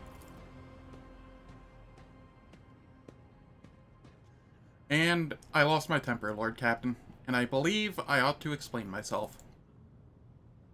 The prosperity of the Von Valencius Protectorate is not just an empty phrase to me. I left the Imperial Navy for the chance to see it flourish. It was the most momentous decision of my life, and I did it because I saw in Lord Captain Theodora's deeds the sign of true greatness. Rogue traders do not simply forge new routes and capture worlds, they create order out of anarchy. That creative impulse was entirely lacking during my time in the military. So I left it behind, everything I had known, everything my family had known. I come from a long line of officers, and I embarked upon this incredibly reckless venture. Lord Captain Theodora entrusted me with all the concerns she had no time for. She would go off on her flagship for long periods to distant frontiers on scouting voyages, and the advancement of the entire Protectorate rested on my shoulders. And then suddenly, everything that had been built over the years began to quake, rattling like a flimsy hangar in a seismically active world. Alright, I'm gonna eat a little more here.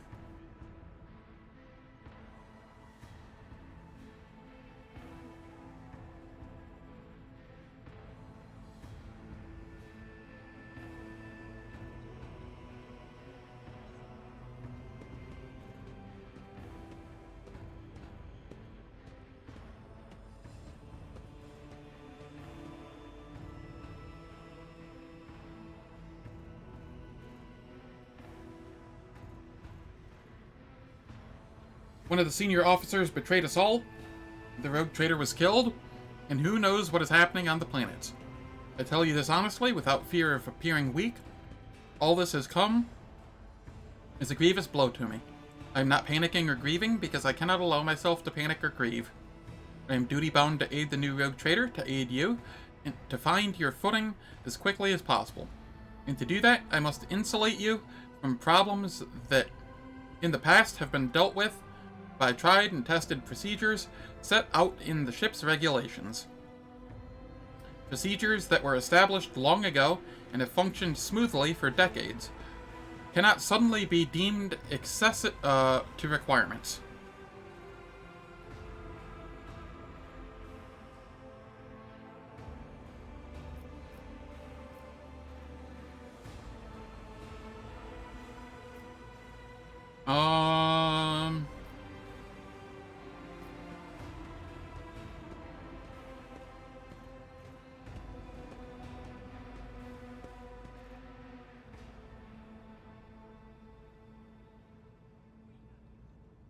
I value what Theodora created, and I trust that this situation is an aberration in the ship's otherwise smooth operation.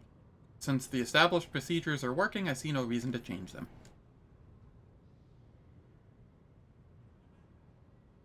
Or I go with I understand, but you need to learn how to respect me as your Lord Captain and Rogue Trader.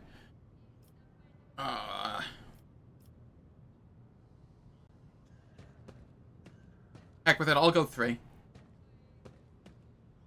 Prosperity of the Von Valencius Protectorate is just as important to me.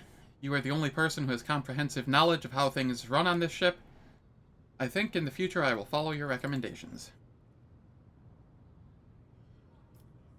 I'm glad to, you see the value and foundations laid down by your illustrious predecessor. Why fix what isn't broken? As for me, I shall endeavor not to cause you any further consternation. Now, please let us leave the lower decks. Alright, I don't want to leave the lower decks yet. Sucks that everybody else already left, but...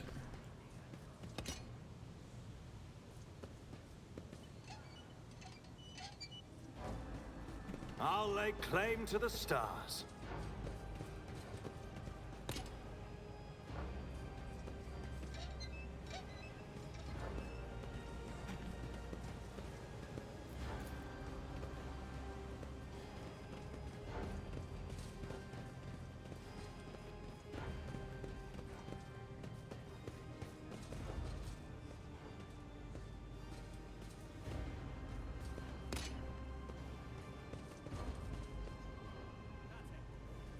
Valves. It's about time. Please turn for me.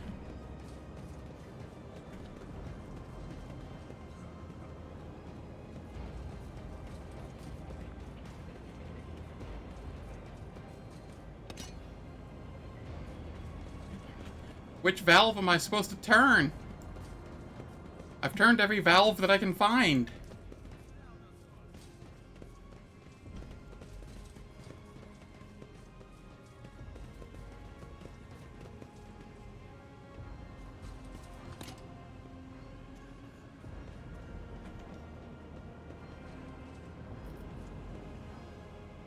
Victory awaits.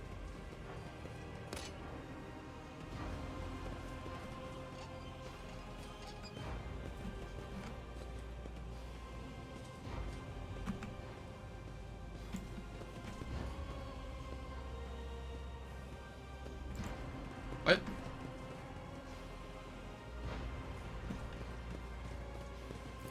Oh, okay. It did work. Cool. That didn't go as I'd hoped.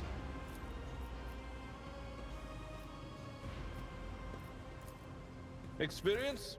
Nothing matters more. Oh, nice.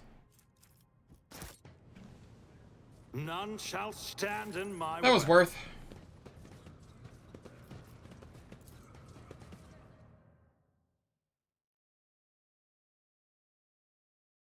Now, I wonder how I'm supposed to get more HP on my people. It feels like my HP is just, like, excessively low.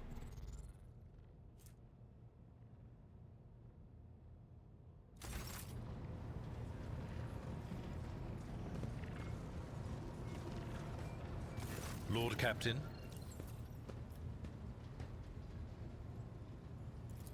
Lord Captain. Alright, I'm gonna eat some more now.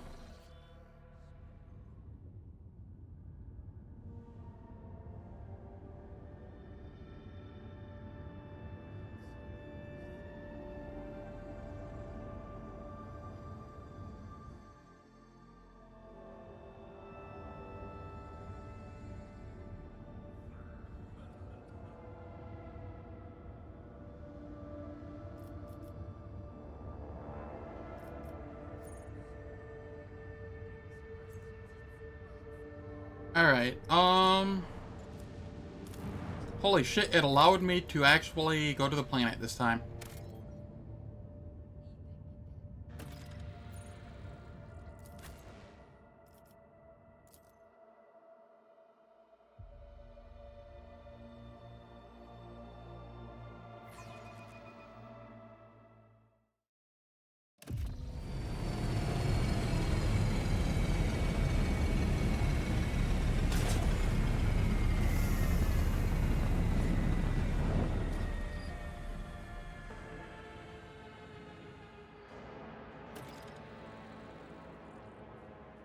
Yeah, that's fair and understandable.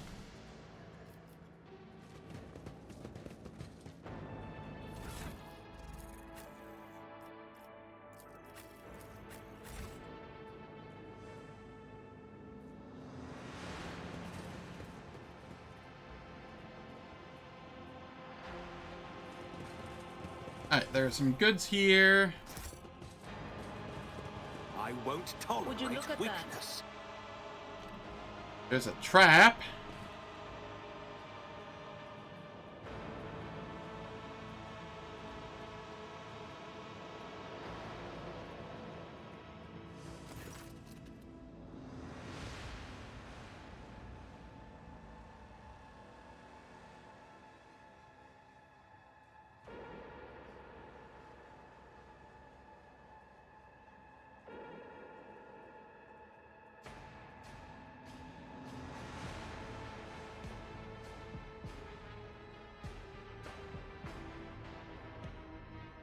The pale woman looks at you with a mixture of hope and disbelief swirling in her eyes.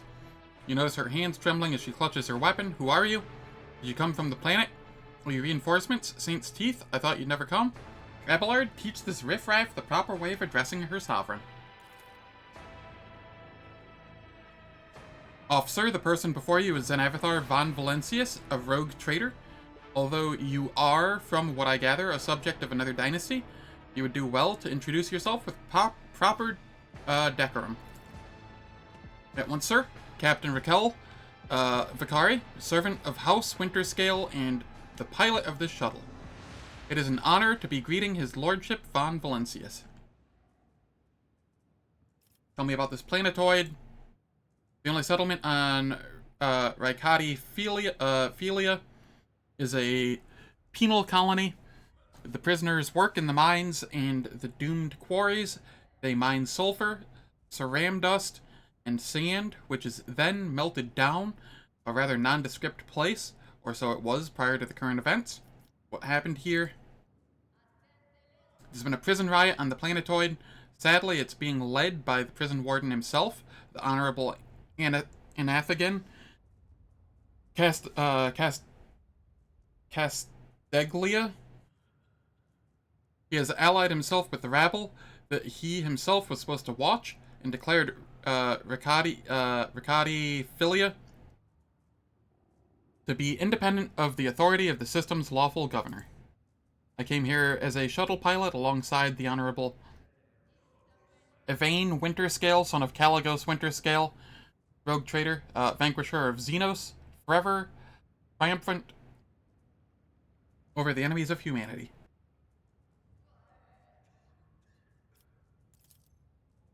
Young Lord Winterscale wished to speak to the warden personally so he could put an end to his lawless treason.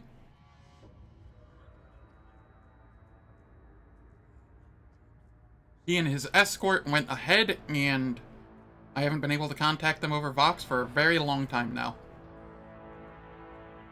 Because I went to Cassia's place first, it's been a very long time. Evane. One of his distant younger offspring, yes. That's as much as I know about him, which means he hasn't distinguished himself in any meaningful way. Evane Winterscale has made several diplomatic visits to Eurac 5 on behalf of his father, rogue traitor Caligos Winterscale.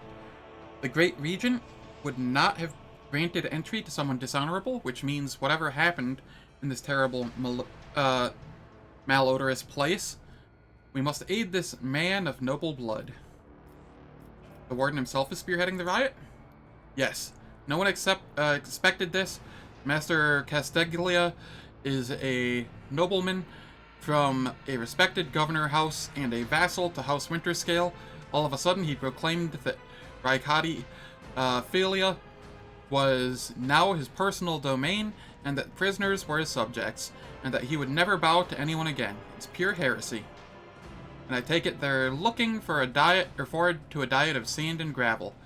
What kind of madman would start a revolt on a barren rock? Why would young Winterscale have felt the need to parley with the dissidents?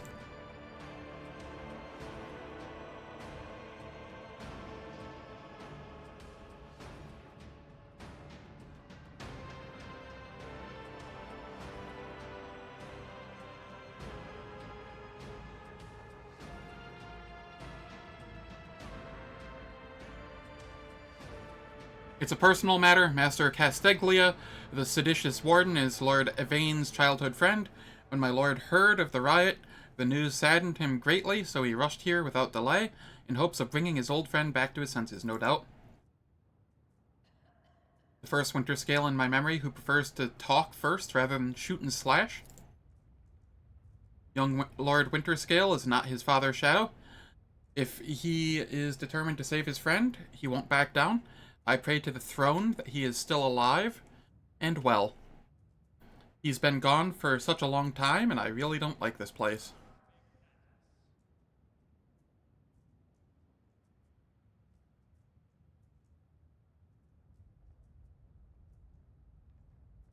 Cassia frowns in confusion.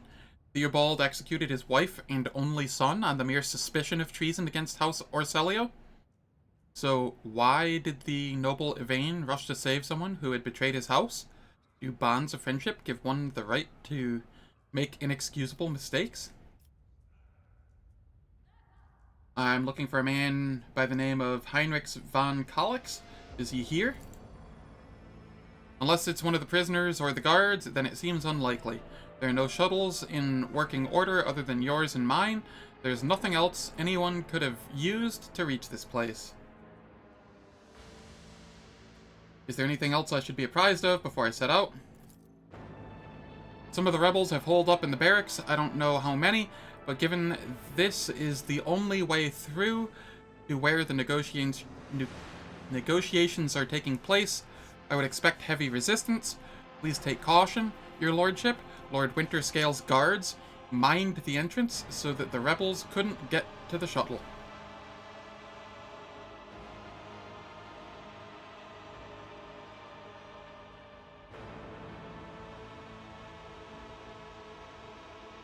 I have no more questions. You may excuse yourself.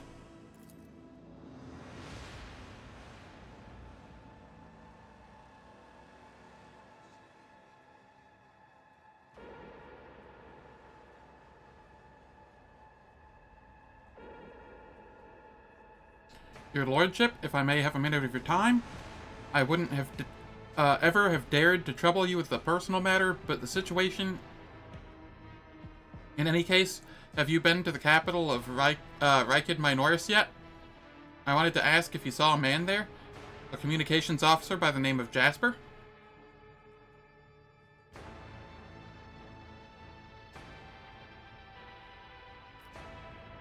What is your relationship to this man? We're engaged, your lordship. I've not been to Rykid Minoris, and I know nothing of this officer's fate. That's a shame. May the Emperor keep that fool from harm. Thank you for your time.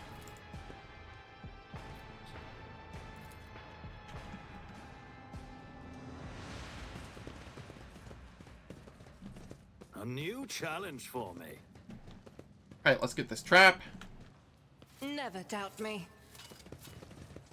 I never do, Argenta.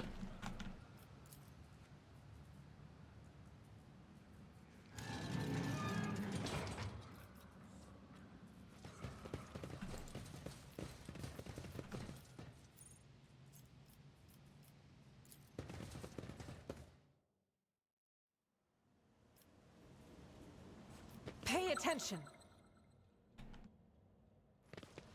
Sister Argenta, you are always shrouded in a greenish-gray mist when I see you. Is it me that troubles you? Or is it whatever I can see behind it? My soul is open to the light and his faithful servants. The rest is merely fleeting frailties that hold no significance. Alright, let's see here. The remains of a meal. A long string of names extends beneath the heading.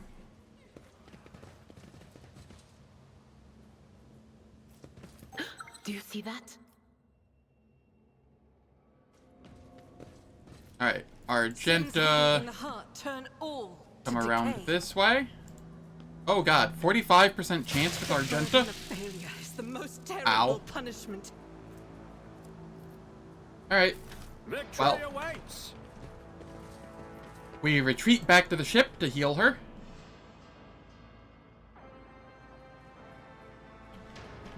Sometimes unfortunate things happen. I'm surprised she only had a 45% chance. She has a high demolition.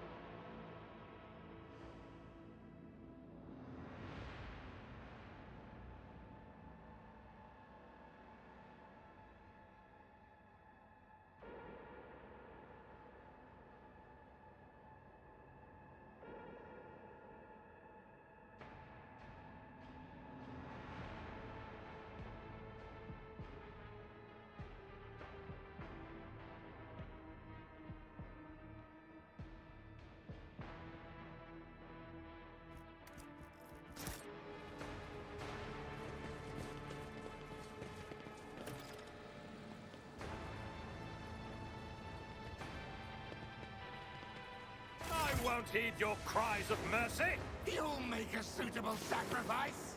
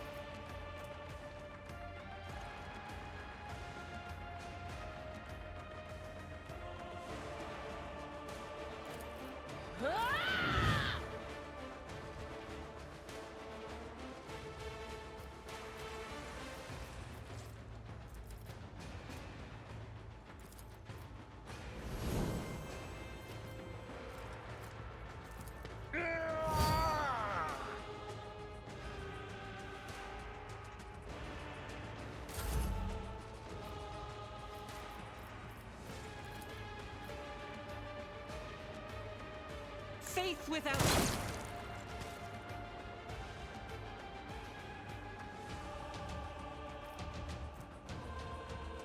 As the Emperor commands, I act.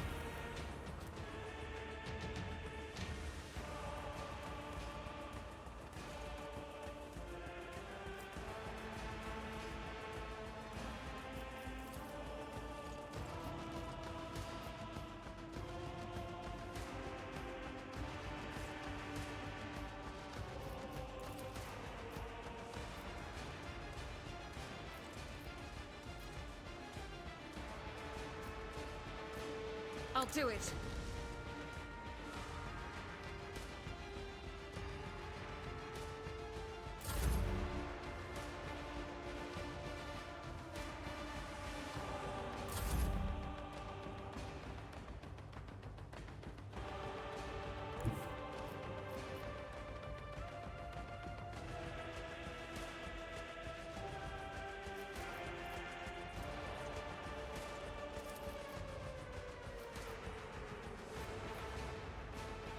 God, Emperor, move through me.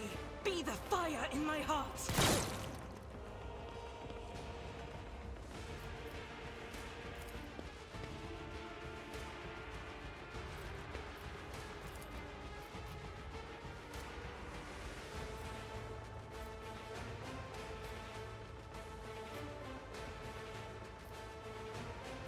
Doubtest for none can escape the Emperor's judgment. I serve the ruinous powers! Can I fall back now?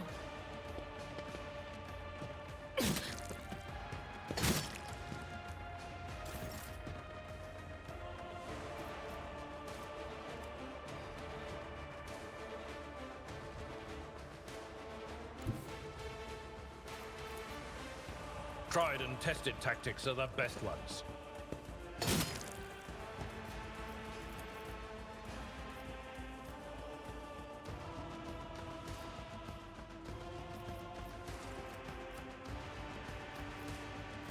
Indeed.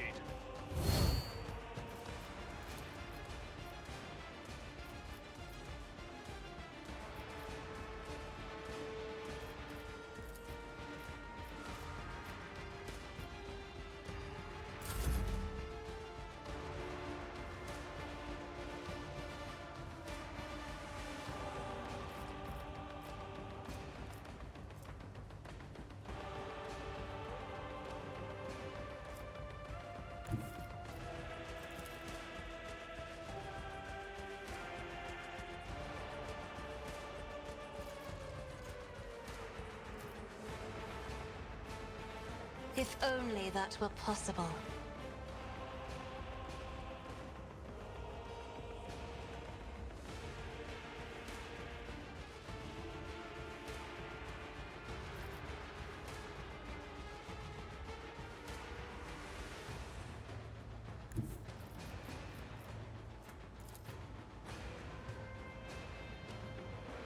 Emperor, give me strength. Try to die with grace, at least.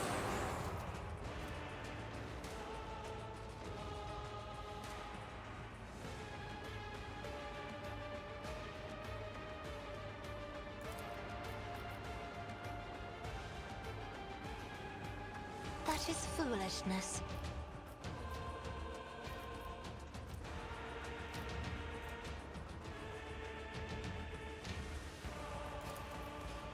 I'm not accustomed to being ordered around.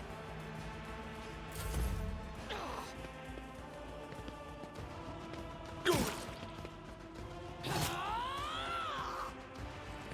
me what you've got!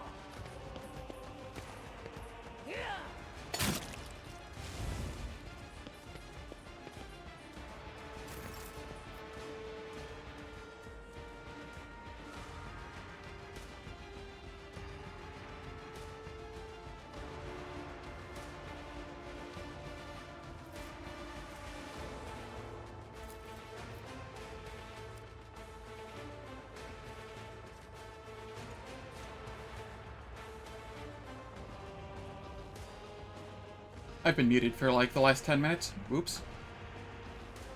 My apologies. Ads are starting here.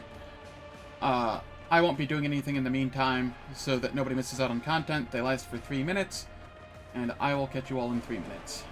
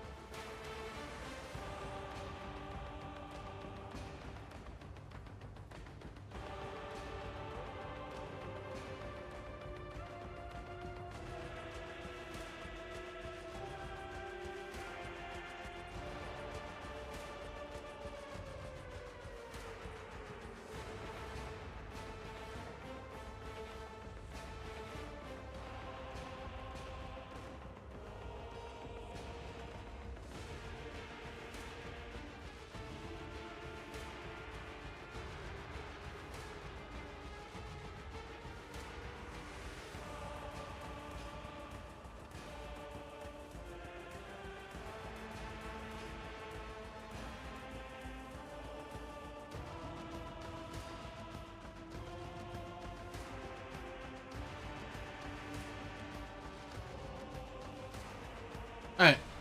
Ads are done. I'm gonna continue eating, though. I only have a little bit of food left. It'll probably take me like another minute. I'm here to, chat, though, if anybody wants to chat. Think you'll be doing a nap? Have a good nap, then, Kyo. Thank you for stopping in.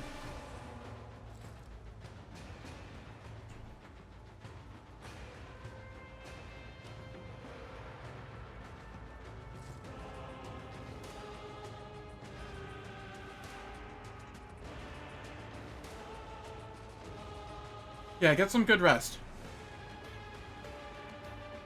Maybe I'll still be streaming when you wake up. Who knows?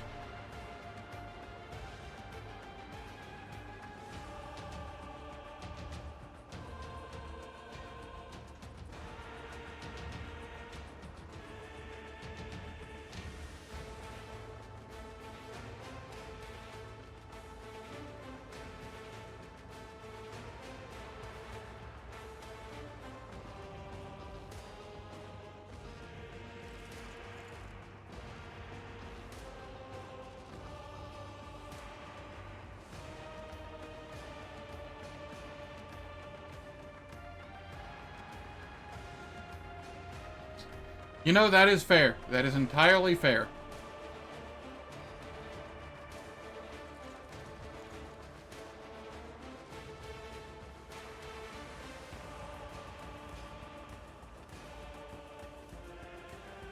Sometimes a little extra sleep goes a long way. And Rogue Trader will still be around tomorrow.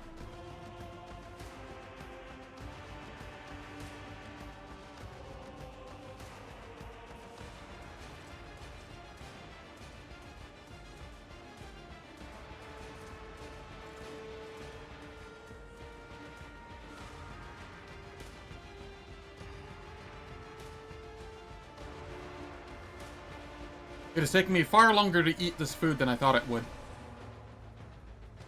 It is very dry, so it takes forever going down.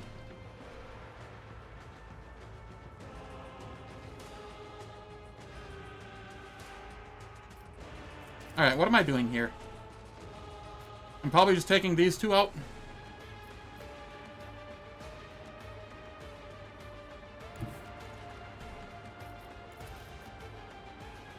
Nothing I can't do. Nothing of value has been lost. Oh right, backdraft. Kinda forgot about that.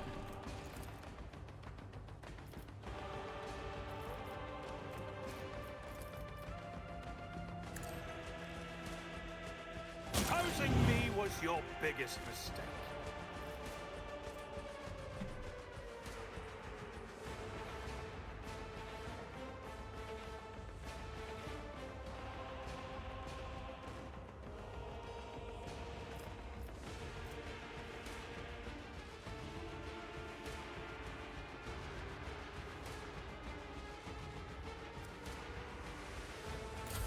Death to non-believers!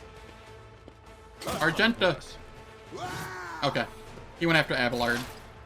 I am more than okay with that.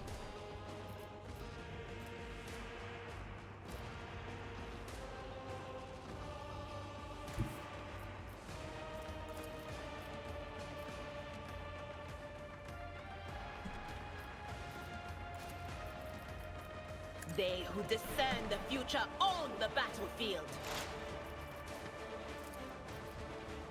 On it.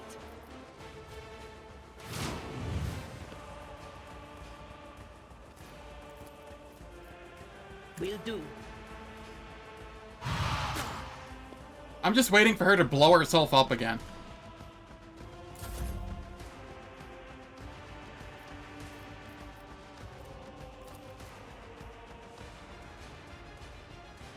As the Emperor eradicated.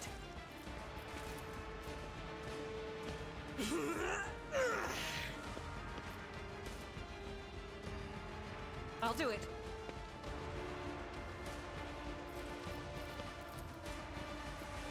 As the Emperor commands, I act. Oh, they didn't do a thing. Huh. Alright.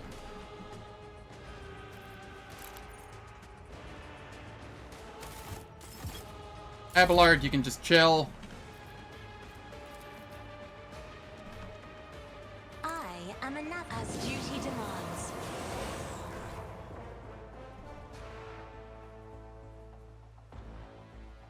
Argenta, I need you to stop taking so much damage. I forgot about the nimble prisoner over there.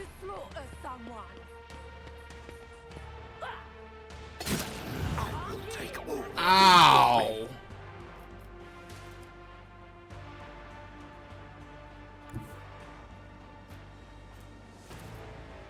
I shall not fear. All too easy. Already done.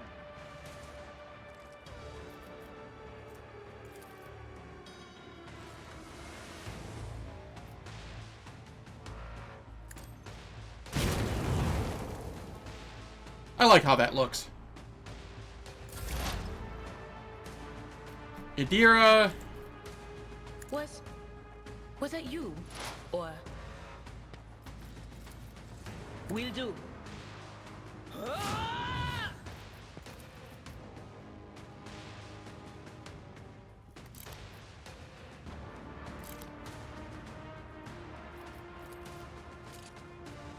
51%. Ah, hell with it. Risk it for the biscuit.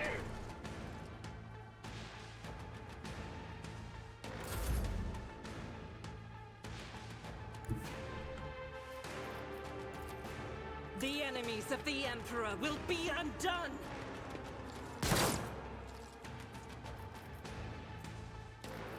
I'll do it.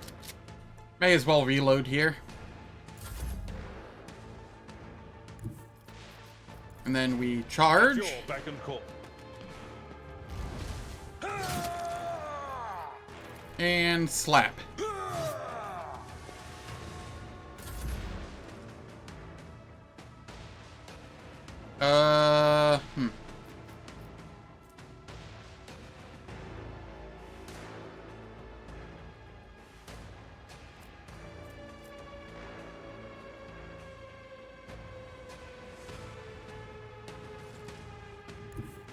Argenta, let's give you another turn. Always drowned in scarlet.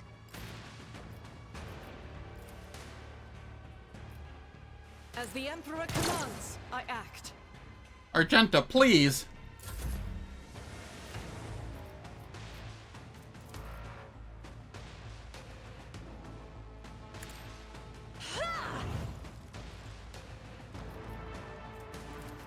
Do not dare ask.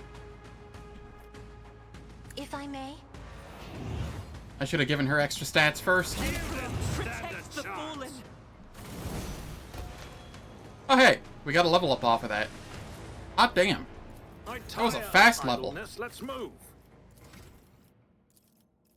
Alright, this is level 8. What level does this require? 14? What do I want here?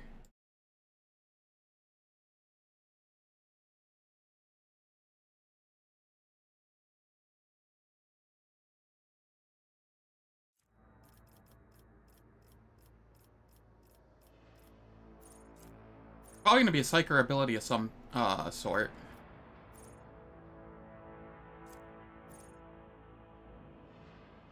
Oh yeah.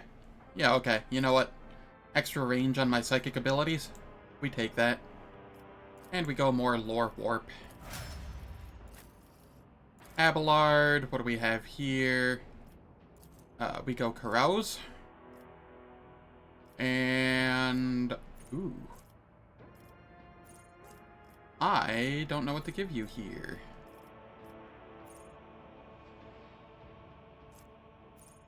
Defensive stance, maybe?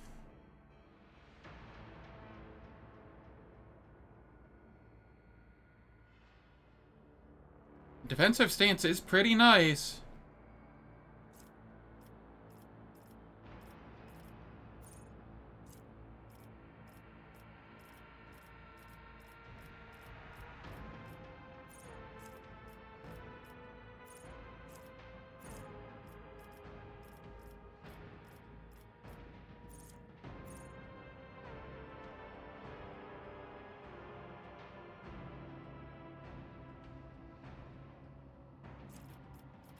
I wonder what kind of other shield abilities there are.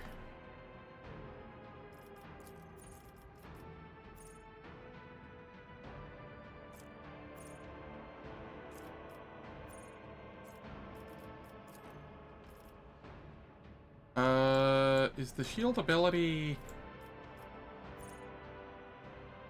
Ah, okay, okay. I see.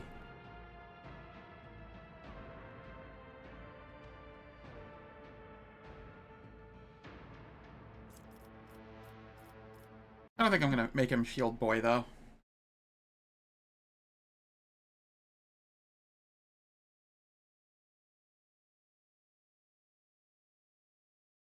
Yeah, I'm just gonna go defensive stance. It's never bad, especially first turn of combat. Actually, every turn of combat, all he does is charge and slash.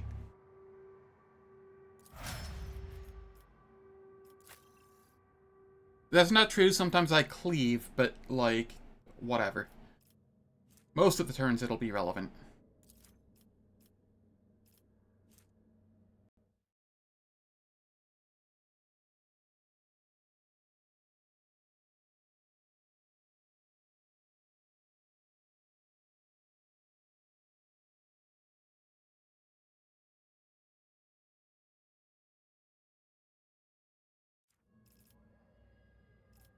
Hmm.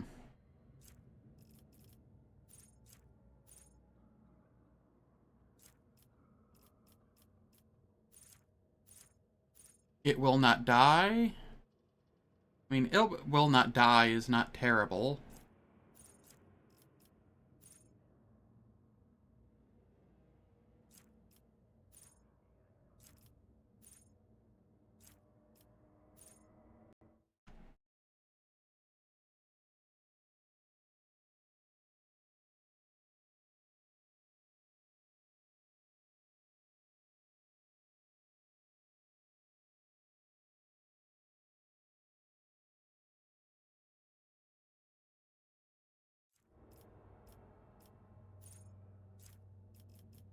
Oh, it's not showing me all of them. I was like, why am I only seeing those? Alright.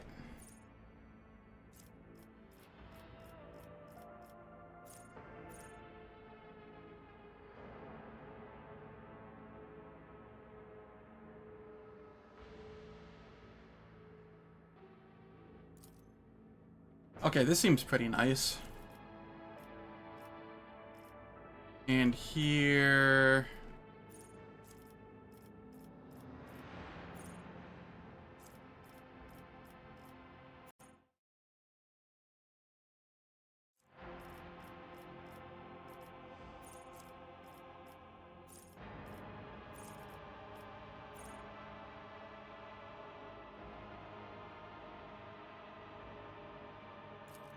Yeah, let's go with this. Sure. Argenta, what do we have going on here?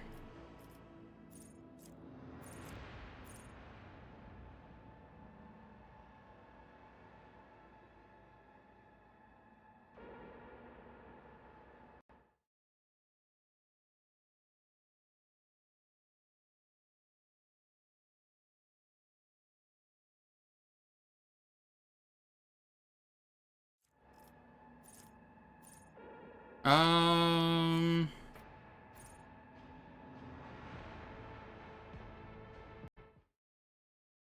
Let's see.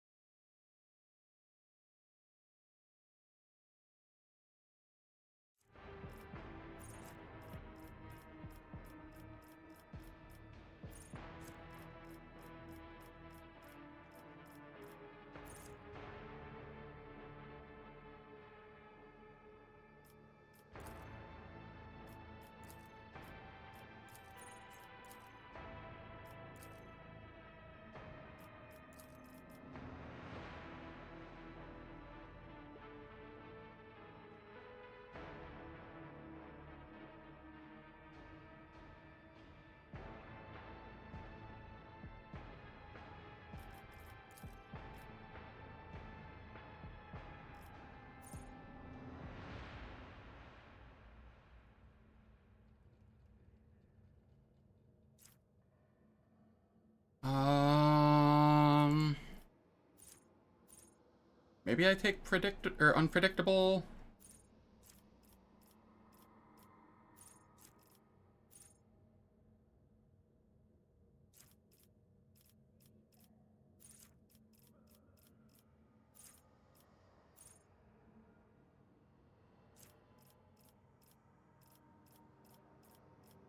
Unpredictable's not the worst thing in the world. It's not amazing, but yeah, it's the only thing that really makes sense here at the moment. We get more demolition. And here we get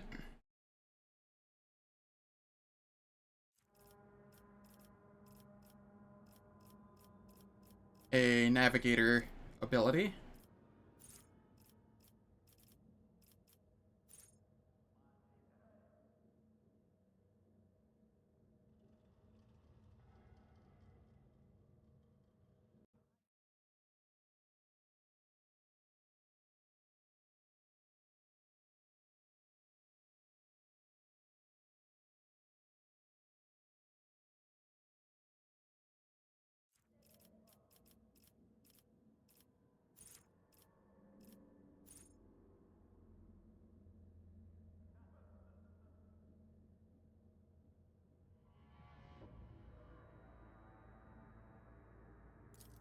Alright, yeah, let's take Strange Vitality just to make her tankier.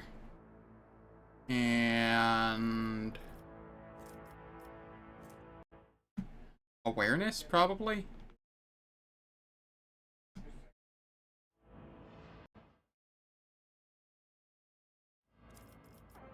Nah, I need somebody with, like, coercion and stuff. We can do that well enough.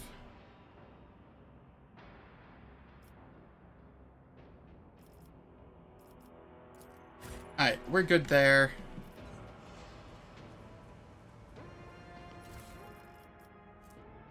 Chainmail, medium armor. 30%. Alright, let's see here. Okay, chainmail is just an upgrade here.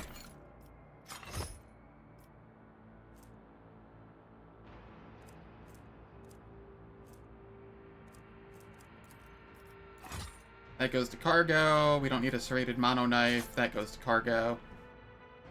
We don't need this. That goes to cargo.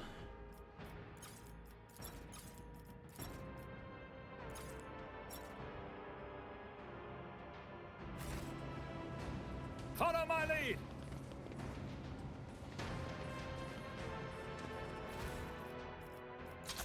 All of that just goes to cargo. And we have broken ribs and a crippled arm. So we're going to head back, heal up.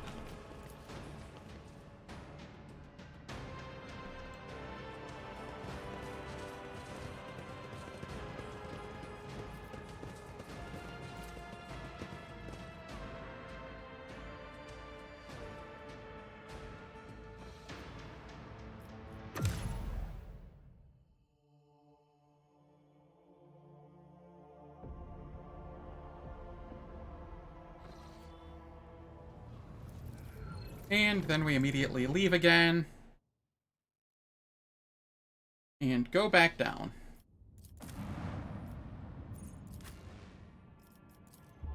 Because I don't want to waste medkits.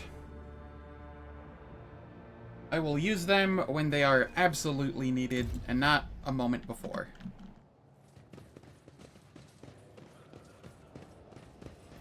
I'll lay claim to the stars.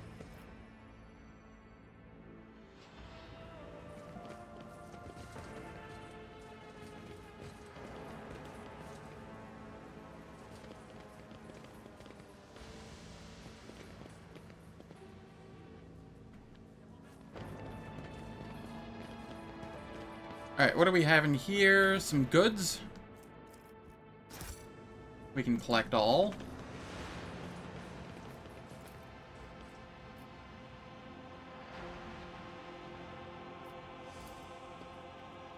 I did it. Alright, what does it say?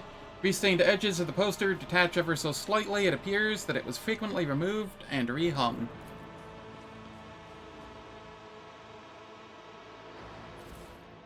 Nice. Prisoner's shank. And an improved auto pistol.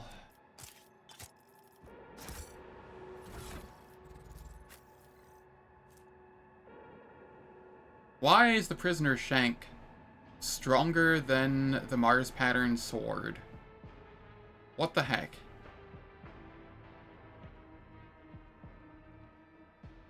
The sword gives extra parry chance though, and minus to enemy weapon skill when hit.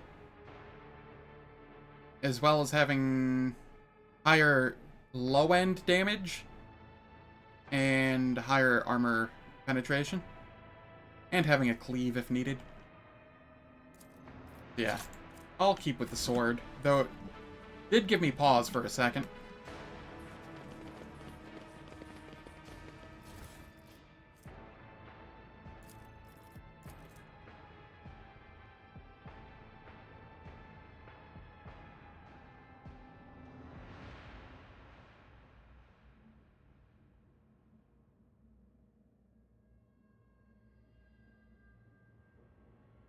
Alright, so the guy from the, that wrote the other diary, the administration clerk who screwed him over and got him sent to jail, ended up in the jail, and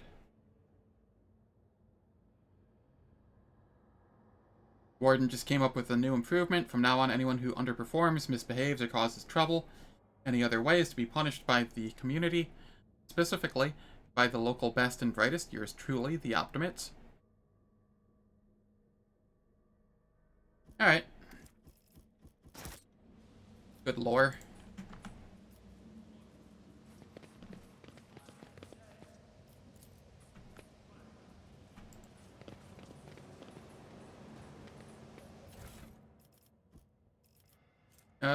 Stub revolver.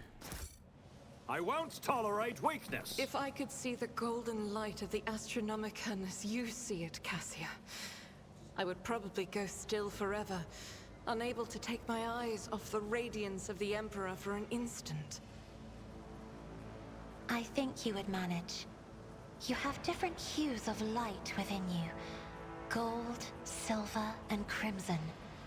One of them would call you back to this world. I like the dialogue that they have.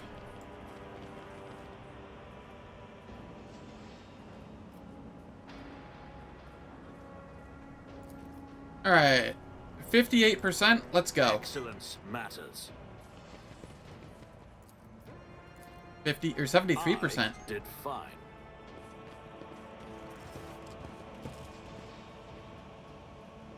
My brethren, the dawn is nigh. The Optimates will guide us into a new existence.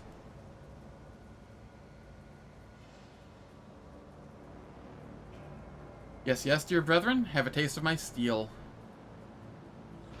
Oh, how I've longed for this, my dear brethren.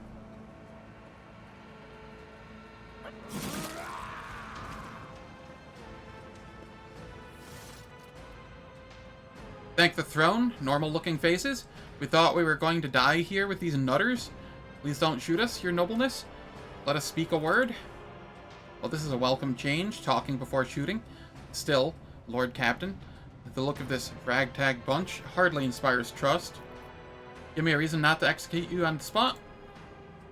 Here's the deal. We're honest, quiet inmates. We didn't want to riot, but, well, sitting it out wasn't really an option either.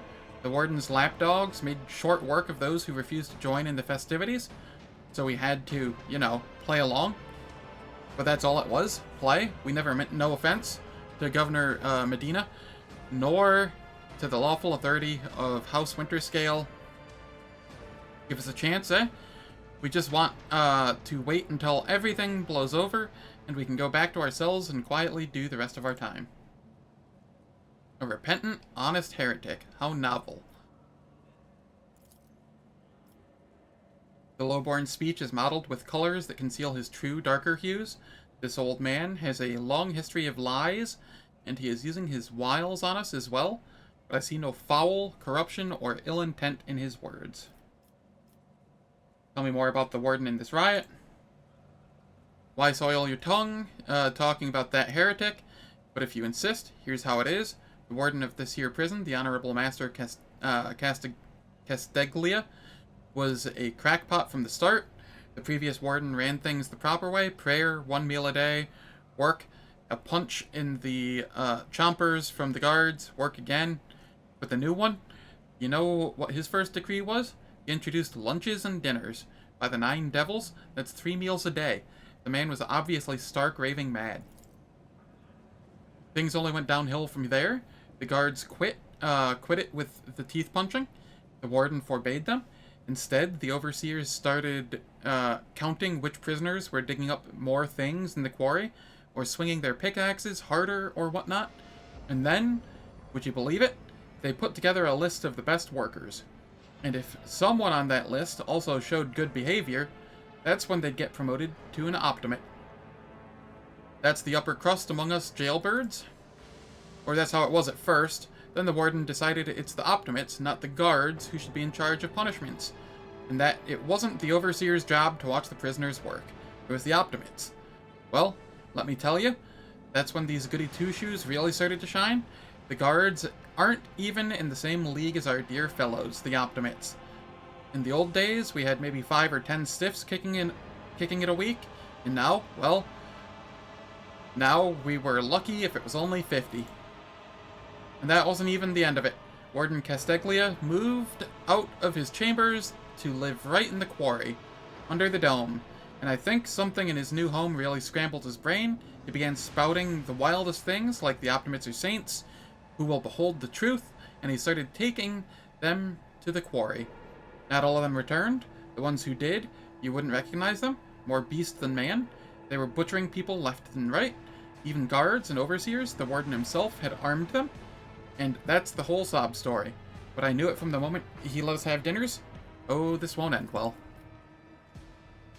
The old codger's right. Whenever nobles start giving handouts to commoners, something always goes wrong. I mean that with all due respect, your lordship. No offense intended. If I spare you, what do I gain from it? Now, how can lowly jailbirds hope to thank your noble self? You see, us here, we're, how should we put this, different from the rest of the prisoners in this place. They're all petty thieves from Riked Minoris, debtors, gutter snipes. They're no one serious. Now we, your nobleness, are cut from different cloth altogether. We're fortune seekers from the void.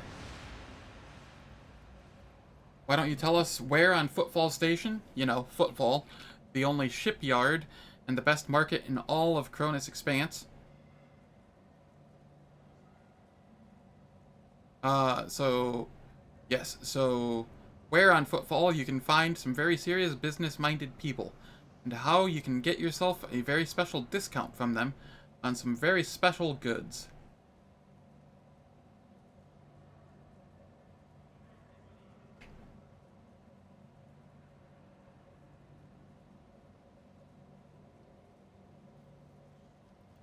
What kind of very serious people? Most serious kind, your nobleness? Have you heard about the Fellowship of the Void? It's the largest pirate alliance in the Expanse.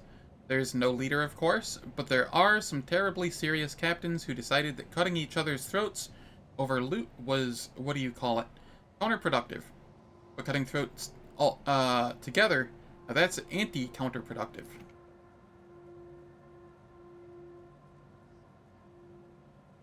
And, well, their joint efforts leave them with an excess of spoils, so they need to dispose of it somehow, and I, your nobleness, just happen to know someone who handles such kind of dealings on behalf of those very serious people. You're pirates. I came across a void ship belonging to your associates. They were planning to break you out. Well now, that's out of the bag. Our fellows were supposed to come and get us a long time ago, but they got tied up somewhere.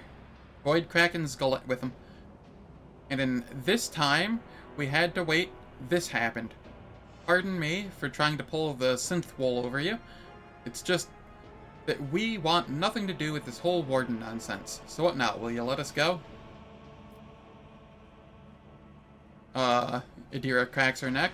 Sure, no problem. Today you tell us a little lie. Tomorrow you stick a torpedo in our side from that ship of yours. If it doesn't fall apart the moment our helmsman sneezes in its general direction, I shall spare you.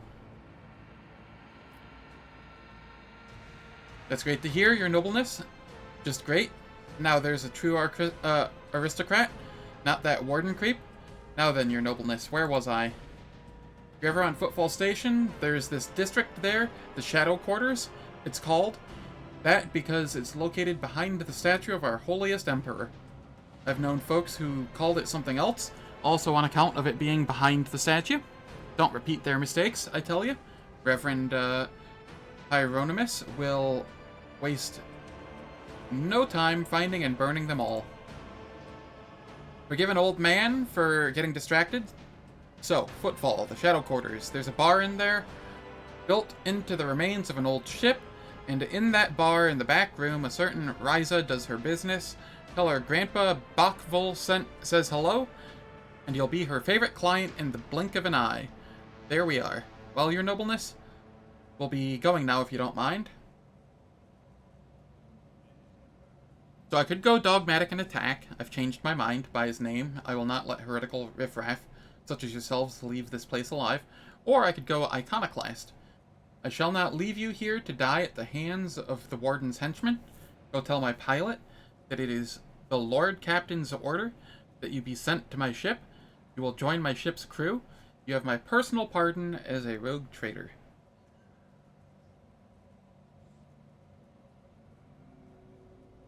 I'm going to go the iconoclast option. Thanks. We are most grateful, your nobleness.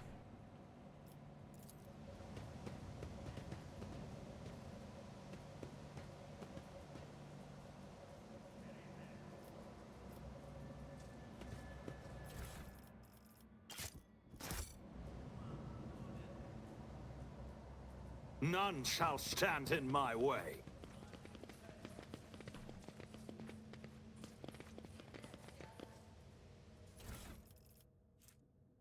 Prison guard key. We take that.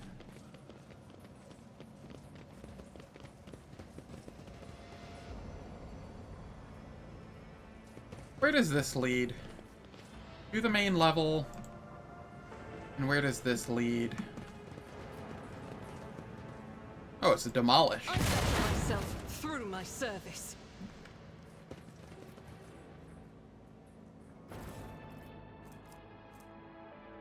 Saturated Cape. When the wearer uses Endure, they immediately remove one of the effects on them in the following order. Burning, Toxin, Bleeding. Alright, Abelard.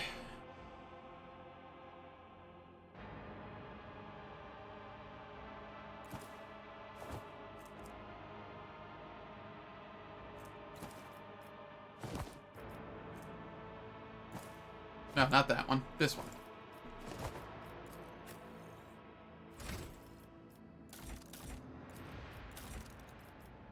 I am a dogmatic follower. I am not an iconoclast follower yet. Heck.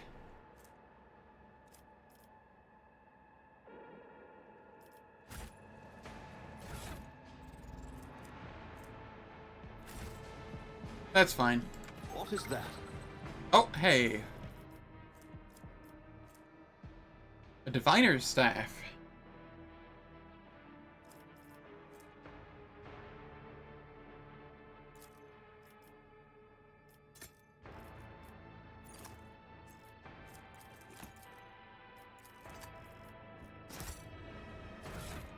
Alright, what do I have in my main hand?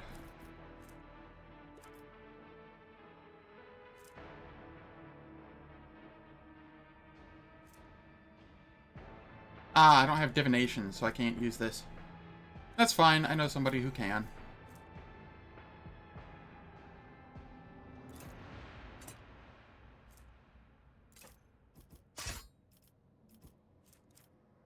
And then I should be able to use this one.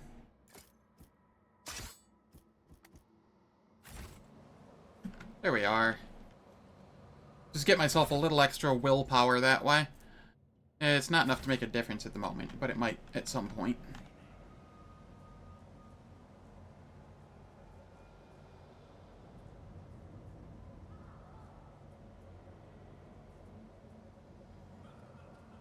Okay, this is to the main level. It's about time.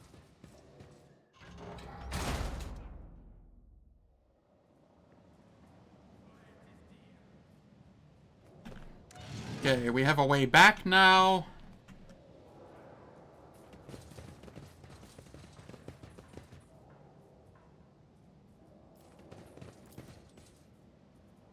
Corpse in uniform, decorated with the winter scale coat of arms. The dead guard did not even have time to draw a weapon. The surprise attack must have come as a surprise. Thank you.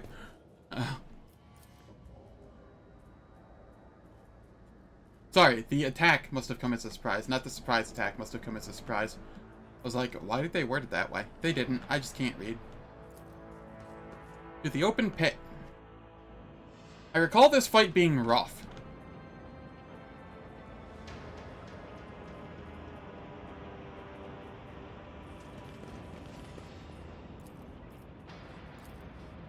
I rise to the occasion. Never doubt me. The victim was taken by poison gas.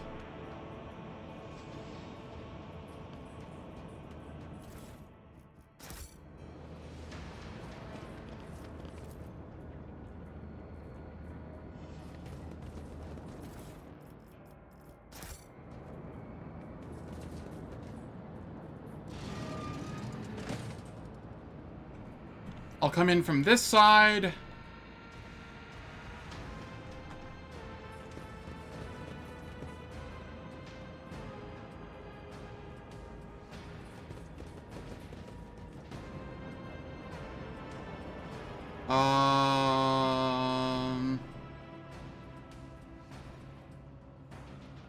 Shit. Actually, can I come back around this way? Nope. It's not gonna let me. Fuck!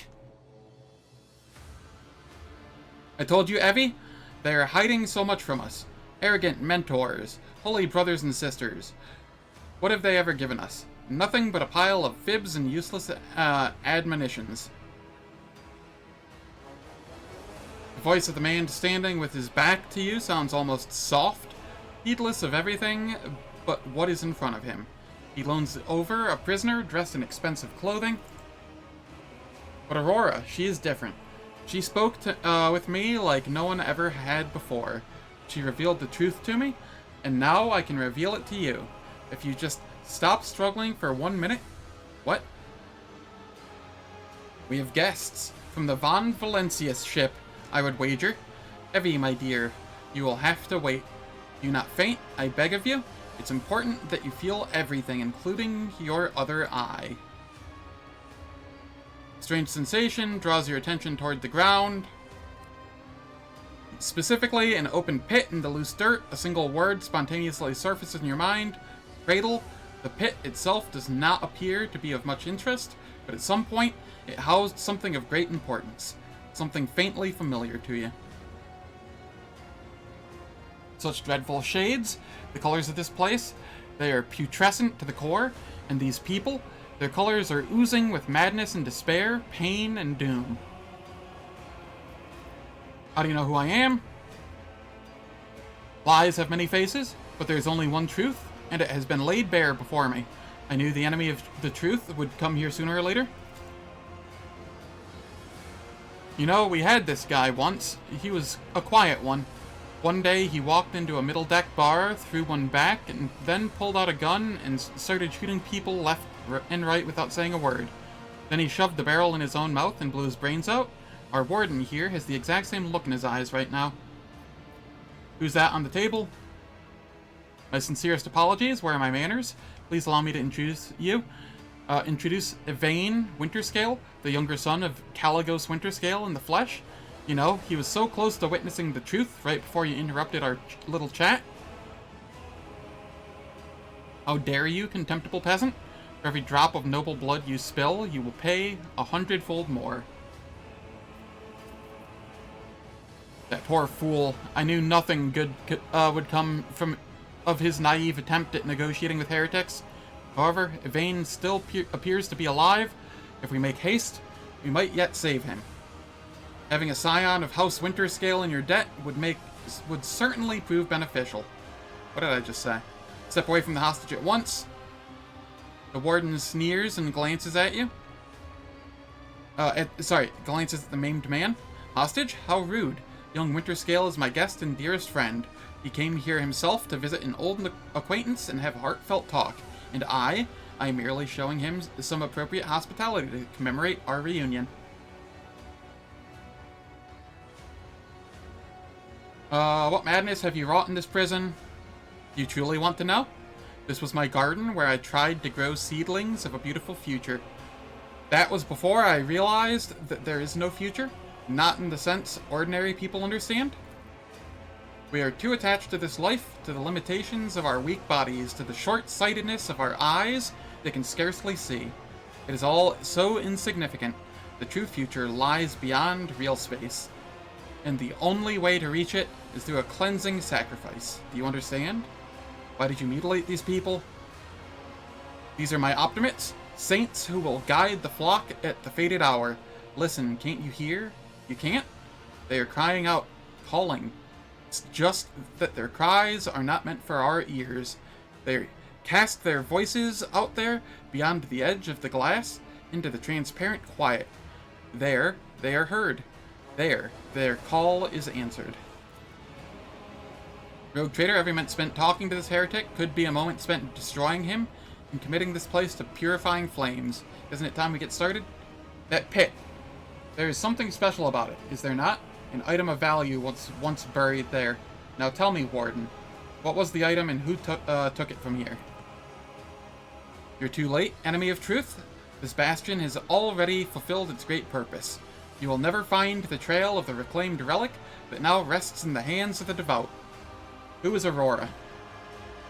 Oh, so you've managed to barge in here and interface with the prophetess's designs without even knowing who she is? But it's too late now. You will never attain sight. All you can do is accept your fate. He suddenly stirs like a predatory beast. I do not like it when people take the prophetess Aurora's name in vain. I desire your death, enemy of truth. The time for words has passed. Optimates, give your power to this harbinger of Aurora. Let your our foes see the truth, or become awash in blood. Take a knee and bow before me. Your Emperor won't save you.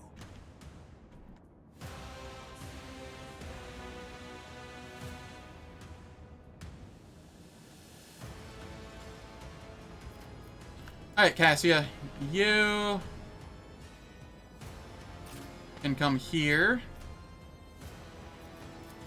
I can go there. Abelard can go here. Argenta, you can go there for now. And Idira, I guess you go here for now. And we have the unholy lenses that we need to destroy, if I recall.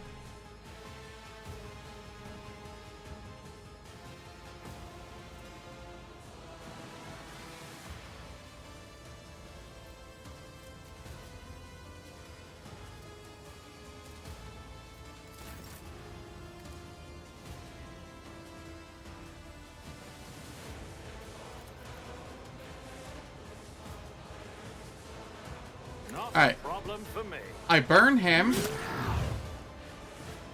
Nothing I can't do.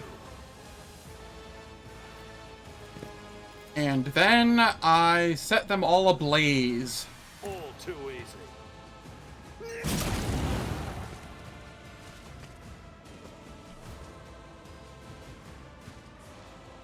Alright, he's dying to the fire.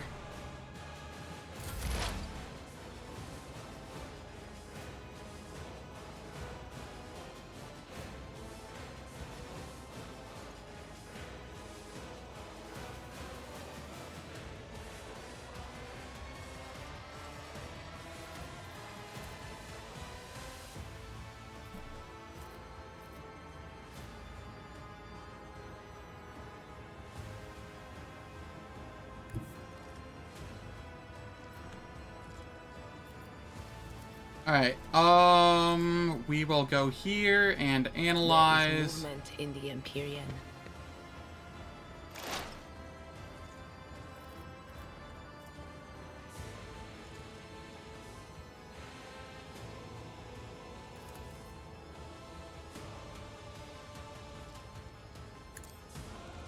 We buff.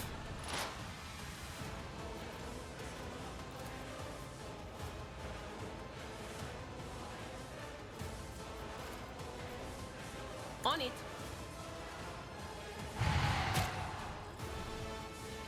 Alright. Chaos guides me. Stop mocking me. Oh, my ears are ringing.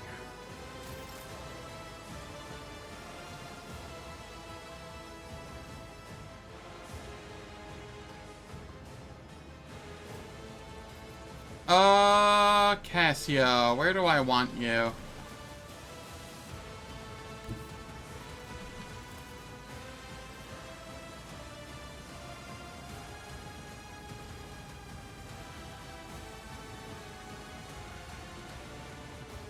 Something like this? Be careful not to cross my gaze. Painted black.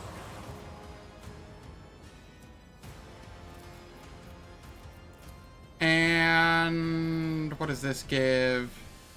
2 AP, no MP. And the range on it is...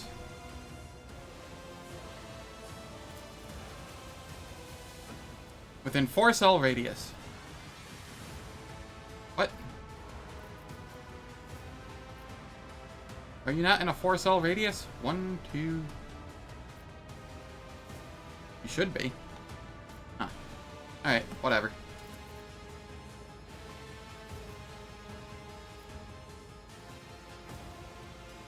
Isn't this a job for the serfs?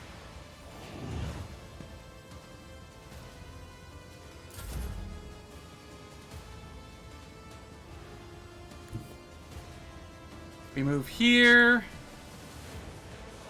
We slap. Follow my lead. One fewer target. We charge.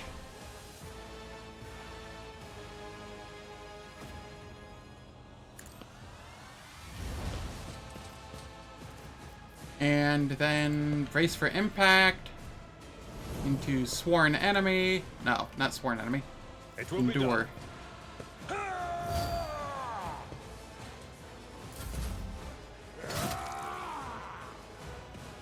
Crush the feeble! Death to the weak.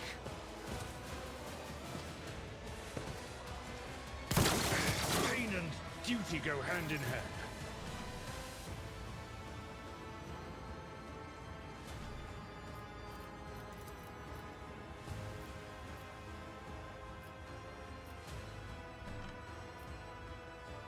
Alright, we're just gonna take these out.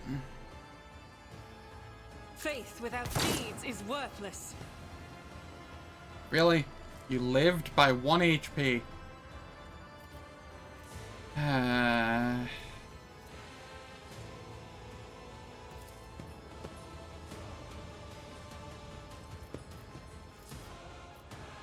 I'll do it. Doubt is for the weak.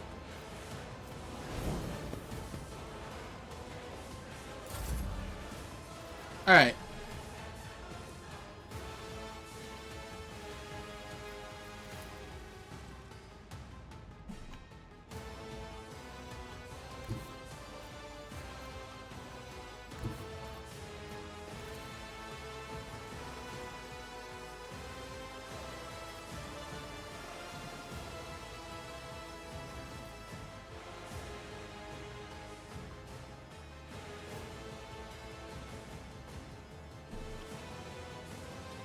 I can stay right here and... no. Stay here. And zap. Suits my purposes.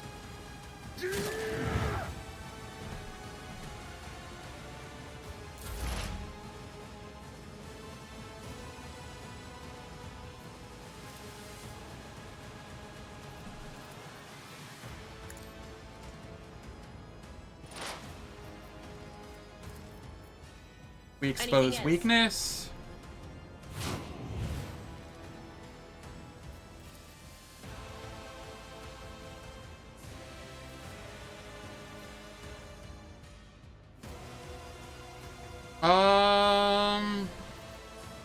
What is this? Tactical knowledge again? No, that's fine. I'll just make sure that one's dead. Farewell. I am your doom. You missed every shot.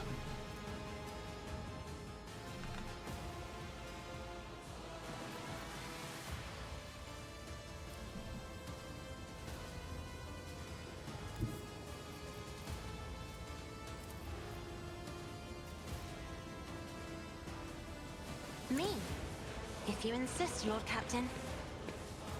Argenta, you get another turn. As the Emperor commands, I act.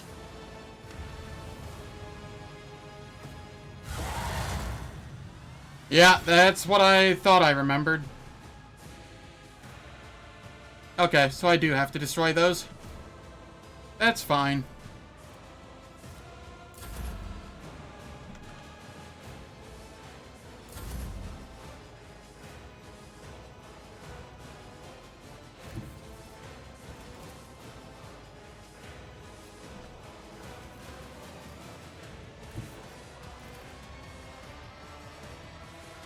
Can't reach. So I'll go for the one I can reach. Is at the fore.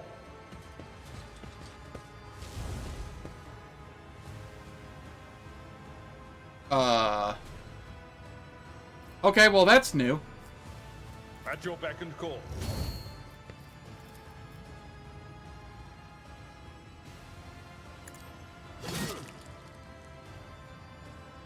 He appears to be inside of me. Ow. Out of my way.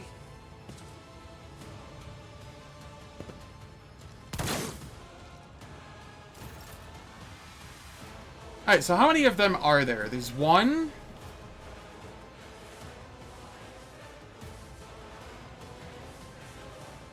Two. Three.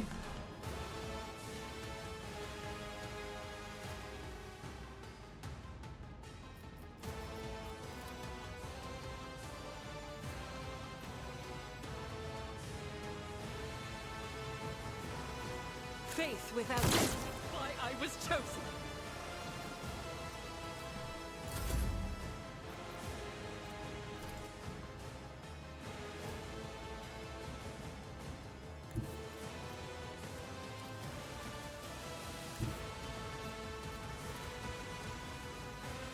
Forge ahead.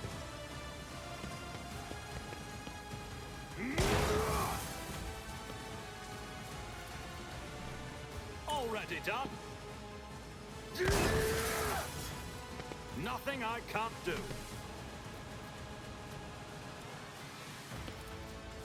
All too easy. Alright. There is an ad break coming up. I'm just gonna start it now. It'll be 3 minutes.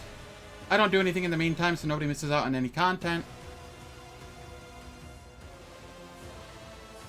It disables pre-rolls and mid-rolls for the next hour, and I will catch you on the other side of it.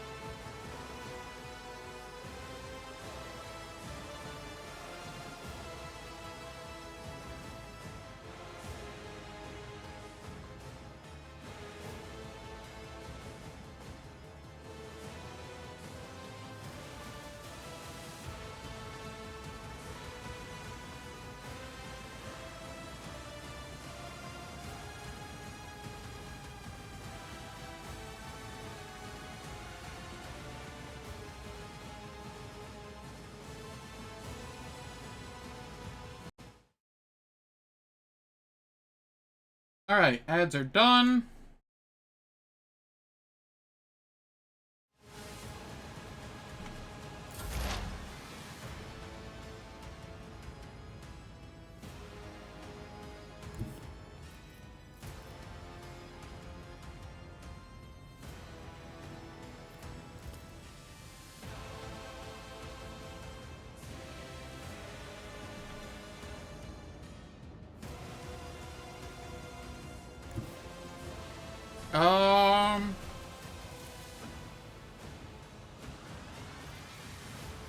Does this just not work on, Huh.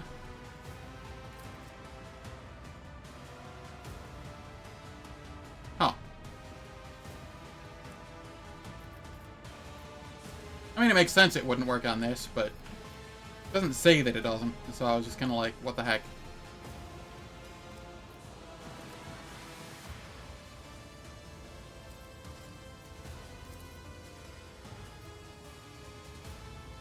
What is this foreboding?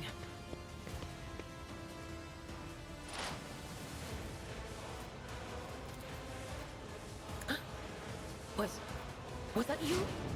Or... That is too far away. What about if I... Yeah, too far away. That's fine. Ow!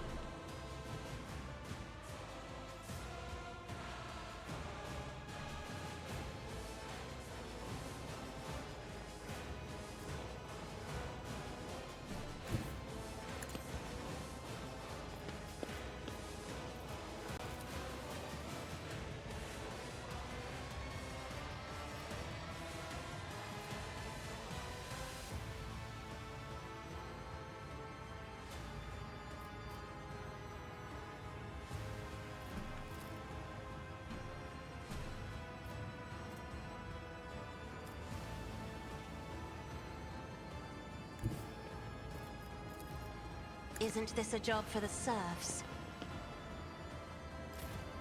Argenta, you get another turn.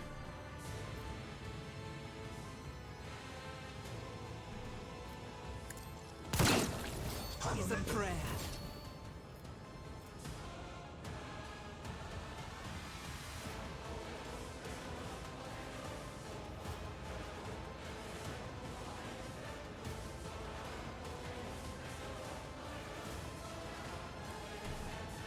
All right.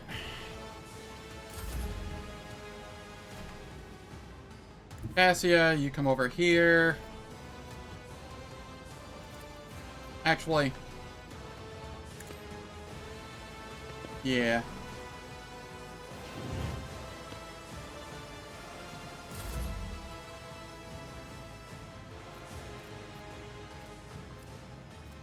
Victory is imminent.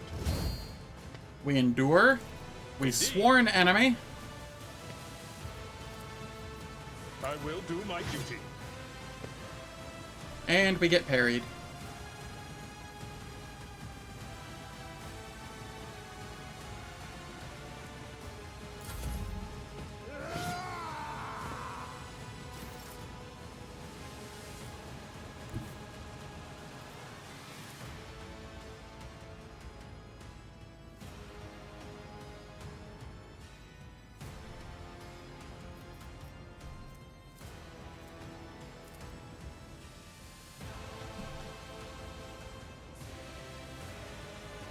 All right. If I move here... Okay, yeah, moving there is the play.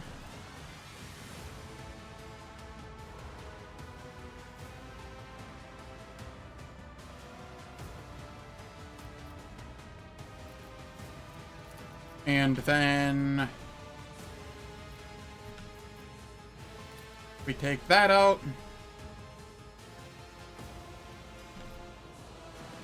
Argenta. Then you take that out.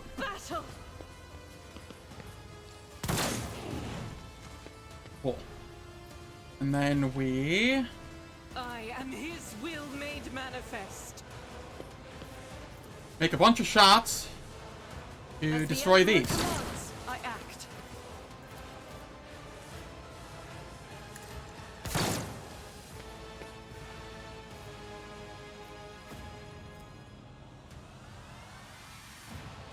I'll do it.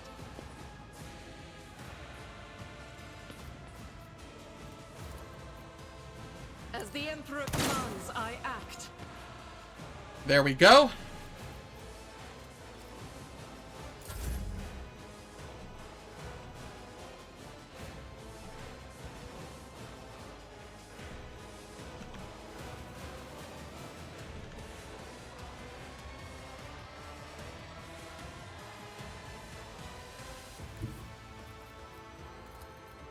My tactics are flawless. And now it's just the boss.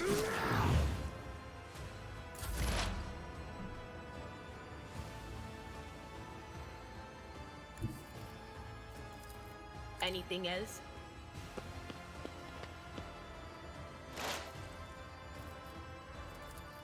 Will do. On it.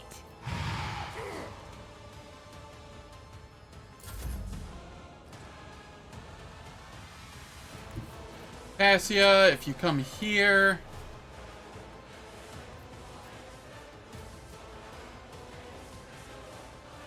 There's no way for you to just hit him. Is there? Negative. Alright. Fine then, Cassia. Come here. And give Argenta another turn.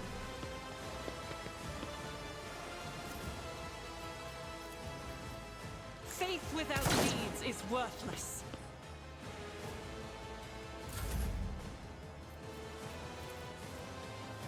I am a navigator, not a servitor. Cool. And then Abelard. You get to endure. Do you have Sworn Enemy on you still? No.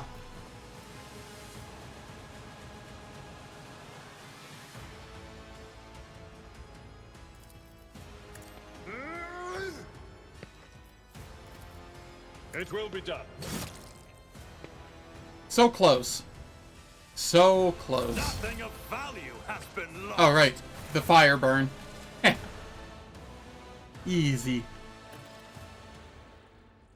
I don't believe we've been properly introduced. Blood is bubbling on the young man's lips, and his voice is barely audible, but even now it remains melodious and quite courteous. Yvain Winterscale. Coronis? Greatly pleased to make your acquaintance. On the rare days that Lord Winterscale visited Eurac 5, the station was awash in a mist of warm hues. We were forbidden from meeting each other, but I was delighted still to see such rare colors in my home. Now, however, his colors are darkening. Twisting from pain and bitterness, we must help, Lord Captain. We must save the clarity of his soul, for he whose presence makes the world a little brighter deserves no less. Lady Cassia, I presume? The sacred child of House Orselio? How disgraceful it is that on the day we finally meet, I find myself not at my best. There's no disgrace in your predicament, Lord Winterscale? The Lord Captain and I met under similarly dreadful and tragic circumstances? What have they done to you? The Warden, my friend, I tried convincing him to stop the riot. Diplomacy failed. Father hates diplomacy, which is why I had to try.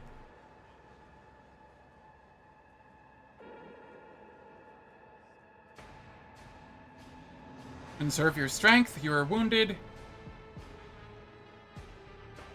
And need help. Wounded. I would have phrased it altogether differently. Tortured and maimed, perhaps? Have you ever had your eyes burned out? This was my first time. I cannot say I recommend the procedure. He is either trying to make light of the situation or growing delirious from the pain. I must take my leave. I will see to it that assistance is provided to you. and that you are escorted from here. He nods, giving in to oblivion. Free profit factor gained.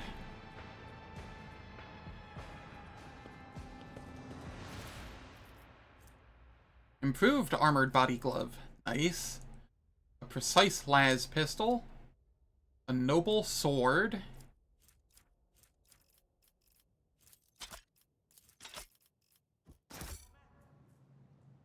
Alright.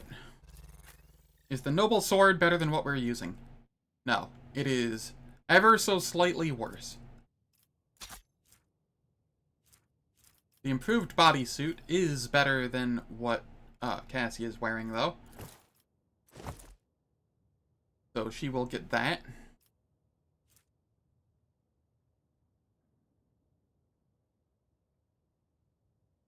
And we don't need a precise las pistol. We don't need a faux hammer either.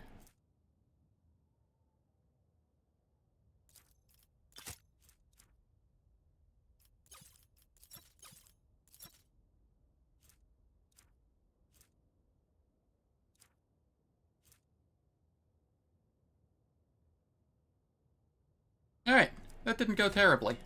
I got wounded, but that's fine. Worth it for getting the win, since we get rid of our wounds when we head back to the ship anyway. Follow my lead.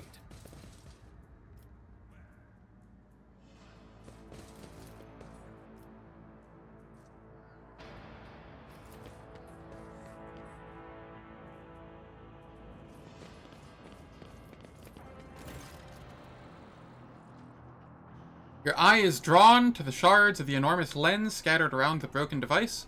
At first, you are uncertain as to what troubles you, but suddenly the realization hits you. The glass shimmers in a unique way, just the same way as the shards of the unknown broken object you found near Theodora von Valencia's desk. What's the matter, Lord Captain? Why are you so interested in... By the Imperium Saints, it cannot be. I see it too. Whatever that thing in her study was, it was made from the same material as this junk. What? What? Abelard is at a loss for words. He takes a moment to collect himself, and all at once they start pouring out in a hasty sputter. It's a mistake. Slander meant to blemish the good name of a person who is now dead and cannot even defend herself. First, those minions of the archenemy murdered Lord Captain Theodora, and now this cannot be tolerated. It will not be tolerated. Come on now, Abelard. Remember what she was like? Brazen, assertive. It was like her entire life was a race against fate until fate caught up with her in the end. She would have gone headfirst into a black hole if she had thought it would put her even one step ahead of everyone else out in expanse. If we could just find out what she was keeping in her desk and why she went to get it during the attack. How bitter it is to know that you were born from bad blood. But do not let this knowledge drag you into darkness. The sister's words ring with a genuine, sincere hope that you be blessed with a worthier fate. She does not appear to be shocked by the news of Theodora's possible heresy. Life must be so easy for you sanctimonious preachers. A dubious trinket, and you no longer see a person. You see bad blood, an annoying hindrance. How dare you admonish me? We are speaking of abetting the archenemy. A person who has tainted themselves thus can never justify their actions. Sure, why go through all the trouble of trying to make sense of anything when you can just label them a heretic and call it a day? Except, dear friend, I seem to remember that you didn't mind Theodora so much while you were aboard the ship. You didn't leave her side even for a moment. She rescued you, aided you, and your adoration wilted the moment you heard an accusation sullying her memory. You weren't surprised or upset. You just gave up on her and moved on.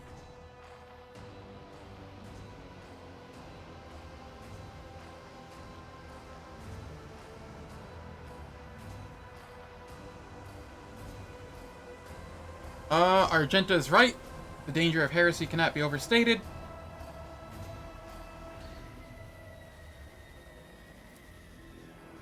Lord Captain, I'm not excusing heresy. I just don't believe, I don't want to believe Theodora would be involved in it. That's all, or that all the good she did can be so easily crossed out with a single word.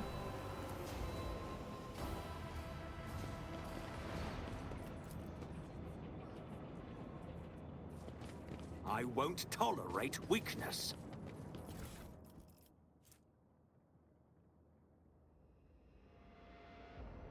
Ooh. I'll collect that.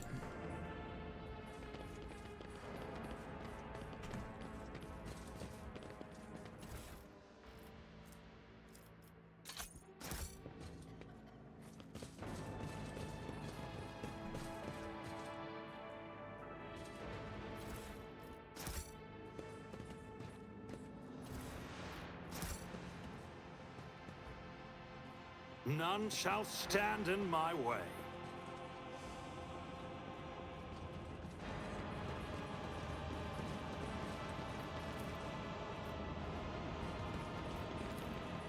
Alright, nothing left to get back here. We shall leave.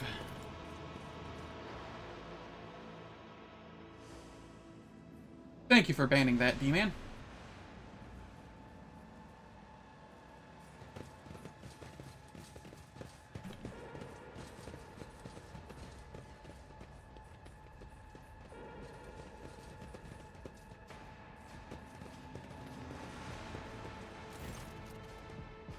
The rebellion is crushed. I have news of your lord.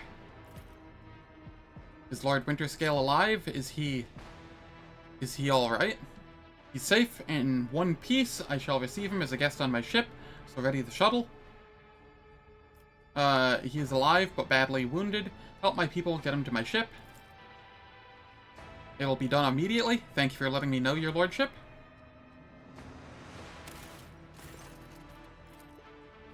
It's about time.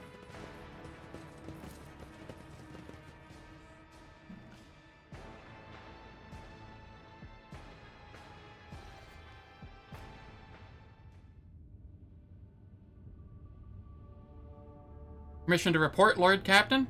Over the past few days, I received several messages from different decks complaining about anomalous behaviors in the ship's cogitators and servitors. Machine spirits are restless and rebellious, and no tech litany or a ritual of pacification can rid them of this obstinacy. The tech priests can deal with the vessel's systems, but the servitors, they make errors in their tasks, disobey orders, change the assigned rituals, or sometimes downright freeze as if in a trance. A click comes through the Vox channel, followed by a weary sigh. Lord Captain, occurrences such as these are caused by errors in cogitator calculations, or have some other sensible explanation. I beseech you, I beseech you not to take after those who whisper about the ship being cursed or possessed. Oh, don't start, old man. All these peculiar happenings have long since turned into local legends. The door slams shut, a lumen starts flickering. Folk have grown used to it all, or used to all that. So our resident ghost has decided to up the ante. I'm telling you, things are only going to get worse from here. The technomats inspected the servitors and concluded they pose no danger. According to the servants of the Omnissiah, such behavior is caused either by the echoes of minds not completely eliminated, or manifestations of the machine spirit's will. Nevertheless, the faulty servitors make the crew's task considerably more difficult, and High Factotum Danrock would like to discuss how he should deal with the defective property. He's awaiting your audience on the bridge.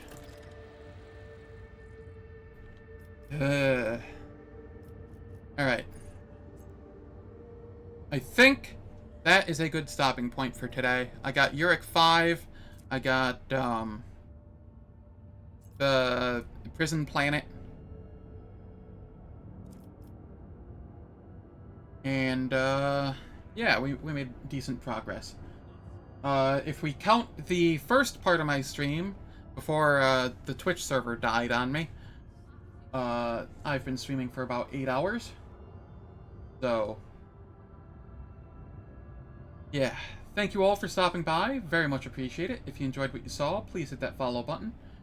And I will try to stream more Rogue Trader tomorrow. But for sure, I will be doing at least my evening multiplayer Baldur's Gate 3 stream with Alanim. And then Friday, I will definitely do another long stream of this and see where I can get.